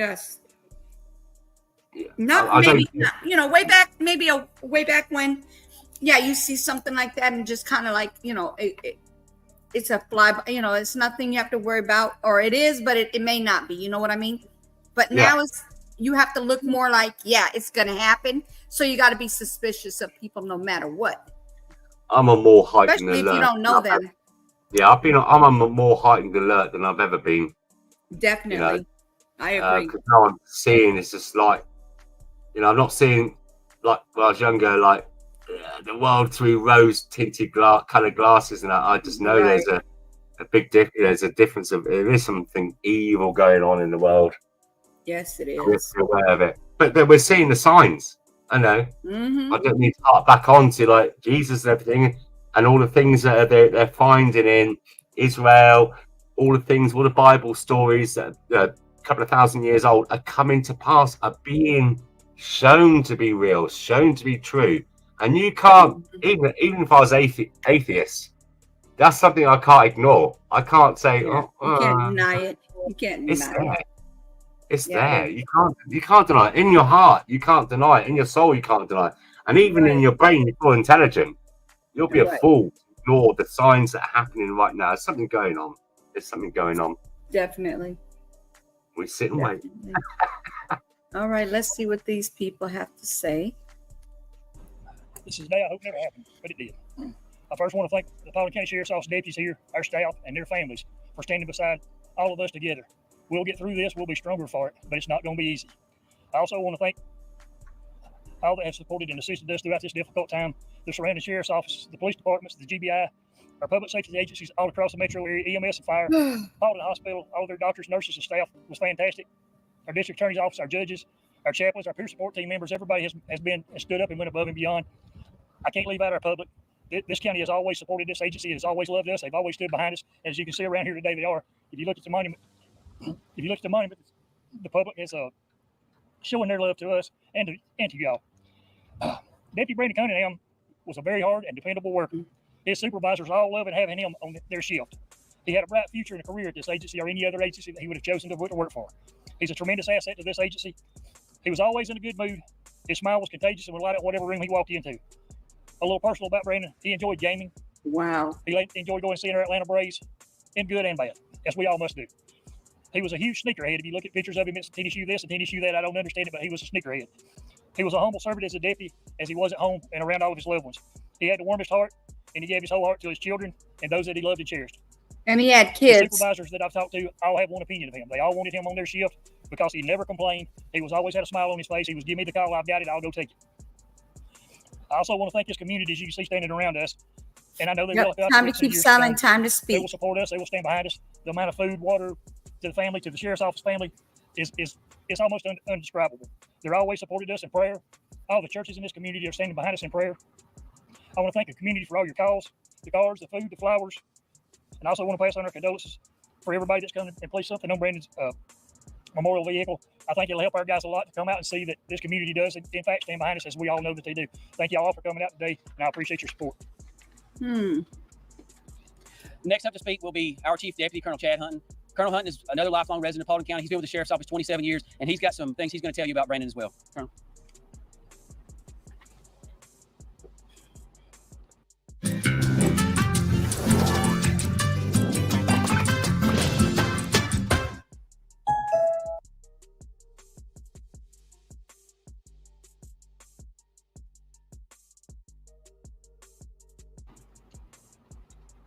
First, I just want to say thank you to the community and the law That's enforcement so across this state, sad. across this country. We can't thank y'all enough. I know the sheriff went into detail, but I wanted to say that. The family asked me to say a few words for them. They gave me the words to say for them. From the Cunningham family, the community's love and support has been more overwhelming, and we are nothing but grateful. Wow. They're very appreciative. I've been with them most of the day today. When a man cries, you know it's sad. So I'm asking y'all, please keep them in prayer. You know he's got heart. Lift up the sheriff's office family. Unfortunately, we prepare for this. But are you truly prepared? No, we're not. So please continue to lift everybody up in prayer. God bless you all. Thank you. Jesus Christ.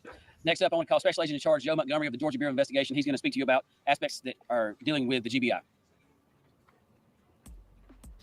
Good afternoon. Our hearts and our prayers for the GBI go out to the sheriff's office here. We've been friends for a long time. About 7 o'clock Saturday night, we received a call from the sheriff's office requesting assistance with a possible officer-involved shooting and a death investigation. So when we arrived down here, we waited until they had the scene secure. We went in and took over the scene, processed the scene, and found that Mr. Atkins had an elevated position with a scoped rifle, and that's how he was able to murder Deputy Cunningham in such a short period of time. They were approximately 84 feet away when the first shot rang out, and tried to get cover from that point on. We believe he shot about 16 times with an AR-15 .556 caliber rifle. And as Major Henson has told you, the events that brought them there that day, our job was to come in and to show and kind of give the sheriff's office some healing by letting them know what exactly had happened. None of the deputies were able to get a shot off because of the position that Mr. Atkins was in with the rifle. And it's just an awful day. Our hearts go out to them, and I hope this community will continue to pray and support the sheriff's office because they do good work here. Thank you. Next up is our commission chairman, retired Colonel Dave Carmichael. He is the commission chairman of the Paulding County Board of Commissioners. I stand here today in representing 5 commissioners: Commissioner Dunn, Commissioner Caker, Commissioner Galloway, and Commissioner Snyder, and also 900 employees who woke up this morning with a hole in our heart in sadness for what happened on Saturday night. And it's just something that just tears you apart. We have a very strong community and relationship with the sheriff's office and the other law enforcement folks in the county.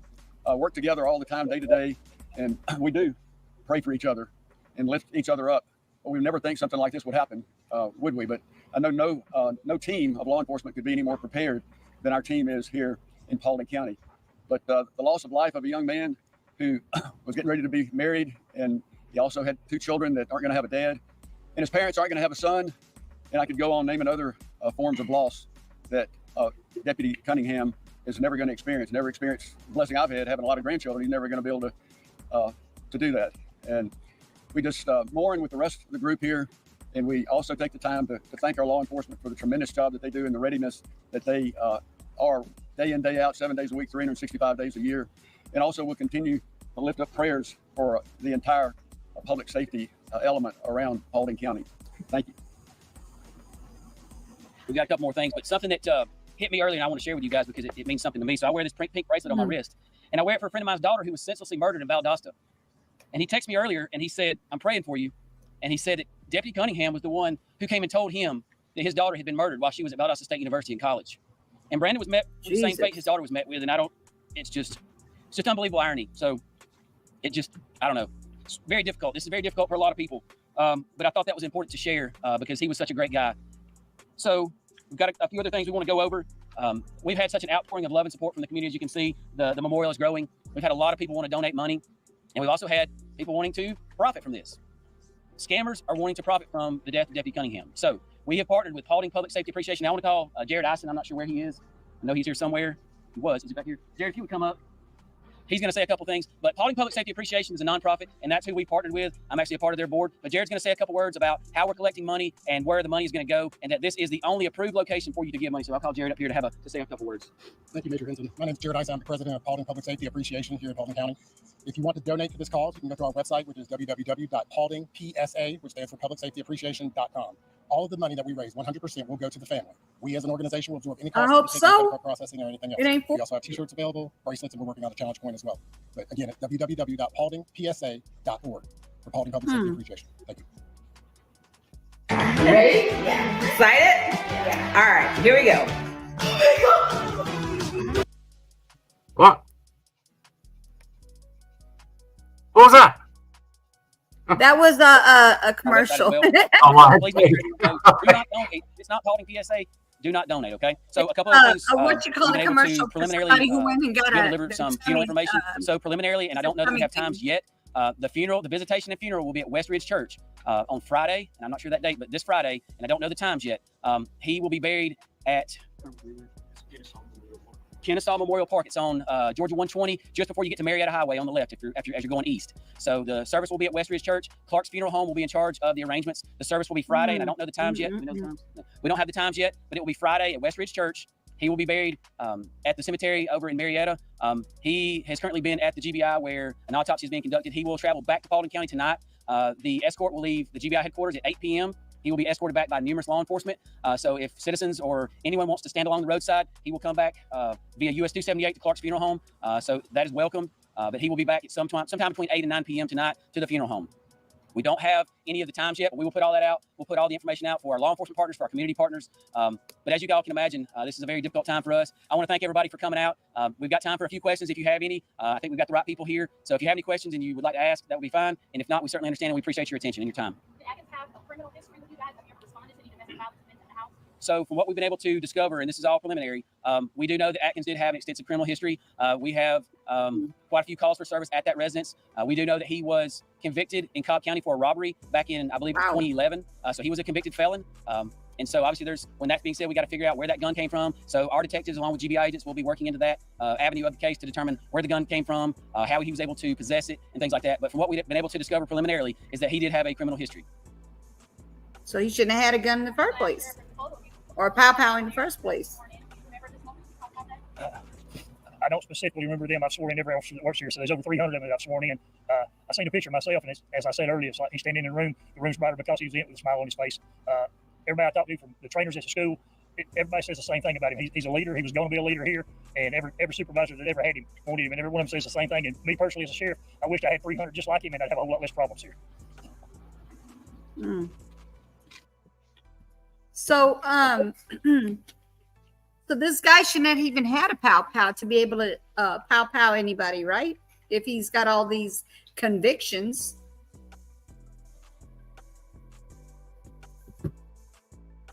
God bless. Are you there? I didn't. Sorry. I'm sorry. I'm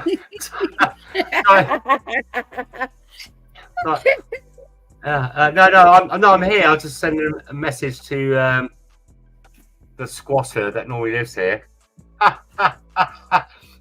Oh. Anyway, about food for my. So, no, she's not here at the moment. I told her I'm getting divorced. Oh, that squatter. Yeah. And she just sent a little bit of money over, asking me to give it to my 15-year-old daughter to walk out at this time of night. She's 15 to go to the shop on her own. No, I'm not having that. Oh, never. No. So I have to find her some food here. I'm not letting her go. I got to stay here. So I'm looking after my other little girl with her friend here. So anyway, sorry. Right. So recap. What was it? Sorry. What was it? No, I was saying they were saying that he has other not convictions. Oh my goodness, now I can't get the word out. He's done other things. He's been convicted previous of history. Previous convictions. Yeah. Right. Previous history known to the police. Yeah. Right. Issues or whatever you want to call it. Yes. So basically, you're not even supposed to have a pow. Yeah. So now you not only did you pow people and pow yourself, but you've got a thing called misdemeanors or something, or what do they call it? What's the level? You've got 2 different levels, haven't you? Yeah, misdemeanors. Yeah, I know what you're talking about. And what's the other one? Misdemeanors and no, not come on, you're American, aren't you? Misdemeanors and oh my gosh. I just know their convictions. They got convictions. They got felony. Thank you. I would have gotten it sooner or later. I just have to kind of count down. Has anyone seen you? Has anyone seen you? She might be some little Chinese Korean girl sat in the back of a chop shop, putting on a good American accent. Definitely not Asian. My eyes are not tight enough to be Asian. I don't have a type. Yeah, I'm not Asian. I'm not Asian. Anyway, so go on then. What about your law than you do? Right. So yes. Yeah. It depends on what kind of criminal convictions he's had before, isn't he? I mean, you can have a speeding ticket in America, parking offences and stuff like that, or something silly. Maybe even shoplifting. I don't know. But it doesn't mean you won't have.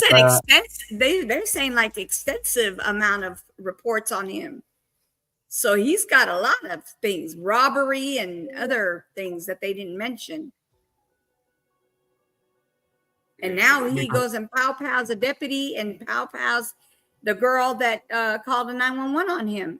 I'm assuming that's his girlfriend, wife, I don't know, for DV, right? Wow. That's crazy. It's HELL. I don't understand these people. Well, this is it. See, we're kind of like a civilized society. We've been brought up with these morals and conducts, and you know, we've had good parents, or and a good, not so much a good parents either. I mean, I got friends of mine that are orphans, being brought up in orphanage. It's a society. Like, keep an eye on. Are you going to go to trampoline? Yeah, they will. What's that like that? Pardon? No, I haven't seen them out there. So look, to stay in that spot, so I can keep an eye on you both. I'll enlarge it. Okay, go on then. Just why not? You're there. He was over there, but I haven't seen him for a while. Well, don't go on a trampoline in the garden now. Just put the floodlights on. Oh, what do you say? Yes, I think so. Off you go then, girls. Because it's getting late. So soon it'll be bedtime. Like, sweetie. You're not staying up all night. I know it's a All right, school sweetie. night. I love that. That's Go on so then. sweet. Go on, do it now. What are you doing with the phone? What? On my phone. Daisy, what's Daisy had to eat? She's had finished. she been eating, Daisy, yeah? Yeah. Right, okay. All right, go on then. Off you go then. Right, bedtime then. No. What is it? Bedtime or go on now? Quick, make a decision. I'm going to sing. You've got 3 seconds. Okay. Or it's bed. One. Yeah, go on. Good off night. you go. No, they're still playing. They're still playing. You got to remember, like, it's it's got already the school- 9:30 over there. Yeah, I know, but it's the school holidays. Oh, and yeah. She's got her friend over. They haven't got school in the morning. Yeah, So they will be woken up. She said, yeah, honey. I've gone I love it. They're so adorable. We have to go to Walmart soon, so bye. Bye. And She's I'm going out. to Walmart. You're not going to Yeah. Walmart tonight. No one's going nowhere tonight. Right. I made some nice homemade patties earlier on with caramelized onions and herbs and spices and fresh meat. So that's what I'm going to be having for my supper tonight.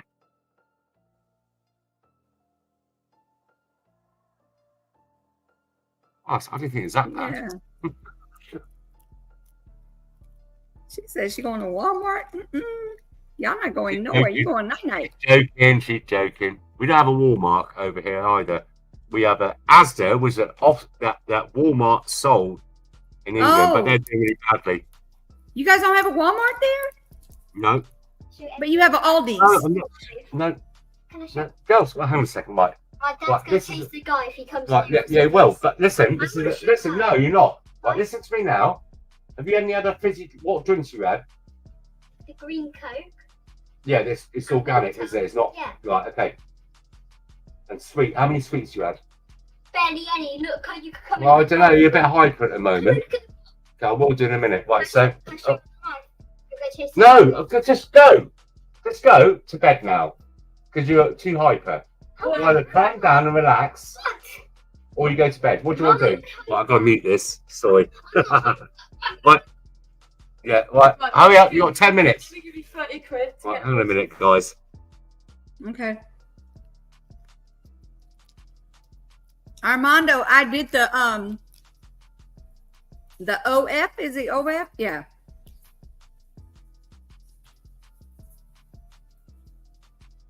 It's crazy how when she called. I have the 911 call. Let me let you listen to the 911 call. Hold on 1 second. Let me pull it up.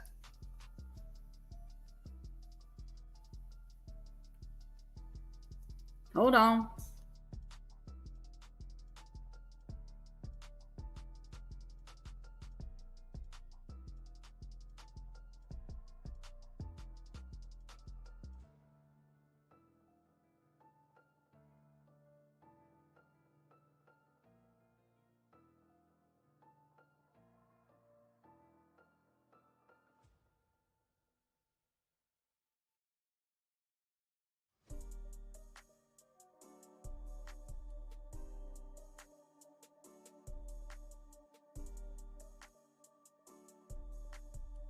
Did you hear the 911 call? The main 911 call?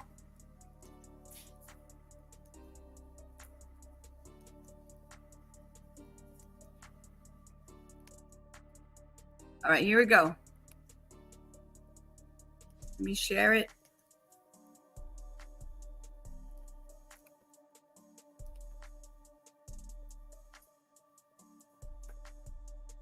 after they get done with this commercial, of course.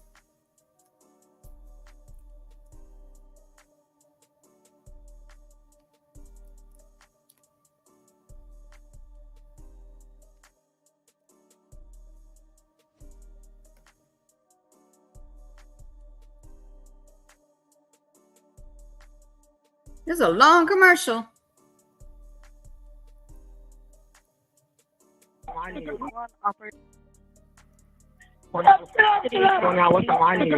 Operator Jones, what is the address of your emergency?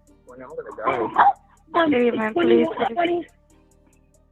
3101. It's 1-3, so 1-3. Ma'am, listen to me. You need to stop screaming on the line and give me the address. 3101. You're gonna die. I can't feel my arm. 3101. I can't feel my arm. Ma'am, So my boyfriend is dying of a stab. ma'am, what is the address? What's that? What's the address? 3131. 3131 Northeast 7th Ave. Please, God, please. Come to my house. What is the phone number that you're...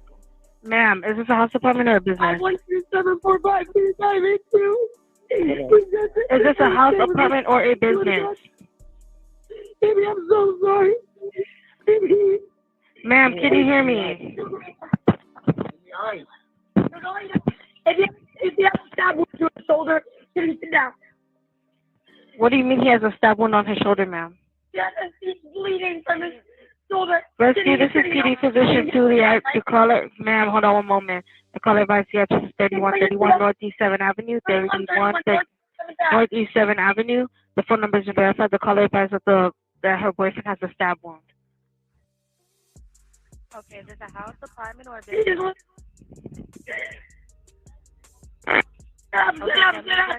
Listen, please, God, please, God. Please, God, Listen, ma'am. Listen, I'm sending help. I need you to tell me exactly what happened. I'm sending help. How old is he? Ma'am, how old is he?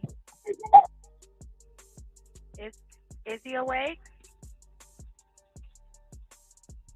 Hello? Hello? Where did she go, y'all? Why would she literally, why'd she hang up? Yes, she's still on the line. She didn't She's still provide on a the room line? number or anything. It's a good No, thing did she other tell you people where he was called. stabbed at? She said he was stabbed on his shoulder. Okay. Do you know if there's more than one wound? No, she didn't say. She just kept screaming on the line saying that he was dying, that he needed help, and she kept apologizing. But we do have a call at that same address in reference to a fight that happened. The room number could possibly be 2201 because we already have a call that two people are fighting inside of that room. So they're possibly related. Okay. I'm going to go ahead and give her a call back, but we do have rescue on the way, okay? Okay, thank you. Is PD responding on the 3? Yes, we're responding on the 3. Alrighty, thank you. You're welcome. He told investors.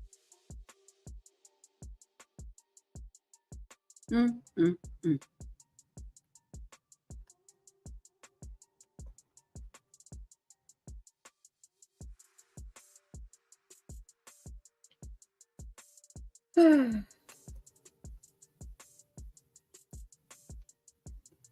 that was interesting. My girls are going, they went to go and play in the swing. I said, look, if you want to play in the swing last time, that man's over there. I said, no, I think he's gone now. She said, no, I think he's still there. I got this, right, I kid you not. I got this, what I can describe as a lightsaber. It's a very high intensity torch. It's got a 5-mile range. 5 miles. It is blinding. You stick it up into the air. It looks like from the 1940s when the air raid siren come on and they put the lights up in the air. You know, like a, Yeah. And Wow. I just went over. I said, "There's no one there. It's all dark." So I went over there, pointed the torch round, and there this guy is sat on this bench on his own. He's only about 19, 20, but not that it makes a difference. No, it don't make a difference. You still got sickos even at any age right now.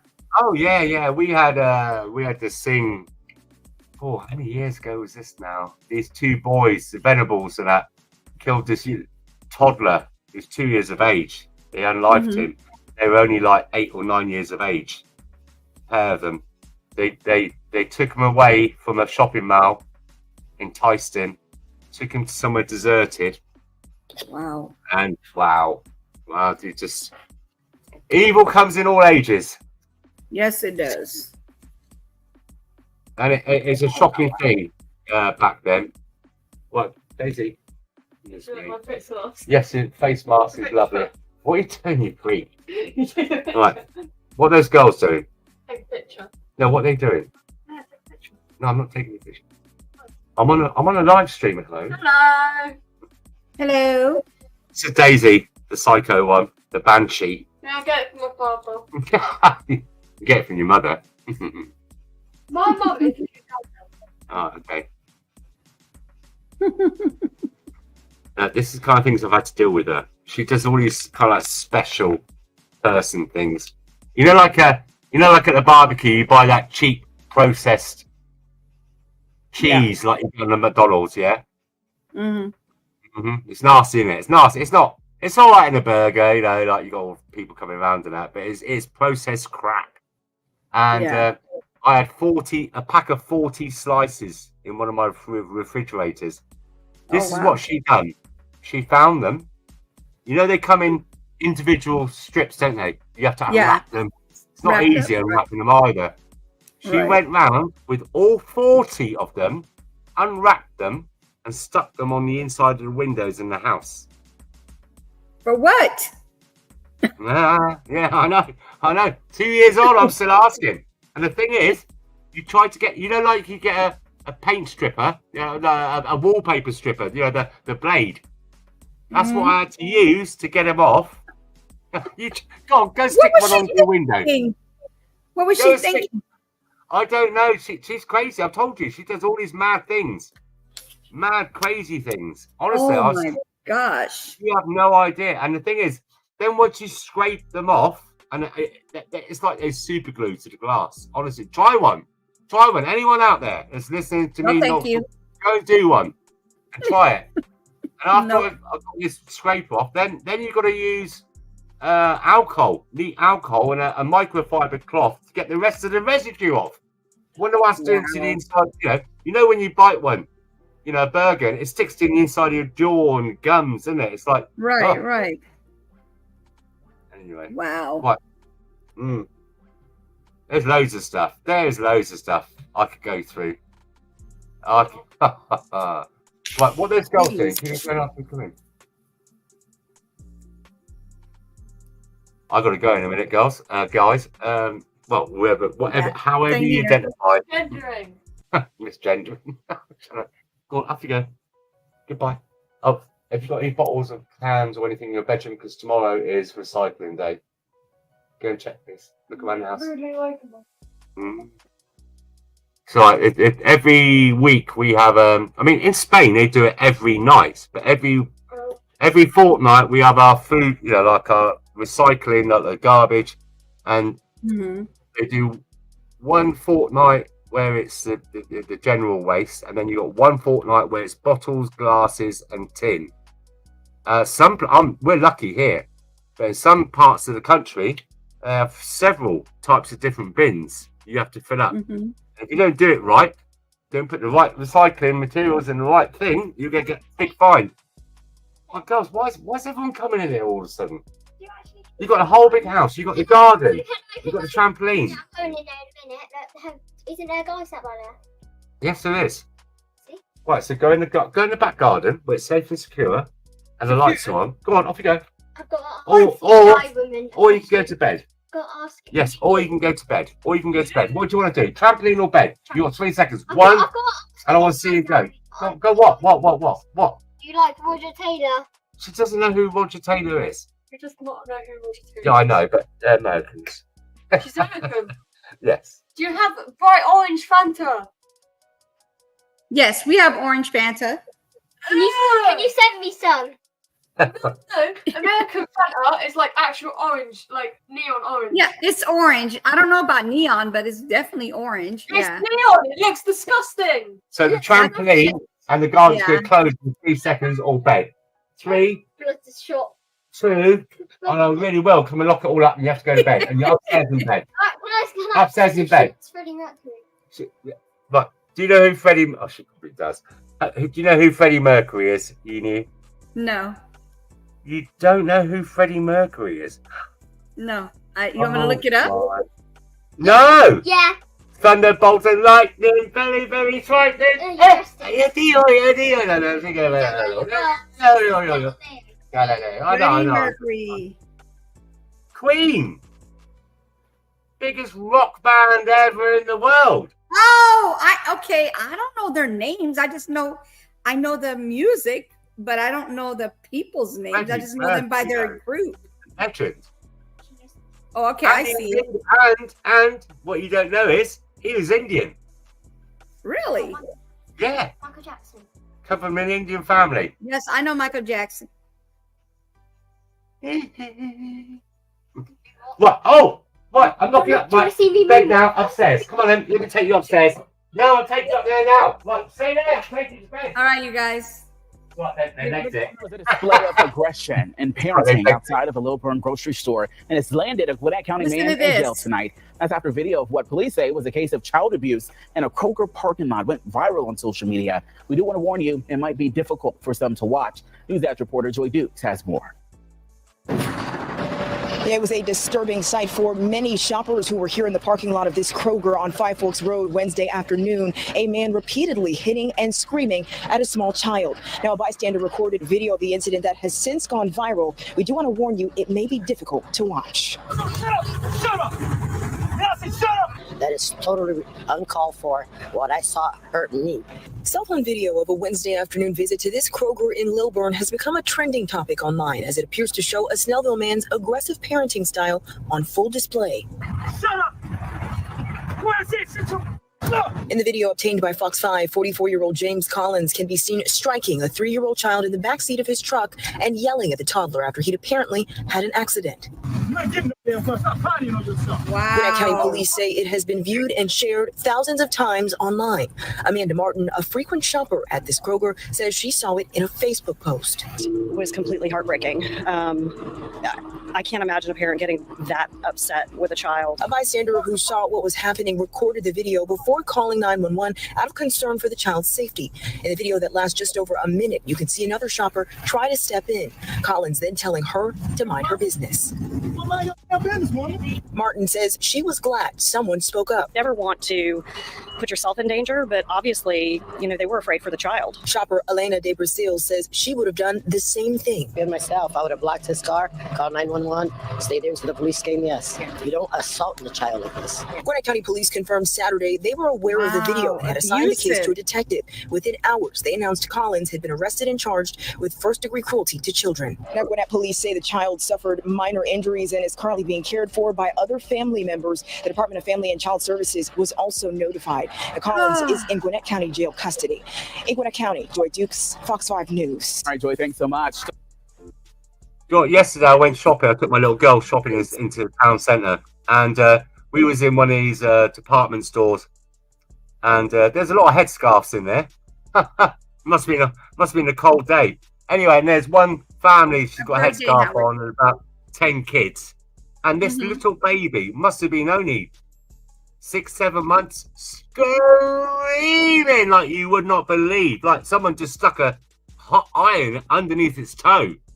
And these parents, this guy, they're not from here. You can see they look like they just got here recently. I'm sorry to say that, but it is what it is. And I wanted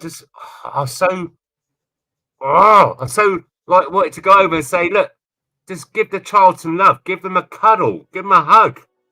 And everybody is looking at him and they didn't batter an eyelid. This went on for like 25 minutes plus. I had to where the queue was to go and pay for the items I bought for my daughter. I said, "Come on, let's go up to the next floor." And even up the next floor, it's a big store. I can still hear the child screaming. But the thing is, though, when you step in, I mean, I've been outside like the Walmart, you know, shopping centre. You've got the car park, and I've seen this small toddler, you know, like just walking, 2.5 years of age, walk out. And I'm on my own. I'm just going to go into the store, but I see a little child, and I had to scream and shout for a member of staff to come over because it's this day and age. Here's me, a man, on my own. I don't know. Then I was in my 30s or 40s, and I got a little toddler just on their own, walking through between the cars. Now, if I'd have just picked that child up, which normally you would do, wouldn't you? You pick that child. It's right for a woman, easier for a woman. A guy these days, you pick up a little toddler on their own, walking around. I could have been accused of everything. You know, I could have been accused of like taking him out the store. I know there's CCTV, but it's right there at that moment. But I had to shout and scream. Can somebody get me a member of staff? Can somebody get me a member of staff? Quick. And this child was there, and he's seeing me shouting out, and I can see he's getting a little bit. They're getting a little bit. Oh, this man's screaming, but I couldn't. Do you understand? I didn't want. I couldn't put myself. Although I would stay with that child, I couldn't physically hold them, or maybe if they walk towards where the cars are driving up and down, obviously I'll do it then. But it's the fear of what you could be accused of, you know. Yes. That's the society that's got to these things now. So we get a lot of this going on in the United Kingdom, and this was years ago. Even today, now it's even more intense, where guys are trying to walk away with little, and women as well, with little kids, someone else's child. You know, try to groom them away in the store and everything, in the parks. Yeah, it's a tough world to live in, but you've got to be quick on your toes these days. You've got to judge a situation really fast and quick. And you've got to also take into account, I mean, the child is a priority, obviously, but you also, at the same time, you've got to work out what level you go to without maybe making you look like the bad guy, you know, and stuff like that. Is there cameras around that can verify back up that you just got there?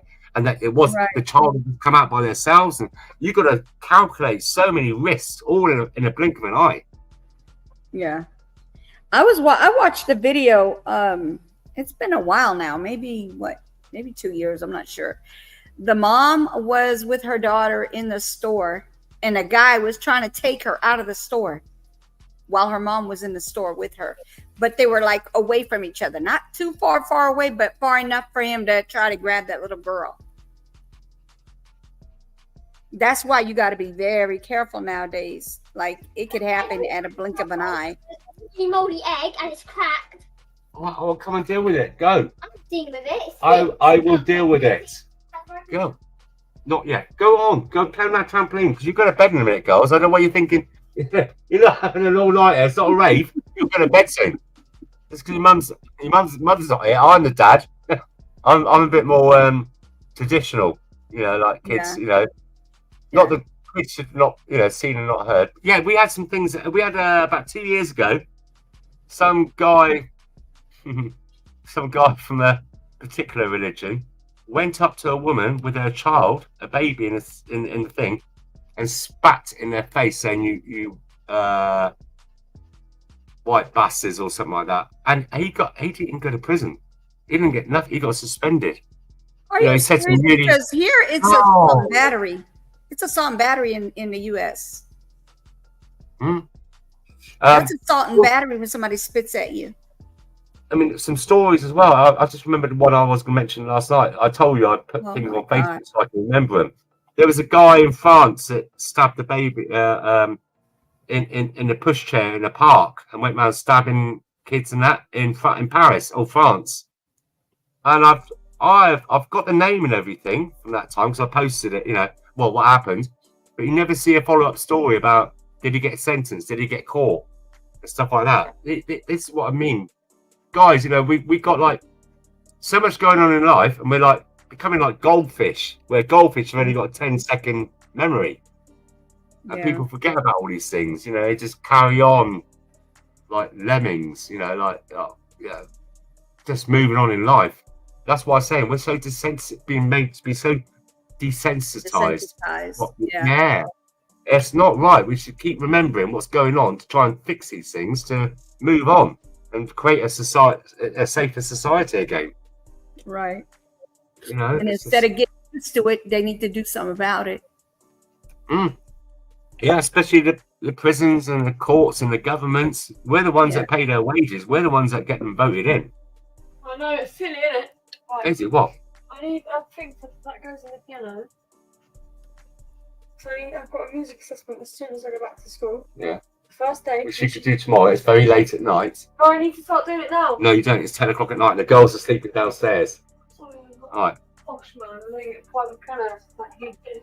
You don't need private piano lessons. Yeah, and I do because I'm All right, bye. I need to learn it, please. Bye. I need a thing Bye. that goes in the piano. Yeah, bye. I need a thing that goes in the piano. Good night. Poor baby. You know, I mean, look. I'm poor baby, not her. Yeah, She- that's what I mean. that's Poor baby, 15 poor daddy. That's a 15-year-old. She does things. She's done things like this, even when she's like 9 years of age. Unlocked all the doors in the house. Unlocked all the house doors. She's gone out walking in like 2, 3 a.m. in a night dress around Oh here, my God.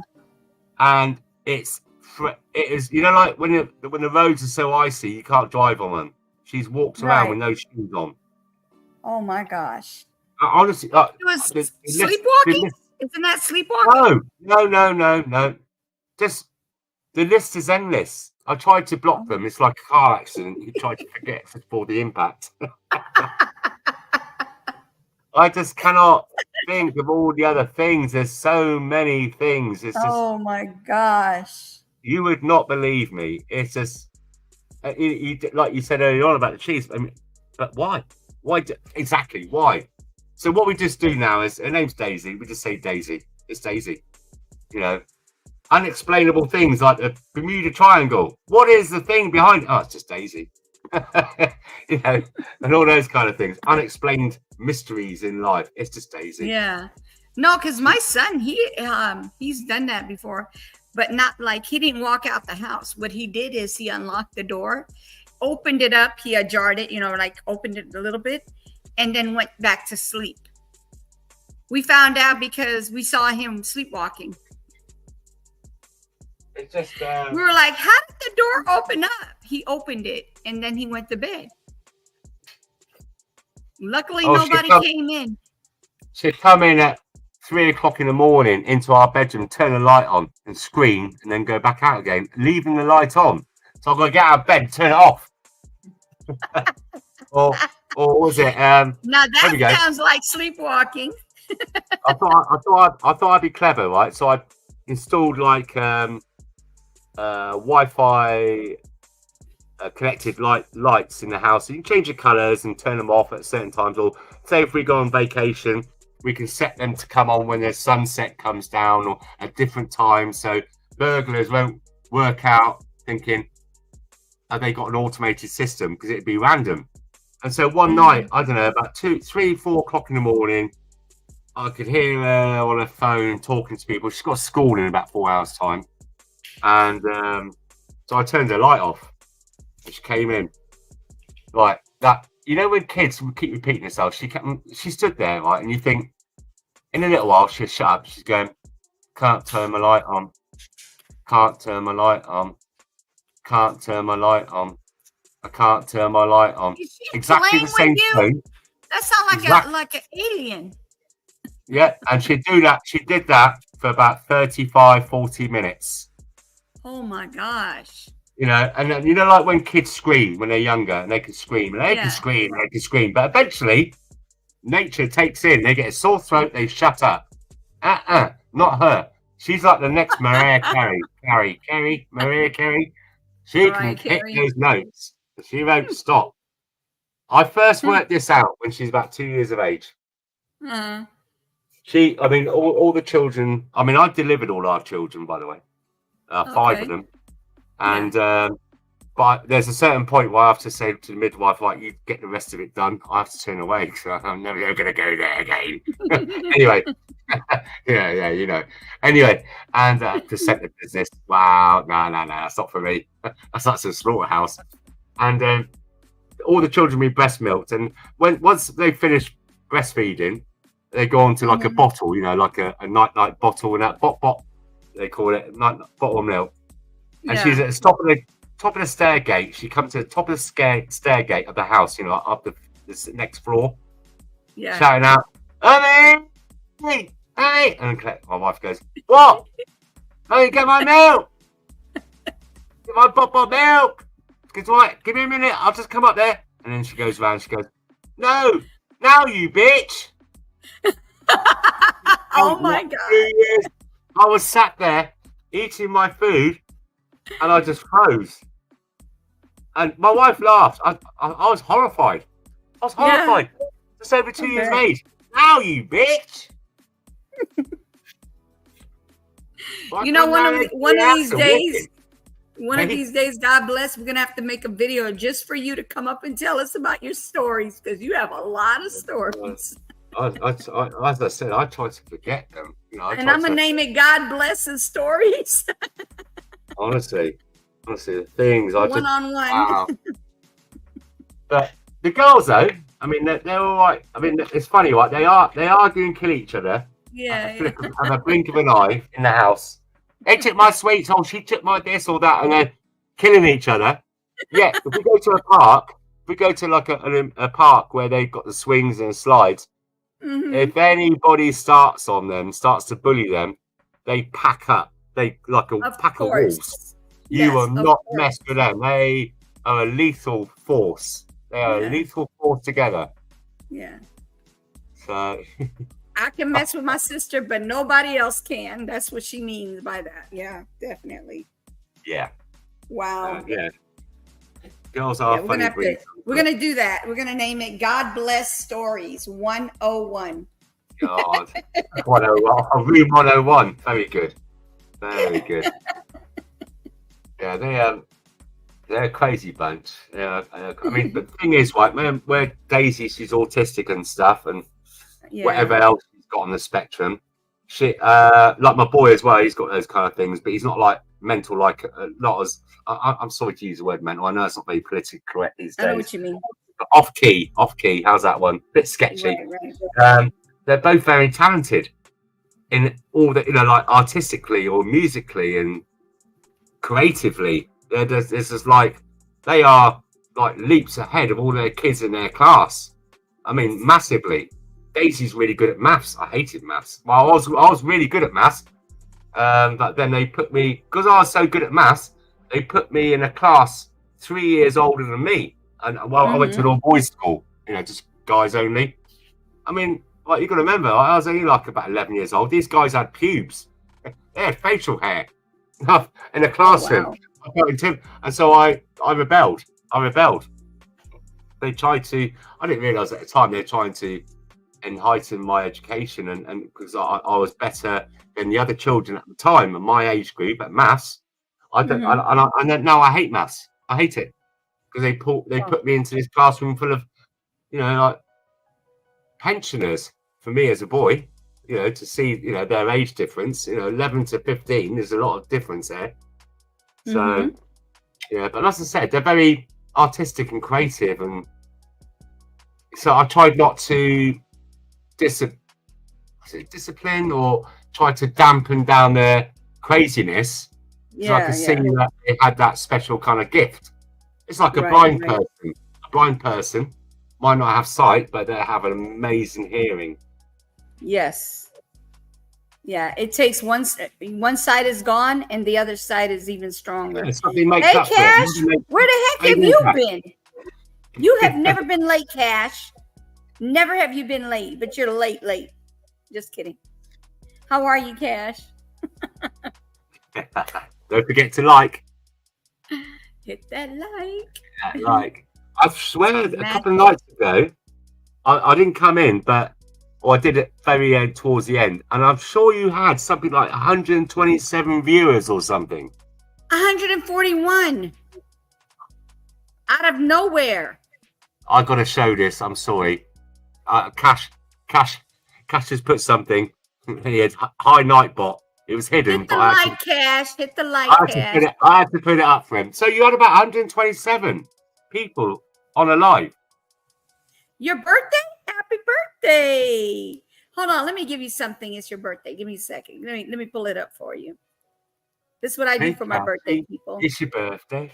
It's your birthday. Here you go. Happy birthday, Cash. Happy birthday. Happy birthday. And look at the other thing that I'm going to put on here. Hold on. Let me pull it up. Let me get it. Where is it at? Did you get that off a Commodore 16 from 1992? Happy birthday!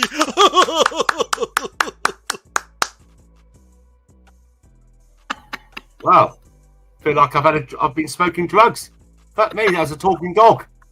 Sorry.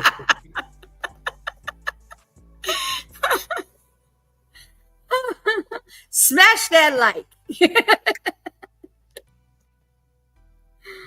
Oh, happy birthday. Cheers to you too. Happy birthday, happy birthday, happy birthday. Mm-hmm. My son's birthday is tomorrow, Cash. My son's birthday is tomorrow. Yeah. What are you doing for him? My oldest son his birthday's tomorrow. I'm hoping he comes over. Is he married with children? No, not married with children. My youngest is married. My youngest is married, but no children. I have no grandkids. Not one grandkid yet. I have two of them that are married, and not one of them have kids yet. Are you One happy is about already that? on there. They're going to be on there. No, I want grandkids. I would love to have grandkids, but I can't force them or talk them into it. It's just whenever they're ready. But they're going to be on their 8th year next year. Yeah, by next year they're going to be on their 8th year of marriage. How old are you? How far into your marriage, if you were married? I don't judge either, by the way. Were you into your marriage when you had a child? How long was you into the relationship with your husband? After, well, my husband and I got married in a year after we met. Okay, what, 9 months later? Yeah. 9 months later. No, a year later. A year Well, later. listen. All right, now. A listen, little over you a year, gotta but not exactly a year, but a little bit over a year. Yeah. The kids these days are having a harder time to get the money for the house, money for this, the cars, and get there, and to have time to themselves as well. Holidays vacations are so expensive. Let them go and live. You know. Oh yeah, 100%. Young couple, on their honeymoony kind of thing, still, Right. getting the money up together for that. Yeah, we sent them. My husband and I sent them on the honeymoon trip on a cruise, 7-day cruise. Yeah, we gave them a 7-day cruise, and they loved it. Couldn't though, could they? They couldn't, so they're probably saving up. Yeah, they loved it. So that's what we paid for everything. What's it called? It's called their feathering their nest before the children. Basically. Responsible. Not having kids and then not being able to do this, do that, and struggle. Me and the missus live apart, no kids. Oh, that's okay. It's all right, Cash. You're lucky, mate. I got me and the missus got 5 We kids. have one-on-one with him. He has one-on-one information for you guys. Like, we're gonna do a story on God Bless. It's gonna be funny and good at the same time. He's got lots and lots and lots of stories for us. I don't remember. Like I told you, some of them were like a car crash, and I tried to erase it from my memory first. Oh my goodness. Yeah, I don't pressure my kids. I don't tell my kids to go have kids, nothing. I tell them whenever y'all ready, y'all ready. I mean, 4 grandkids. You have 4 grandkids? Lucky you. I don't have any. Yeah, it works for us. I get you. So you guys are like I Love Lucy, where you guys are separate? Oh, I remember that. That was lovely, wasn't it? Yes, that was a good show. Cash, you guys sleep in the same, are you in the same house or are you separate in a whole different house? And you guys are married?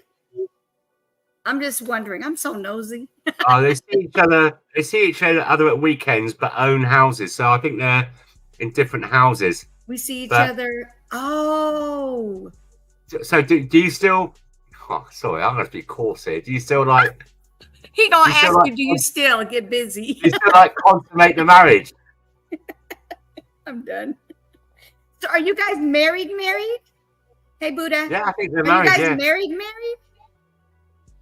Because he said me and the missus. He didn't say like Yeah, my well, wife. I'm sure he said wife. I'm sure he said wife. I've scrolled up now. Scrolling. Well, he said missus. Did he say Where wife? is- Yep, own houses, but yes, awesome. Well, that's cool because I mean, if it works for you, no, not married. See, only misses. That means. We call that in the United Kingdom F buddies. Oh? Sorry, I didn't say the F word though, did I? I know. Just the ID. buddy. We basically Maybe it's should that. be. There's nothing wrong with Okay. that. That's good. What do they call that when you guys are like together for a long time? Common in-law marriage. Yeah, common law marriage. Common law marriage. Common law. I say common yeah. in-law.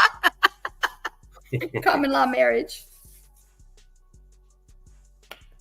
We got separate bedrooms. Wednesday, I get it. I cannot with you, Howard. I cannot with you, Howard. I mean, I after 28 years, only the past, I think, month and a bit that we started. I sleep separate. We've never spent a night apart from each other in like 28 years. And the main reason I didn't want him in my bedroom is because she's coming to bed after a bottle or two of wine, and it's like sleeping next door to a farmyard. You know, all the noises. I need, when I go to sleep, I need silence. The reason why I need silence in case anyone breaks into the house, kind of thing. Secondly, not even, you know, like the little red LED light on the TV when you put it on standby. I can't even have that in the room. It's got to be dark. Wow. It's got to be dark and quiet. And He said, I got 90 kids and 180 grandchildren. You know, he's telling a story. You know, you're telling a story. Yeah, but he could be a sperm donor. Oh my God. Make out you're some Casanova, and all you are is a guy that goes in there and gets his $5, whatever it is. Oh my God. Our dog leaves the bedroom. Oh, okay. I got you. We both snore big time. Oh my gosh. You guys both snore and your dog takes off? That must be bad. Worse, I got a friend of mine. He's got an old English bulldog, the proper original ones.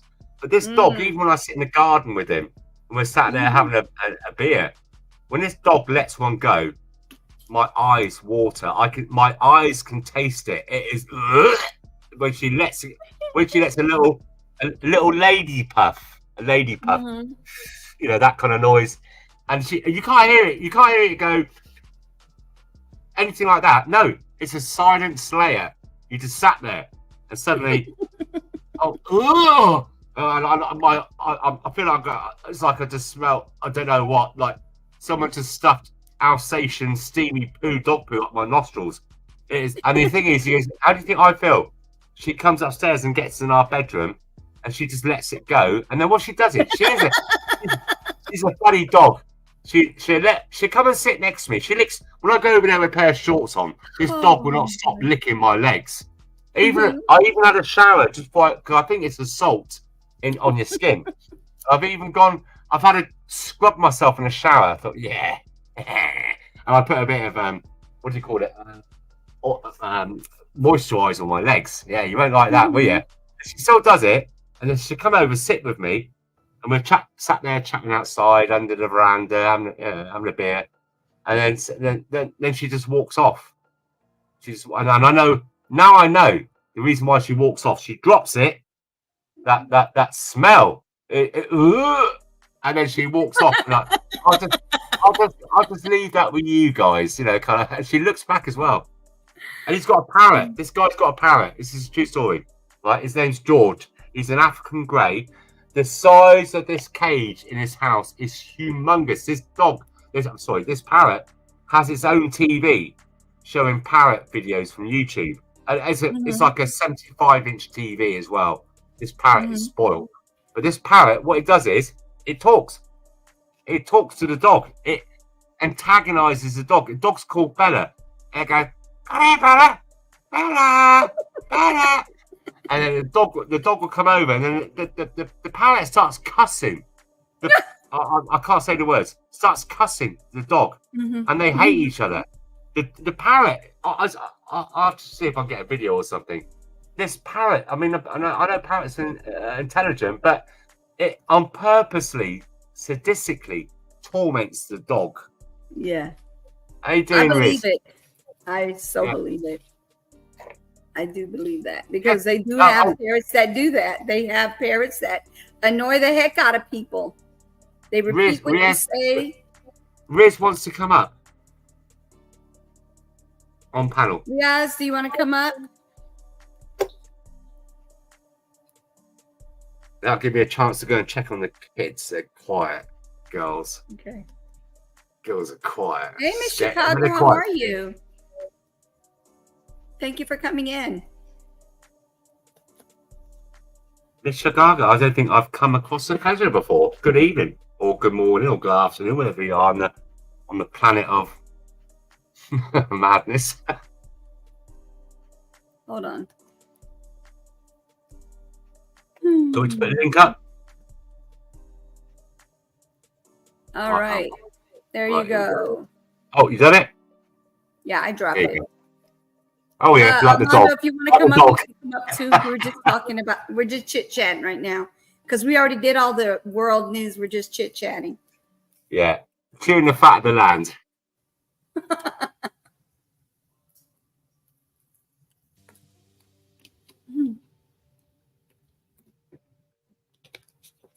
I feel quite at peace with the world at the moment.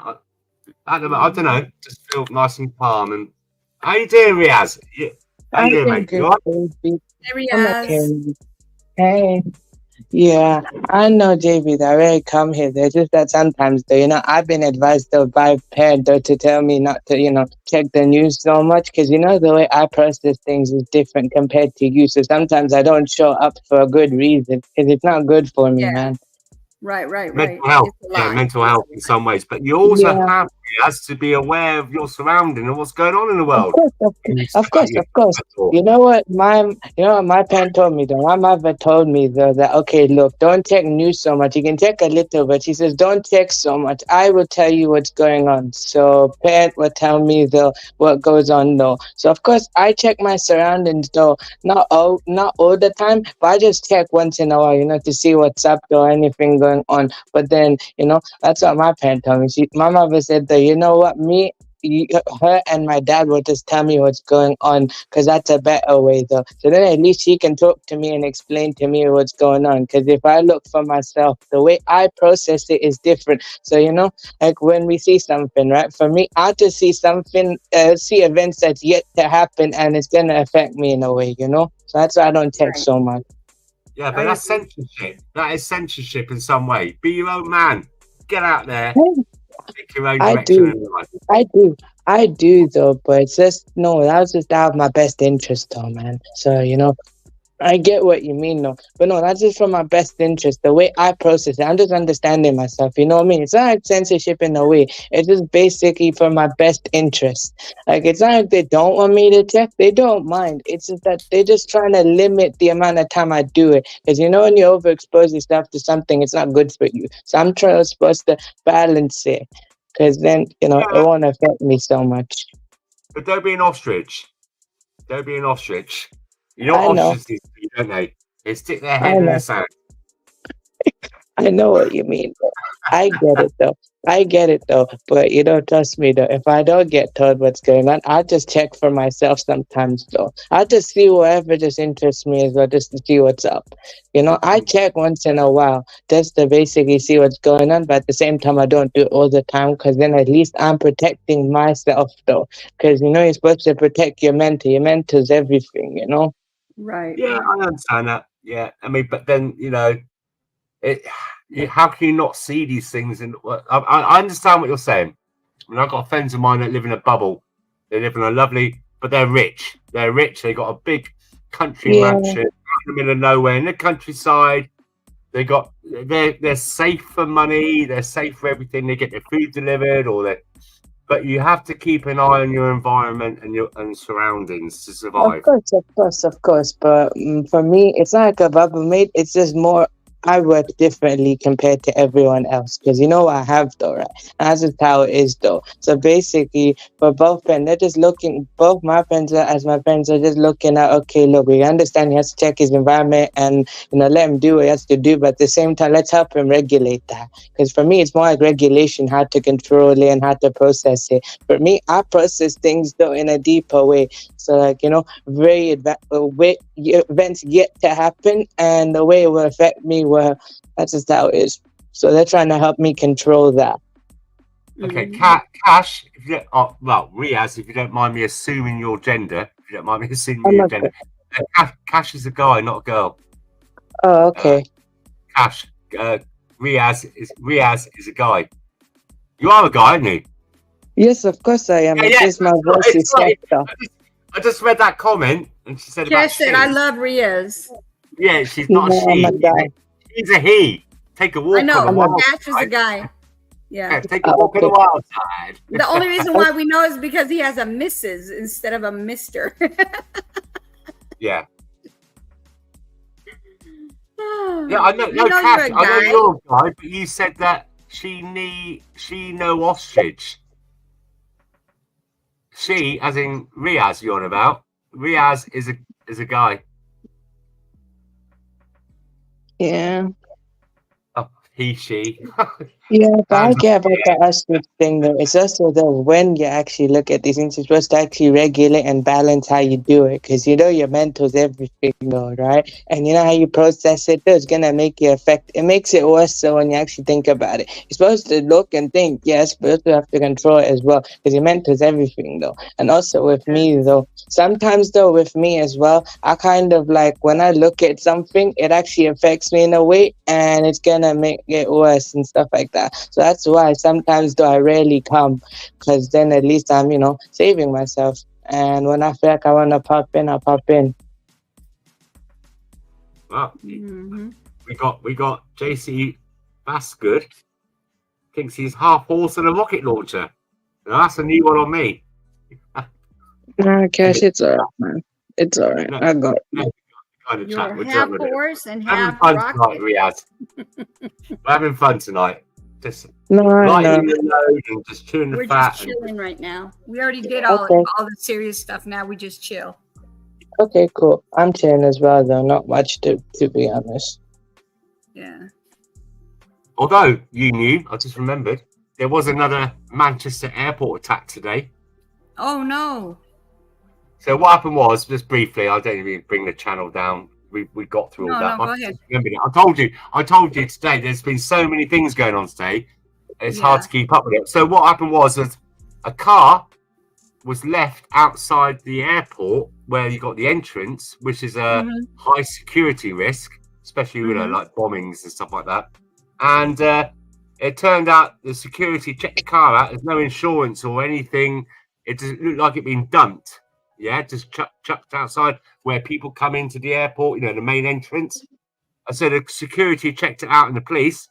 And a couple of guys, they went up, these guys come over, like that thing before, and start, like a few weeks ago, haven't still been charged for breaking a policewoman's nose and beating a policewoman up and that.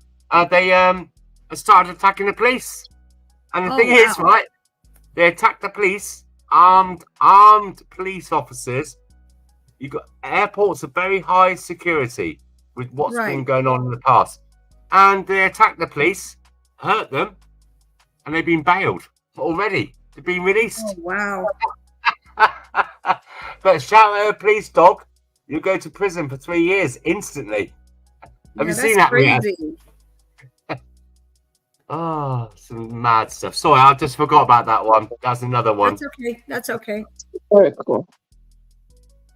Yeah, that wasn't explicit. It was cool. He probably can handle like things like that, but anything severe with kids, I don't think he likes that kind of stuff either. Right, Riaz, what have you had for supper tonight? What have you eaten for dinner tonight? Oh, I had pasta. Ah, is that it? It's a bit boring.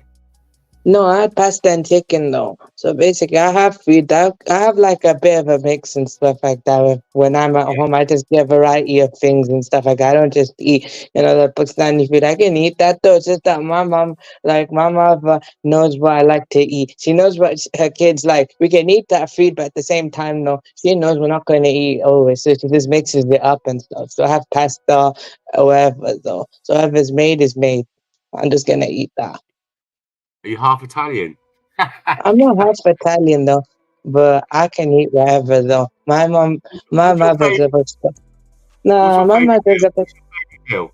I like pasta and pretty much pizza and like fish and stuff like that. I like a lot of stuff, but Are you sure you're not Italian? I'm not. Pasta and pizza, like a mama used to make. I'm not joking you, by the way. I'm only joking. I know. My mate. The thing is, it's right for you, right? Bear with me on this conversation. What I'm about to say. So this Muslim mate of mine, they're Bangladeshi, right? And he used to invite me around.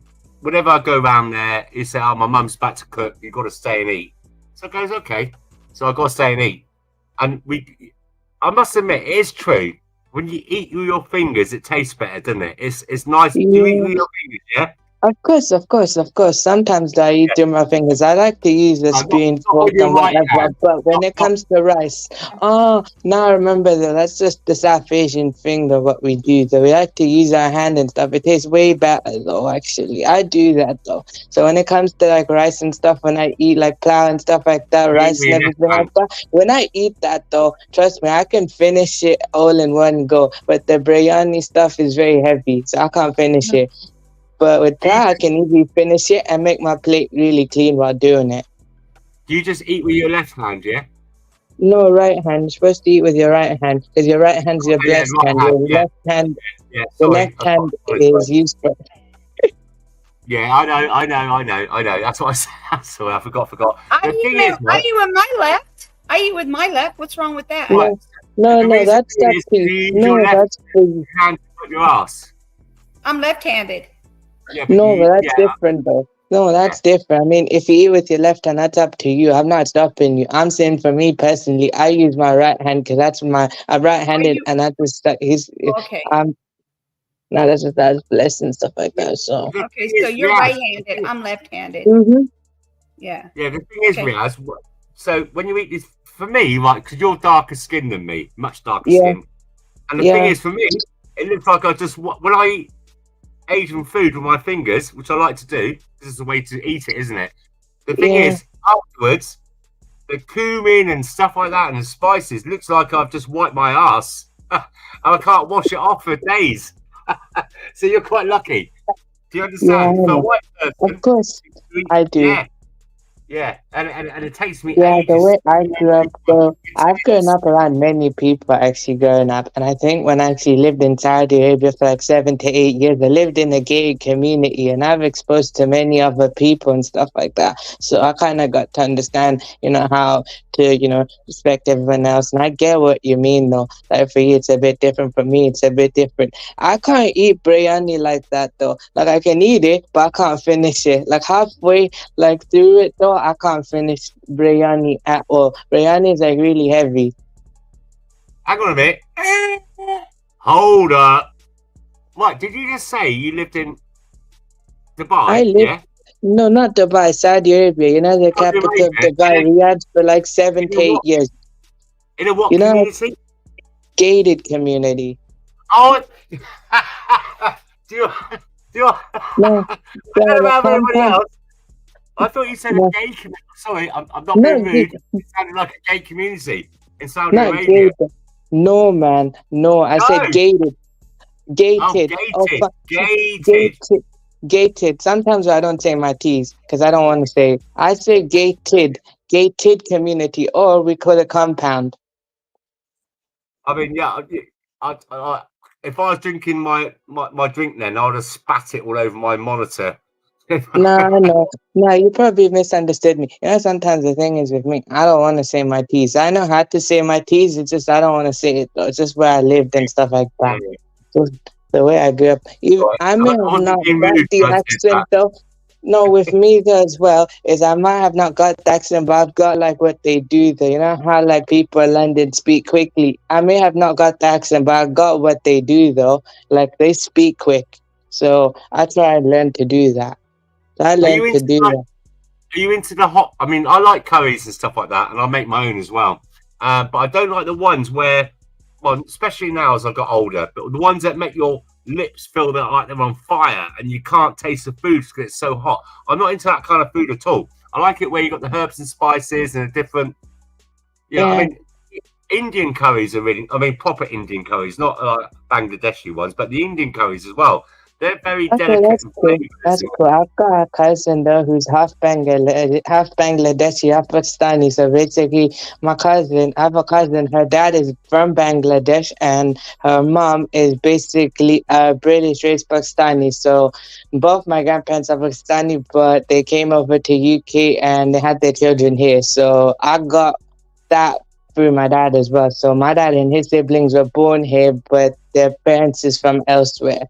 So you know, they like what? I mean, how was it? 60s or 50s? No, my grandfather came in 71. So my grandfather, when he came to UK, he came in 1971, and then originally he was doing for study, and then he just worked and everything like that. And I think later on or something like that, he went back to get married, and then came back, and he brought my grandmother, and they were married and they just lived here, and then they had children later on. So, Pakistani, yeah? Yeah. Yeah, the thing is, right, like, I have to ask you a question here. I mean, we like to talk about everything. It's nothing about anything nasty. Now, do you remember, like, they used to say, like, the shops, like this, what do they used to call it? The Paki shops. Remember that? That's that kind of terminology. It was short for Pakistani. And people make out this thing. Did the Pakistani communities back then, when they were called the Paki shops? Yeah, I think the only reason though that word, I can tell you why people think that word is bad now though. It's because it was associated with before. Before it was different, but like what people did afterwards later on, how they got beaten up for it, and what they were called about getting beaten up and stuff like that. I guess that's why later that kept going on for a period. So I guess that's why I can understand why they don't want to be called that in a way. I understand like it's supposed to be short, but they don't like it because what happened to them and stuff. It's what they've been through. I'm just trying to look a bit of an understanding. Like, say, like we call the Australians Aussies. We call the Australians Aussies, or we call I understand. I understand, though. I'm just explaining why. Did the Pakistani communities back then find that as a racist slur, or did they understand it as an abbreviation of the full Pakistani? I think though when they first came over, they understood as abbreviation. I think in 50s, 60s, later on, when they got beaten up and stuff like that, and they got beaten up and called that word multiple times, though, but they got beat up by ignorant people, and those people did. Yeah, they did. Those South Asians and stuff like that. They did. The ignorant people, what they did that time is beat them up and stuff like that, and call them, and they couldn't bring their culture and stuff like that. And it's like assimilate, but they couldn't be themselves and stuff like that. And they're pretending to be something. What are you talking about? What are you talking about, Cash? Oh, we're just talking about an abbreviation. So, if you, we'll just say it as it is, yeah. So. Well, in England, we had a lot of Pakistanis come over here, and they set up a shop and set up a business and work hard. And for the communities, you used to call it the Paki shop. It's like an abbreviation of Pakistani. So you shorten it, like with Australians, you say the Aussies, or the instead of Scottish, you say Scots is an abbreviation. But I think I know what you mean, though, and I get what you're trying to say, but I'm also explaining why people nowadays view as that, because, like what it was meant before originally eventually became something that was different, and that's why nowadays, though, they don't want to be referred to as that, because, the meaning has changed. Riaz, I think when that changed, because like I said, I heard those words. We never thought there's a racial slur, but I'm on a different side of the fence. But I think it was when you had. Do you remember? I think you're too young to remember the skinheads, and there's this thing called the BNP, the British Nationalist Party, and another thing called what was the other one? That was a kind of anti-racist kind of thing, from the 70s and that.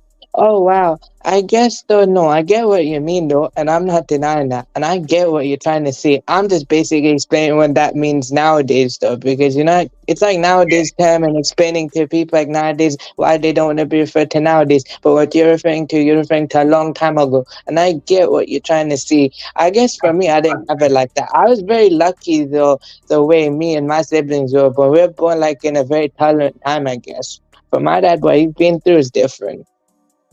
Yeah, so it was like it's like now, Riaz, where the England flag is considered as being far right and racist. Some other fractions in the country adopted it and then tarnished it. Do you understand? Yes, of course. So it was nothing personal. I mean, like, I know. That kind of tea shop. It wasn't a nasty like. You just. No, what you're saying is, though, I understand what you're trying to say, though, basically. I get what you mean, though. I don't view the flag as that, though. I just view the flag as the flag, man. It's the country's flag. That's cool, I don't view it as that. I guess it's because, those people, what they've been through and what, ignorant people, I guess. They're not you, I'm saying, those ignorant people, what they did was they used that flag and, they kind of made the meaning of it different, though. So to some people, the way they view it is different. For me, I don't view it as that. I mean, I'm just trying to think about the other things where we used like the Pakistani shops. There must have been other things out there as well that it doesn't come to mind right now. But for me, I mean, I'm 58 years of age and I've been varied and I've knocked around different communities and different people of all different walks of lives in it. And for me, growing up, the word I of the can understand your, of course, sorry. I get what you're trying to say. What you're explaining to me, I understand what you mean. It's just the way I was born and stuff like that, The way I was raised multicultural anyway, so that's just how it was. For me, that's just how I grew up. I grew up in a way where I was exposed to many people, and that's just how I viewed it, though.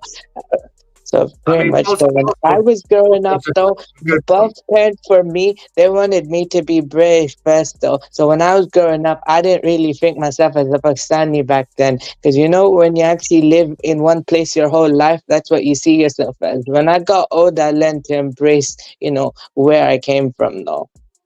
Are you comfortable about us talking about this? You're okay, yeah? Hopefully it'll break down barriers of misunderstandings between different communities. Okay, but you have to break it step by step. Let's do it slowly. I got you on what you're trying to say. Depends how it is, though. We can start it slowly, and I get what you're trying to say, man. I get you on that, though. I don't view it as offensive. I understand what you're trying to say. It's just that sometimes I don't talk about it so much because, sometimes though too much is not good. But I get what you're saying. What you're explaining to me, I've already known my whole life. Just shouldn't myself. I mean, the thing is, right, it's like I don't think the general British would. They're not racist towards Pakistani shops because I tell you what, come Christmas Day or Easter, and say like especially Christmas Day, I've had to do it myself where we've got a turkey and we've opened it up and it smells horrible. Fresh turkey. Where are you gonna go? A Pakistani shop on Christmas Day. That's the only one. The way they cut and stuff. Yeah, I know. Of course. You stay open late, you work hard, these Pakistani shops and that, and they sell beer as well and alcohol. You know, No, it's not like no, they're just doing it for business. But even though they don't believe it's just business, man, good business is good business, and they just understand who their clientele is, though. So they have to understand, look, this is my clientele, so I just gotta do what I gotta do, though. Even though I don't necessarily agree with it, it is what it is. I mean, like somebody put in the chat just now, right? So, Mac Boswell, yeah, I know a half Chinese girl. Her name was Ching. Now, the thing is, some of it is from Cockney rhyming. You know, like Cockney rhyming. You live in London, so apple and pears, stairs. You know what I mean? Stuff like that. Yeah. Gonna have a horse and trap. Have a crap. And so they used to say the Chinese were like. I got Chinese friends as well, and they seem to be, you know, they'd be called a. What was it called? A kitchen sink, chink Chinese. So it's just Cockney rhyming style. It wasn't they're not racial slurs. It's just just how it is in this country. No, I know what you mean, what you're explaining, though. I get what you mean. It's just that I guess sometimes, though, you know, with some people, what they've been through and what it means to them and how they view that word and what their experience is, though. I understand what you mean. Like, you know what, the original word's intention was for something else and it was not meant for it. But you know what human nature is. You know, some people who aren't, you know what those people did and they changed it to what it meant, and that's why, you know, some people don't view it as good as it was originally meant to be. So I can understand it. Yeah. Even though I necessarily like the word, but I know what it means. Yeah. You know, I don't know, like I said, like, you know, you've been in England on and off for so many years, and you know, British sense of humour as well, sometimes a bit dry or a bit hard to understand by other communities. It's just harmful things majority of the time. Yeah, because the way I was growing up is my dad, the way is he wanted his kids to first be British first, and then later if they want to, you know. For me, it was different though. When I was growing up, though, I just identified as British first, and then I didn't really think I was Pakistani or anything like that. So when I was growing up, I didn't know about my heritage and stuff like that. And when I learned it, I didn't want to accept it because, you know, when you grow up in one place your whole life, it makes it hard to accept it. Yeah, you grow up with that community and that culture around you. Tribal. It's tribal. It's tribal. Yeah, later, when I got older, I learned to accept it. I learned to accept my own thing, though. We are all different, and there's nothing wrong with that. I love, you know, different cultures, like especially like Welsh, Irish, Scottish, and other ones. The food from the other communities that come over here. I know what you mean, but you know, I'm just saying about how I grew up and stuff like that. That's just the way I experience everything. I know what you mean, though, and I agree with most of the things you're saying. I just, you know, that's just how I viewed it, though. The way I was viewing it and stuff when I was younger. I guess it was just different for me. No, the older you get is just when you start to understand things. I know what you mean. Cash has just said, no, it's not tribal. It is a kind of tribal cultural thing around us. We live in our own surroundings, you know, and it goes back. It's in human nature that you want those kind of that environment around you that you feel safe and secure in of people like-minded like yourself. It's not racist to be tribal. Is it? Would you say the same? You got your culture, your people around you. Of course, but for me, I'm more open. Basically, I got my culture, and I am cool with my people at the same time. Though, just because, you know, like, you know, when you're cool with the same people as well, sometimes though, you know, I'm just gonna be like, look, I'm still gonna hold you accountable for who you are. I don't really care if you're the same as me. If you do something I don't like, I'm not gonna agree with you. I'm just gonna basically be open to, you know, whoever, though. I'm just open to. But we all feel more secure with like-minded people in that surrounding. It's not a racial thing. It doesn't mean that you hate other people. Of course, right. Because us Brits, so we love types of right, but also for me, like the only type of community I feel more comfortable to say is like my faith-based community. The only reason is not because like we're, you know, my heritage and stuff like that, or the British and stuff like that. No, it's not. I'm not comfortable in that. It's just I feel more comfy when I'm calling myself by my faith, because it's more easy. I put God over almost everything else like that, and to me, it's just that basically when I say that though, it just feels like no judgment. judgment, because at least like everyone's under one roof and stuff like that, and they don't really have to say which culture or where they're from and stuff like that. They don't view each other above each other. Everyone sees each other the same. So that's why I feel more comfy to go by that, though.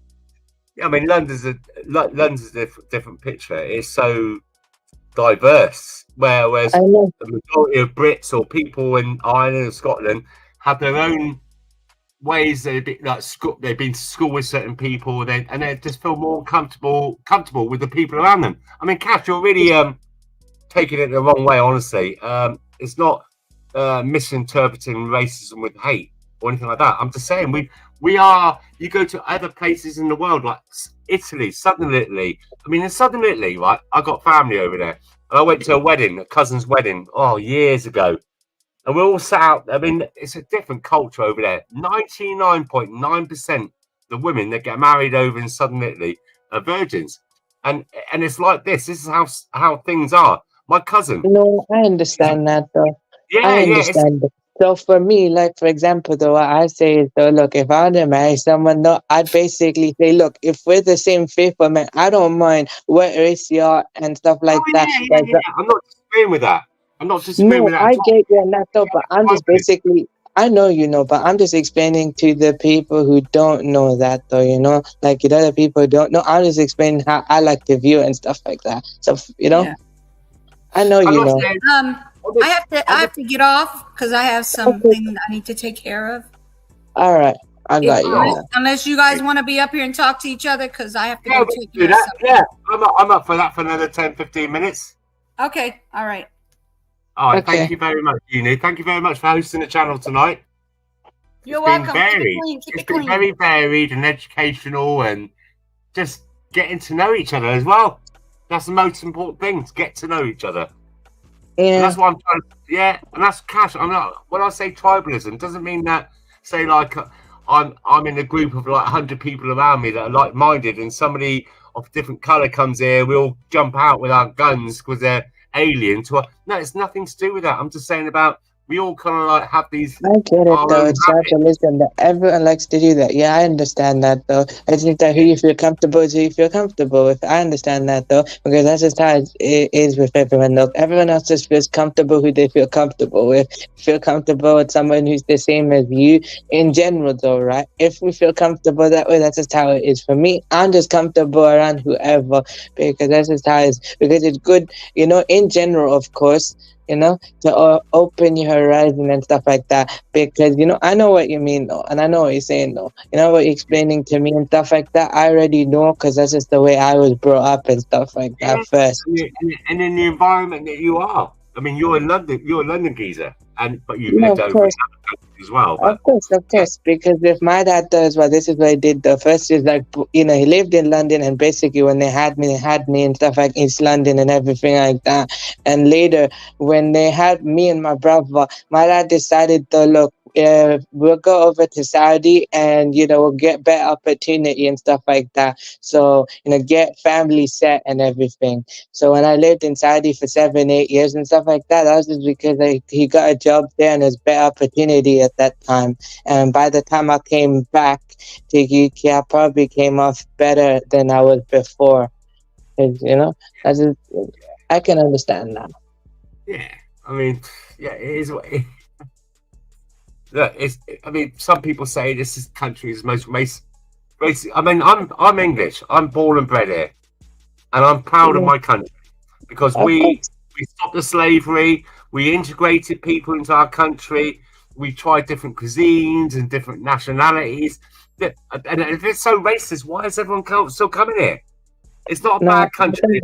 You know, it's just, of course. I don't think you're like that, because you're very well educated, and you know, you're very well experienced and stuff like that, you know, around that though. I guess, you know, when people say that, I think they're referring to people who don't do that though, you know, like the ignorant people and stuff like that. That's in general, but that's everywhere, to be honest though.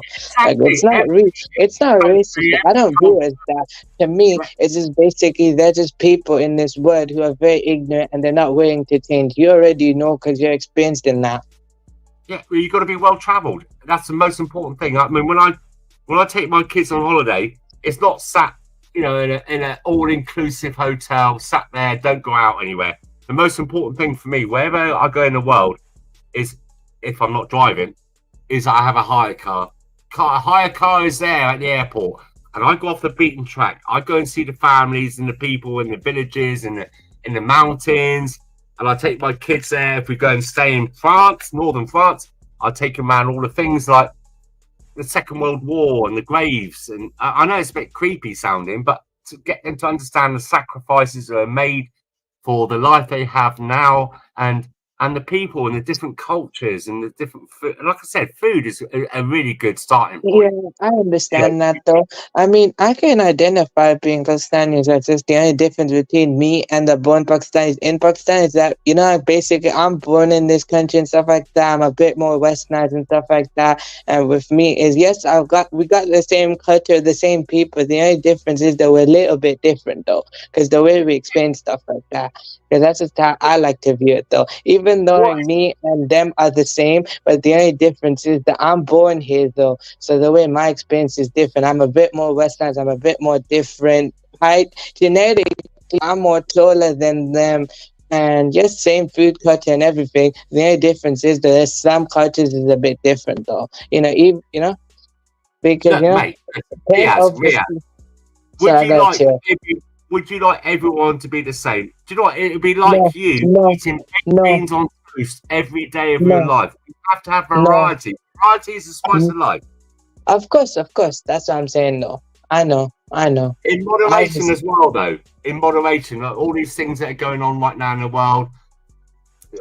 I shouldn't say this, but you know, all the LGBT stuff. I am homophobic. I call them rainbow people. I call them the rainbow community. No, I know what you're gonna refer to, but you know, instead, you know, for like basically YT purpose, all I say is like rainbow people. You know, that's what they call themselves. They call themselves rainbow. So I refer to them as that. I know who they are, but I like to say rainbow community. Yeah. Or what they call themselves, the LGBT, and I haven't got a problem with that. I'm not.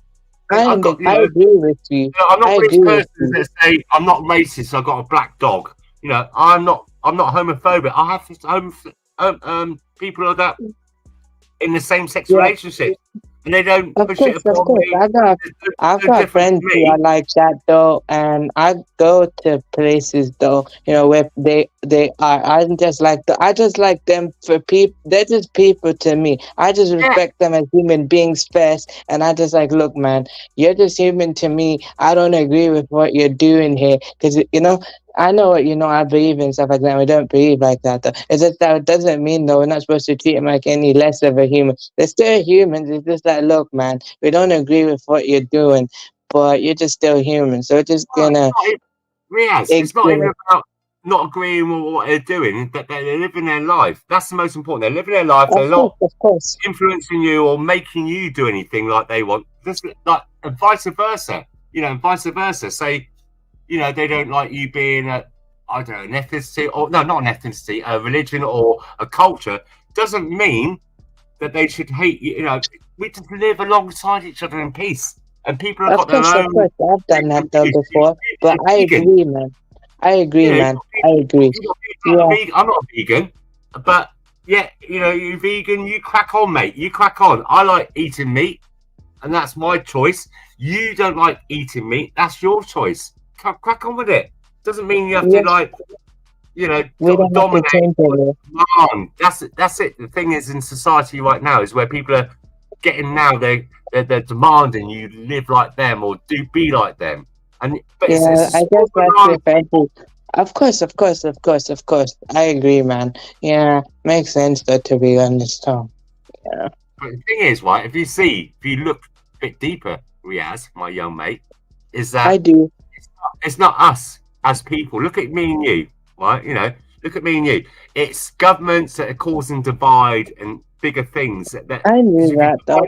Okay, but you gotta rephrase what I was thinking though. You're right though. That's just how it is, to be honest. You know, so sometimes though, what I view as well. You know, sometimes though, to me, what I view as nationality though. Sometimes though, what I call myself is I refer myself to myself, or I go by faith first, then nationality. Because sometimes though, you know, nationality is like a little bit of a Western concept. I know they're like biblically, there's like nations and stuff like that. But I'm saying nationality, we know it as now like a bit of a Western thing though. So that's why, you know, I put my faith first, because you're supposed to put your career above everything, you know. Even though this is your country, you should be proud of who we are and stuff like that. But you know who you should put first, right? I mean, we can go into the supermarket and we walk apart, alongside each other. We could be alongside each other, picking up a mango or a carrot or some meat in the supermarket, and there's no trouble. It's just that the media put these things out, certain medias, you know, that there's a divide, but it's not really a divide. They're making it so that.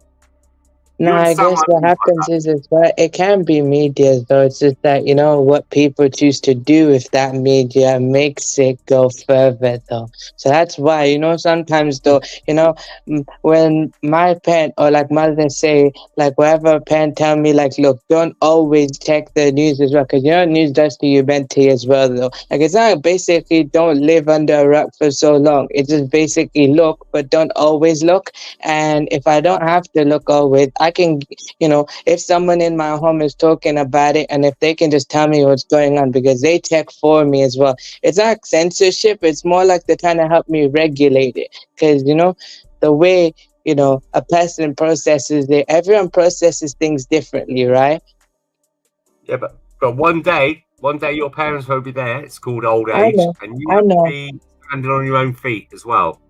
I know they're trying to teach that though, but right now they're just trying to teach regulation first. And if I can understand that first, then I can do that though. Because look, the way they teach independence though is they teach it, but they're trying to teach it slowly, step by step, according to my pace though. Because I got a lot of time, right?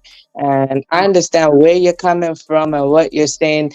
You know, I still see what you mean.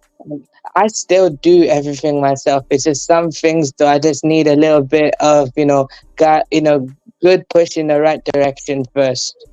Yeah, but one day, inshallah, you will have your own family. I know. When I have my own family, I'll understand what you're saying.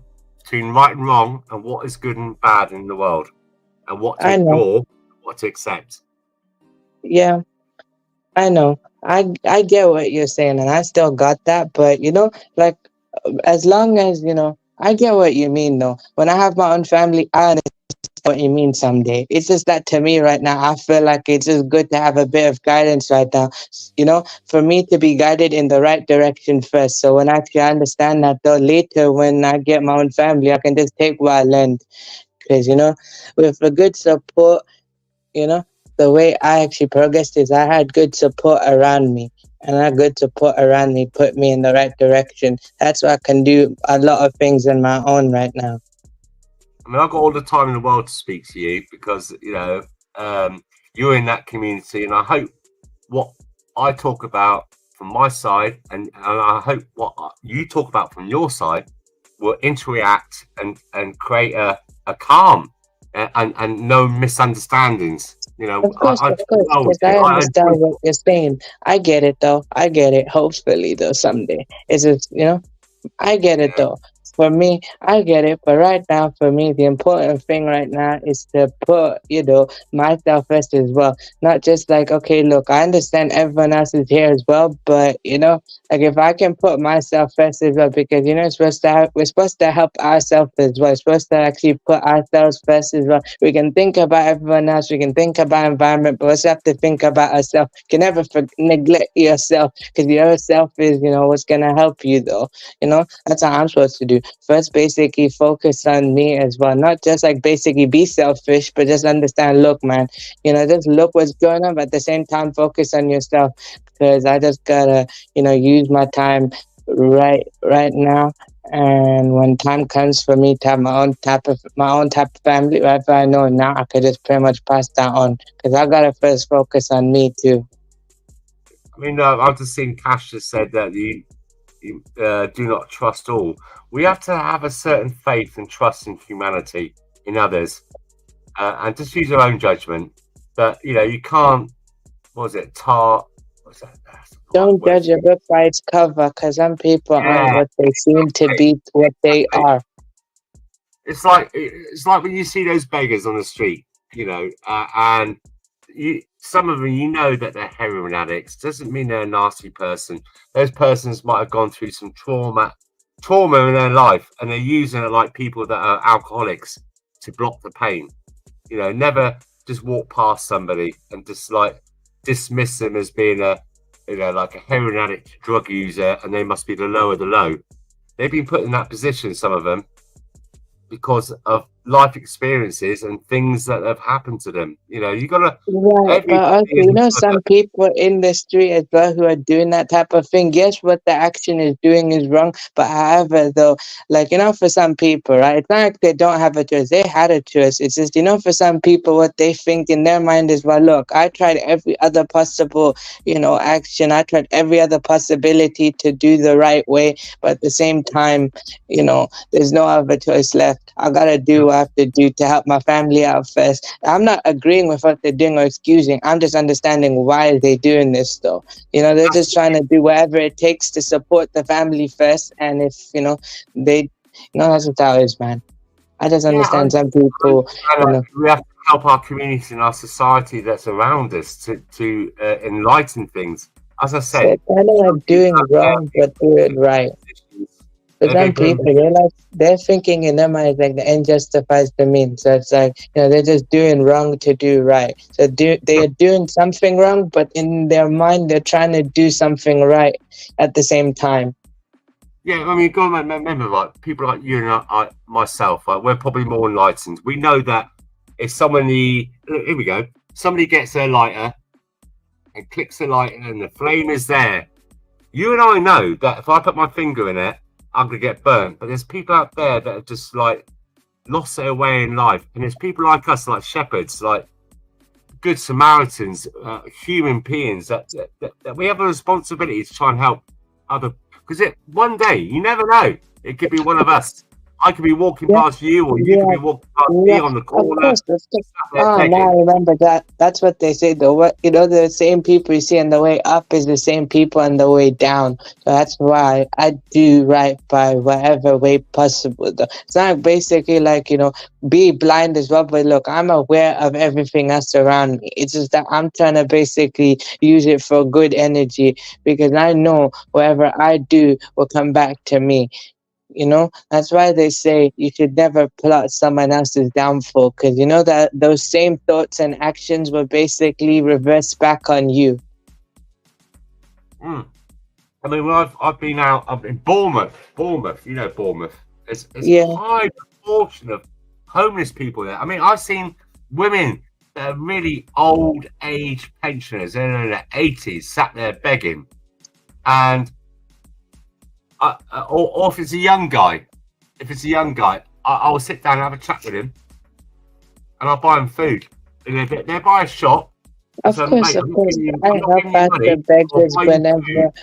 I get you on that, though. I help out beggars whenever I need to help. It's just that sometimes, though, you got a place to be and stuff like that. Sometimes that might help them out. So, like, if you buy food or if they need money, they need money. But I'm also just being aware as well. It's not like you can't really trust in doing that stuff. It's just that basically you're just being aware, but at the same time you're doing the right thing. I understand what you mean, though. Yeah. Excuse me. I would never give them money. Because I don't want them to buy drugs. I want them, if they want money is for nourishment to survive. Yeah. Some people though won't use that. I'm not judging, but that's just how it is, though. Yeah, I don't mean to judge either, but I will not give money. I will buy food, or if it's in the winter, a hot drink, or even a sleeping bag. But yeah, you gotta help. You got to have that human sense of responsibility of looking after your brother man. Yeah, I know. Oh, well, there's something going on in the chat there. So, what was it? Outlaw said England is English. End of it. Fit in or whatever. And then Okay, cool. But to be honest, look, I feel like I'm good. Okay, cool. But I'll be honest with you, man. I gotta hop down, to be honest. It's not because I don't want to go. It's because I gotta go because, it'll be late later on, and it's kind of good to go to sleep and stuff like that. So I might as well just hop down. Have you found a job yet? No, not yet. I'm doing education right now. What are you doing? What are you studying? Basically, I'm doing like a web-based course. So what they're trying to teach is like job type of skills, a pre-internship. So what they're trying to teach is, look, I just do different jobs in the college to just teach me how to work. And then when I go back, it's like second year, and the year after that is SIP. So I'll just work outside, but they'll support me. So I might work outside someday, but not now. Okay. Well, be successful in what you do. Okay, thank you. I appreciate that. And,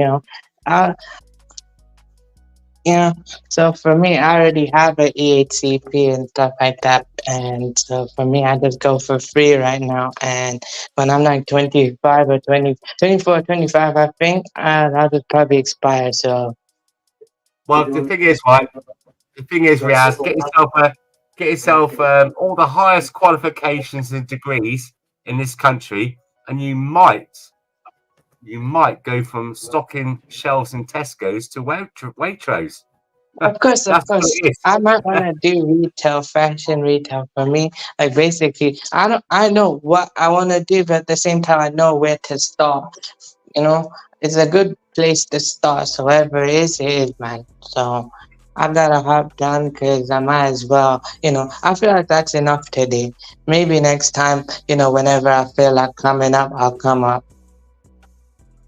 Yeah, it's nice to see you again because I haven't seen Thank you you for a for while. coming, Riaz. Thank you. I appreciate it. There she is. Lurking in the back. I was in here the whole time. I was just doing the dishes and had a couple of things I need to get done. But I want to share you. Oh, he left. I wanted to show him this video so he could laugh about it, y'all. I want y'all to laugh. Yeah, I do like having a chat with him because, I like to give him feedback from my community to his community, and then his community come back to me and understand each other. Because there's so many misunderstandings that are going on. Too many. Look, that causes the issues where there shouldn't be in the first place. Let me see if this is a video. If it's not a video, you guys, this is funny for y'all to leave off with. This is crazy. Together sent this to me. She sent this to me. Sister. Just say sister. Yes, sister sent this to me. Oh my goodness, this is not. Okay, so basically it's not a video. It's obviously just the reading. Okay. Good night, Riaz. So this is good night. Before you leave, you might want to listen to this comedy situation here before you leave. Oh my God, I cannot play with these people. Oh my goodness. Okay. So it says, man says a massive python bit his. Yeah, I saw this. Go on. While he was sitting on the toilet in the wild video. Can you imagine that? I'm looking. I don't see the video though. It's not. There's no. Oh, wait a minute. Here it is, right here. Yeah, taking it out. Oh my God. But his wife said she was happy because he had this thing for about 9 hours solid. Oh my gosh. Hold on. Let me see. Why is it doing that? Oh, it's a whole different screen. Are you guys seeing this or not? Yeah, I can see it, but you're not playing it. Yeah, we can see it, but not playing. Okay, hold on. Okay, all right. Oh my God, this is horrible. Okay, let me pull up the right thing. This is not the right screen. That's why. My goodness gracious. Lord have mercy. What is wrong with people today? Cash is my #1 fan. All right, so this is what it looks like. Y'all can see that, right? Imagine, and listen, don't worry about the guy. Imagine there's a lady. She'd never get off that toilet. I'm so sorry, but it's fun. Dark humor. Yes, dark humor. Okay, so do you see the toilet? Do you see the snake in the toilet? Yeah. He grabbed it. Look. How could you grab that? Are you mad? Look at the blood. Look. Hang on, go back a bit. That's the blood where it got bitten. Where the guy's whatever it was, his testicles or his todger. Yes. Look at that blood. Mm-hmm. Can you imagine that? Like, you just sat there in the toilet and look, let's be honest, we all take our mobile phones into the toilet and play a game or something, don't we? Or check our emails. You just sat there and suddenly, shit! Oh my word! And then you think, what the hell? And then you look back and see that sat there. Wow. That is the craziest thing ever. See, I thought you would laugh, Riaz. I'm glad you found it funny because it is funny. He got his round things bit. I mean, if you're an elderly person, you would not need any suppositories. It's all gone in one shot. Because I'll tell you what, I would. Huh? Yeah, can you imagine that? Face bit by a damn python in the toilet. Ain't that crazy? The teeth he was on that sitting python down. as I well. guess he was using number 2 though. He had to have been using number 2 to be sitting down. So that's disgusting. No, not necessarily. Do not judge.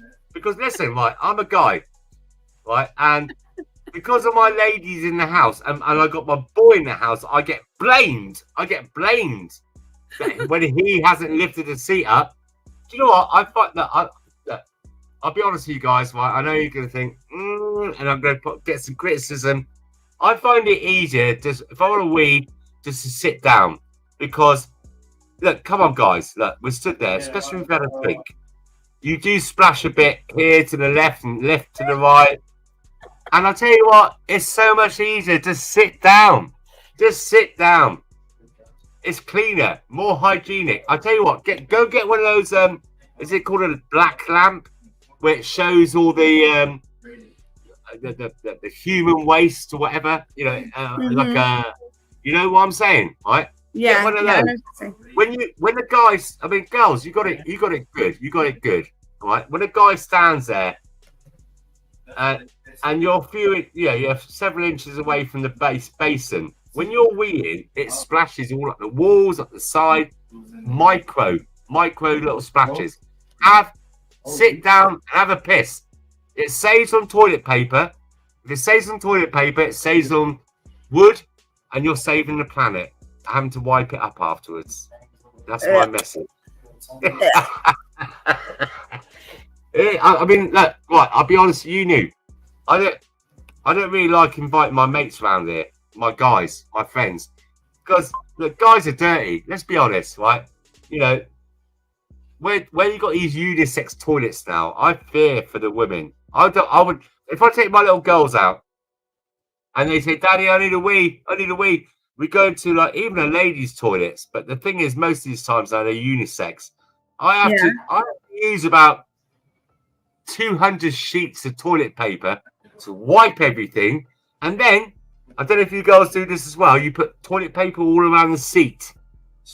So and then I have to lift them up and sit them down on it. So yeah, come on. I don't use public bathrooms. I squat. I do not sit down in public bathrooms. That's disgusting. You knew even if I was like 30 miles away or 50 miles away on a job, and I will drive home. I cannot go to toilet, a restaurant or anywhere else. I have to sit on my own throne. Yes. I have to sit on my own throne. I'm really OCD like that. I'm really OCD about toilets being clean and perfect and sanitary. No, I can't go to no public toilet. Anyway, I hope you enjoyed the shit show tonight, guys. The shite show.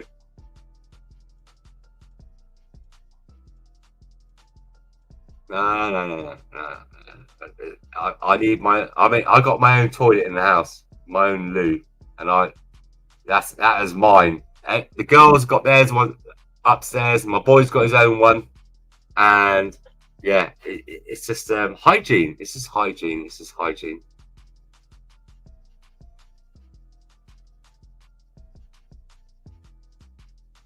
I mean, I had some good tips. I had some good. Remember during the lockdown, there was a lack of toilet paper. Oh my goodness me! The tips I had. If you get a bit of sellotape and do one cheek to the side and the other cheek to the side, you didn't need no toilet paper. Also, if you want to save money on wet wipes, just blow your nose while you're on the toilet. You got a wet wipe. Look how much money I'm trying to save people. Sorry. Oh, Lord have mercy. Probably got about 5,000 viewers now. Let me have a look at the viewers. How many got? How many have we got? 11. 11. See that? I'm talking shite and it's gone up. Yeah, it goes up when you say something and then they go back down and come right back again.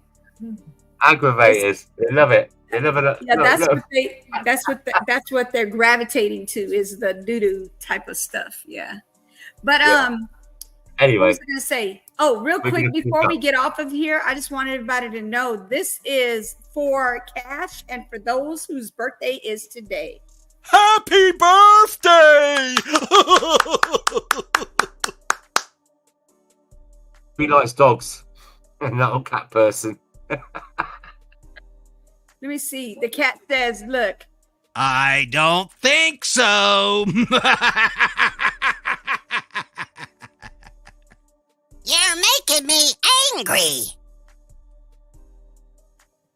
That's right. You and me, right now. We're having it out. Let's go. Come on. Come on.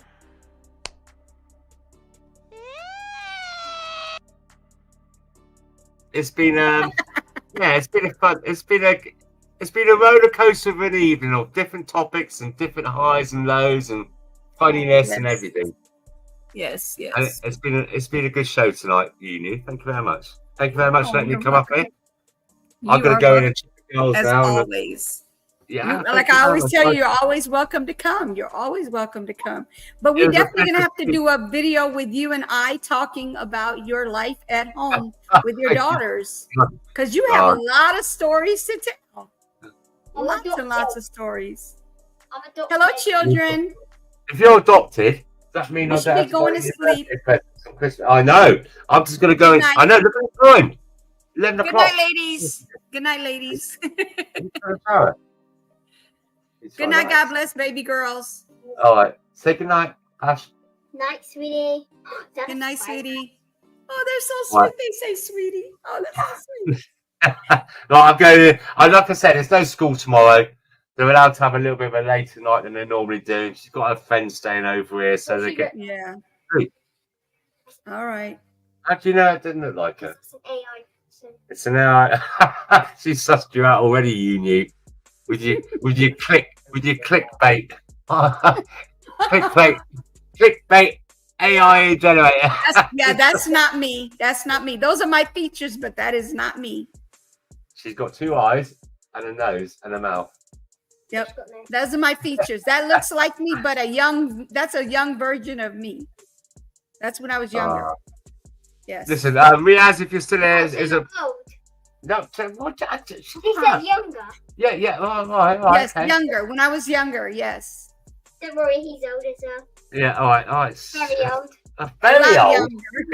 Very old. Well, I remember that tomorrow. Right, you want to go on a bike ride? Maybe I'm too old to go on a bike ride. Maybe. Right then. So, it's Riaz. If you're still here, it's a pleasure to speak to you again, guy. I've spoken to you for a while. Always good to interact and just chat and just understand and move. Yeah. It's been good speaking. Outlaw, always good to see you, mate. Hopefully your shoulder will get better and you might be able to come up tomorrow. Get better. Cash, my altered ego. Good to speak to you as well. And happy birthday. Happy birthday! Say goodnight. Say goodnight. Good night. Guess what? What? Not you. Daughter. It's what? What? I'm in love with my car. You're in love with your car? Yeah. What car? Big fan. Oh, okay. Say goodnight then. Good night, sweetie. All right, good night, guys. Yeah, have a peaceful night and look after each other. Night, No one else. Will. I'm gone. 3, 2, 1.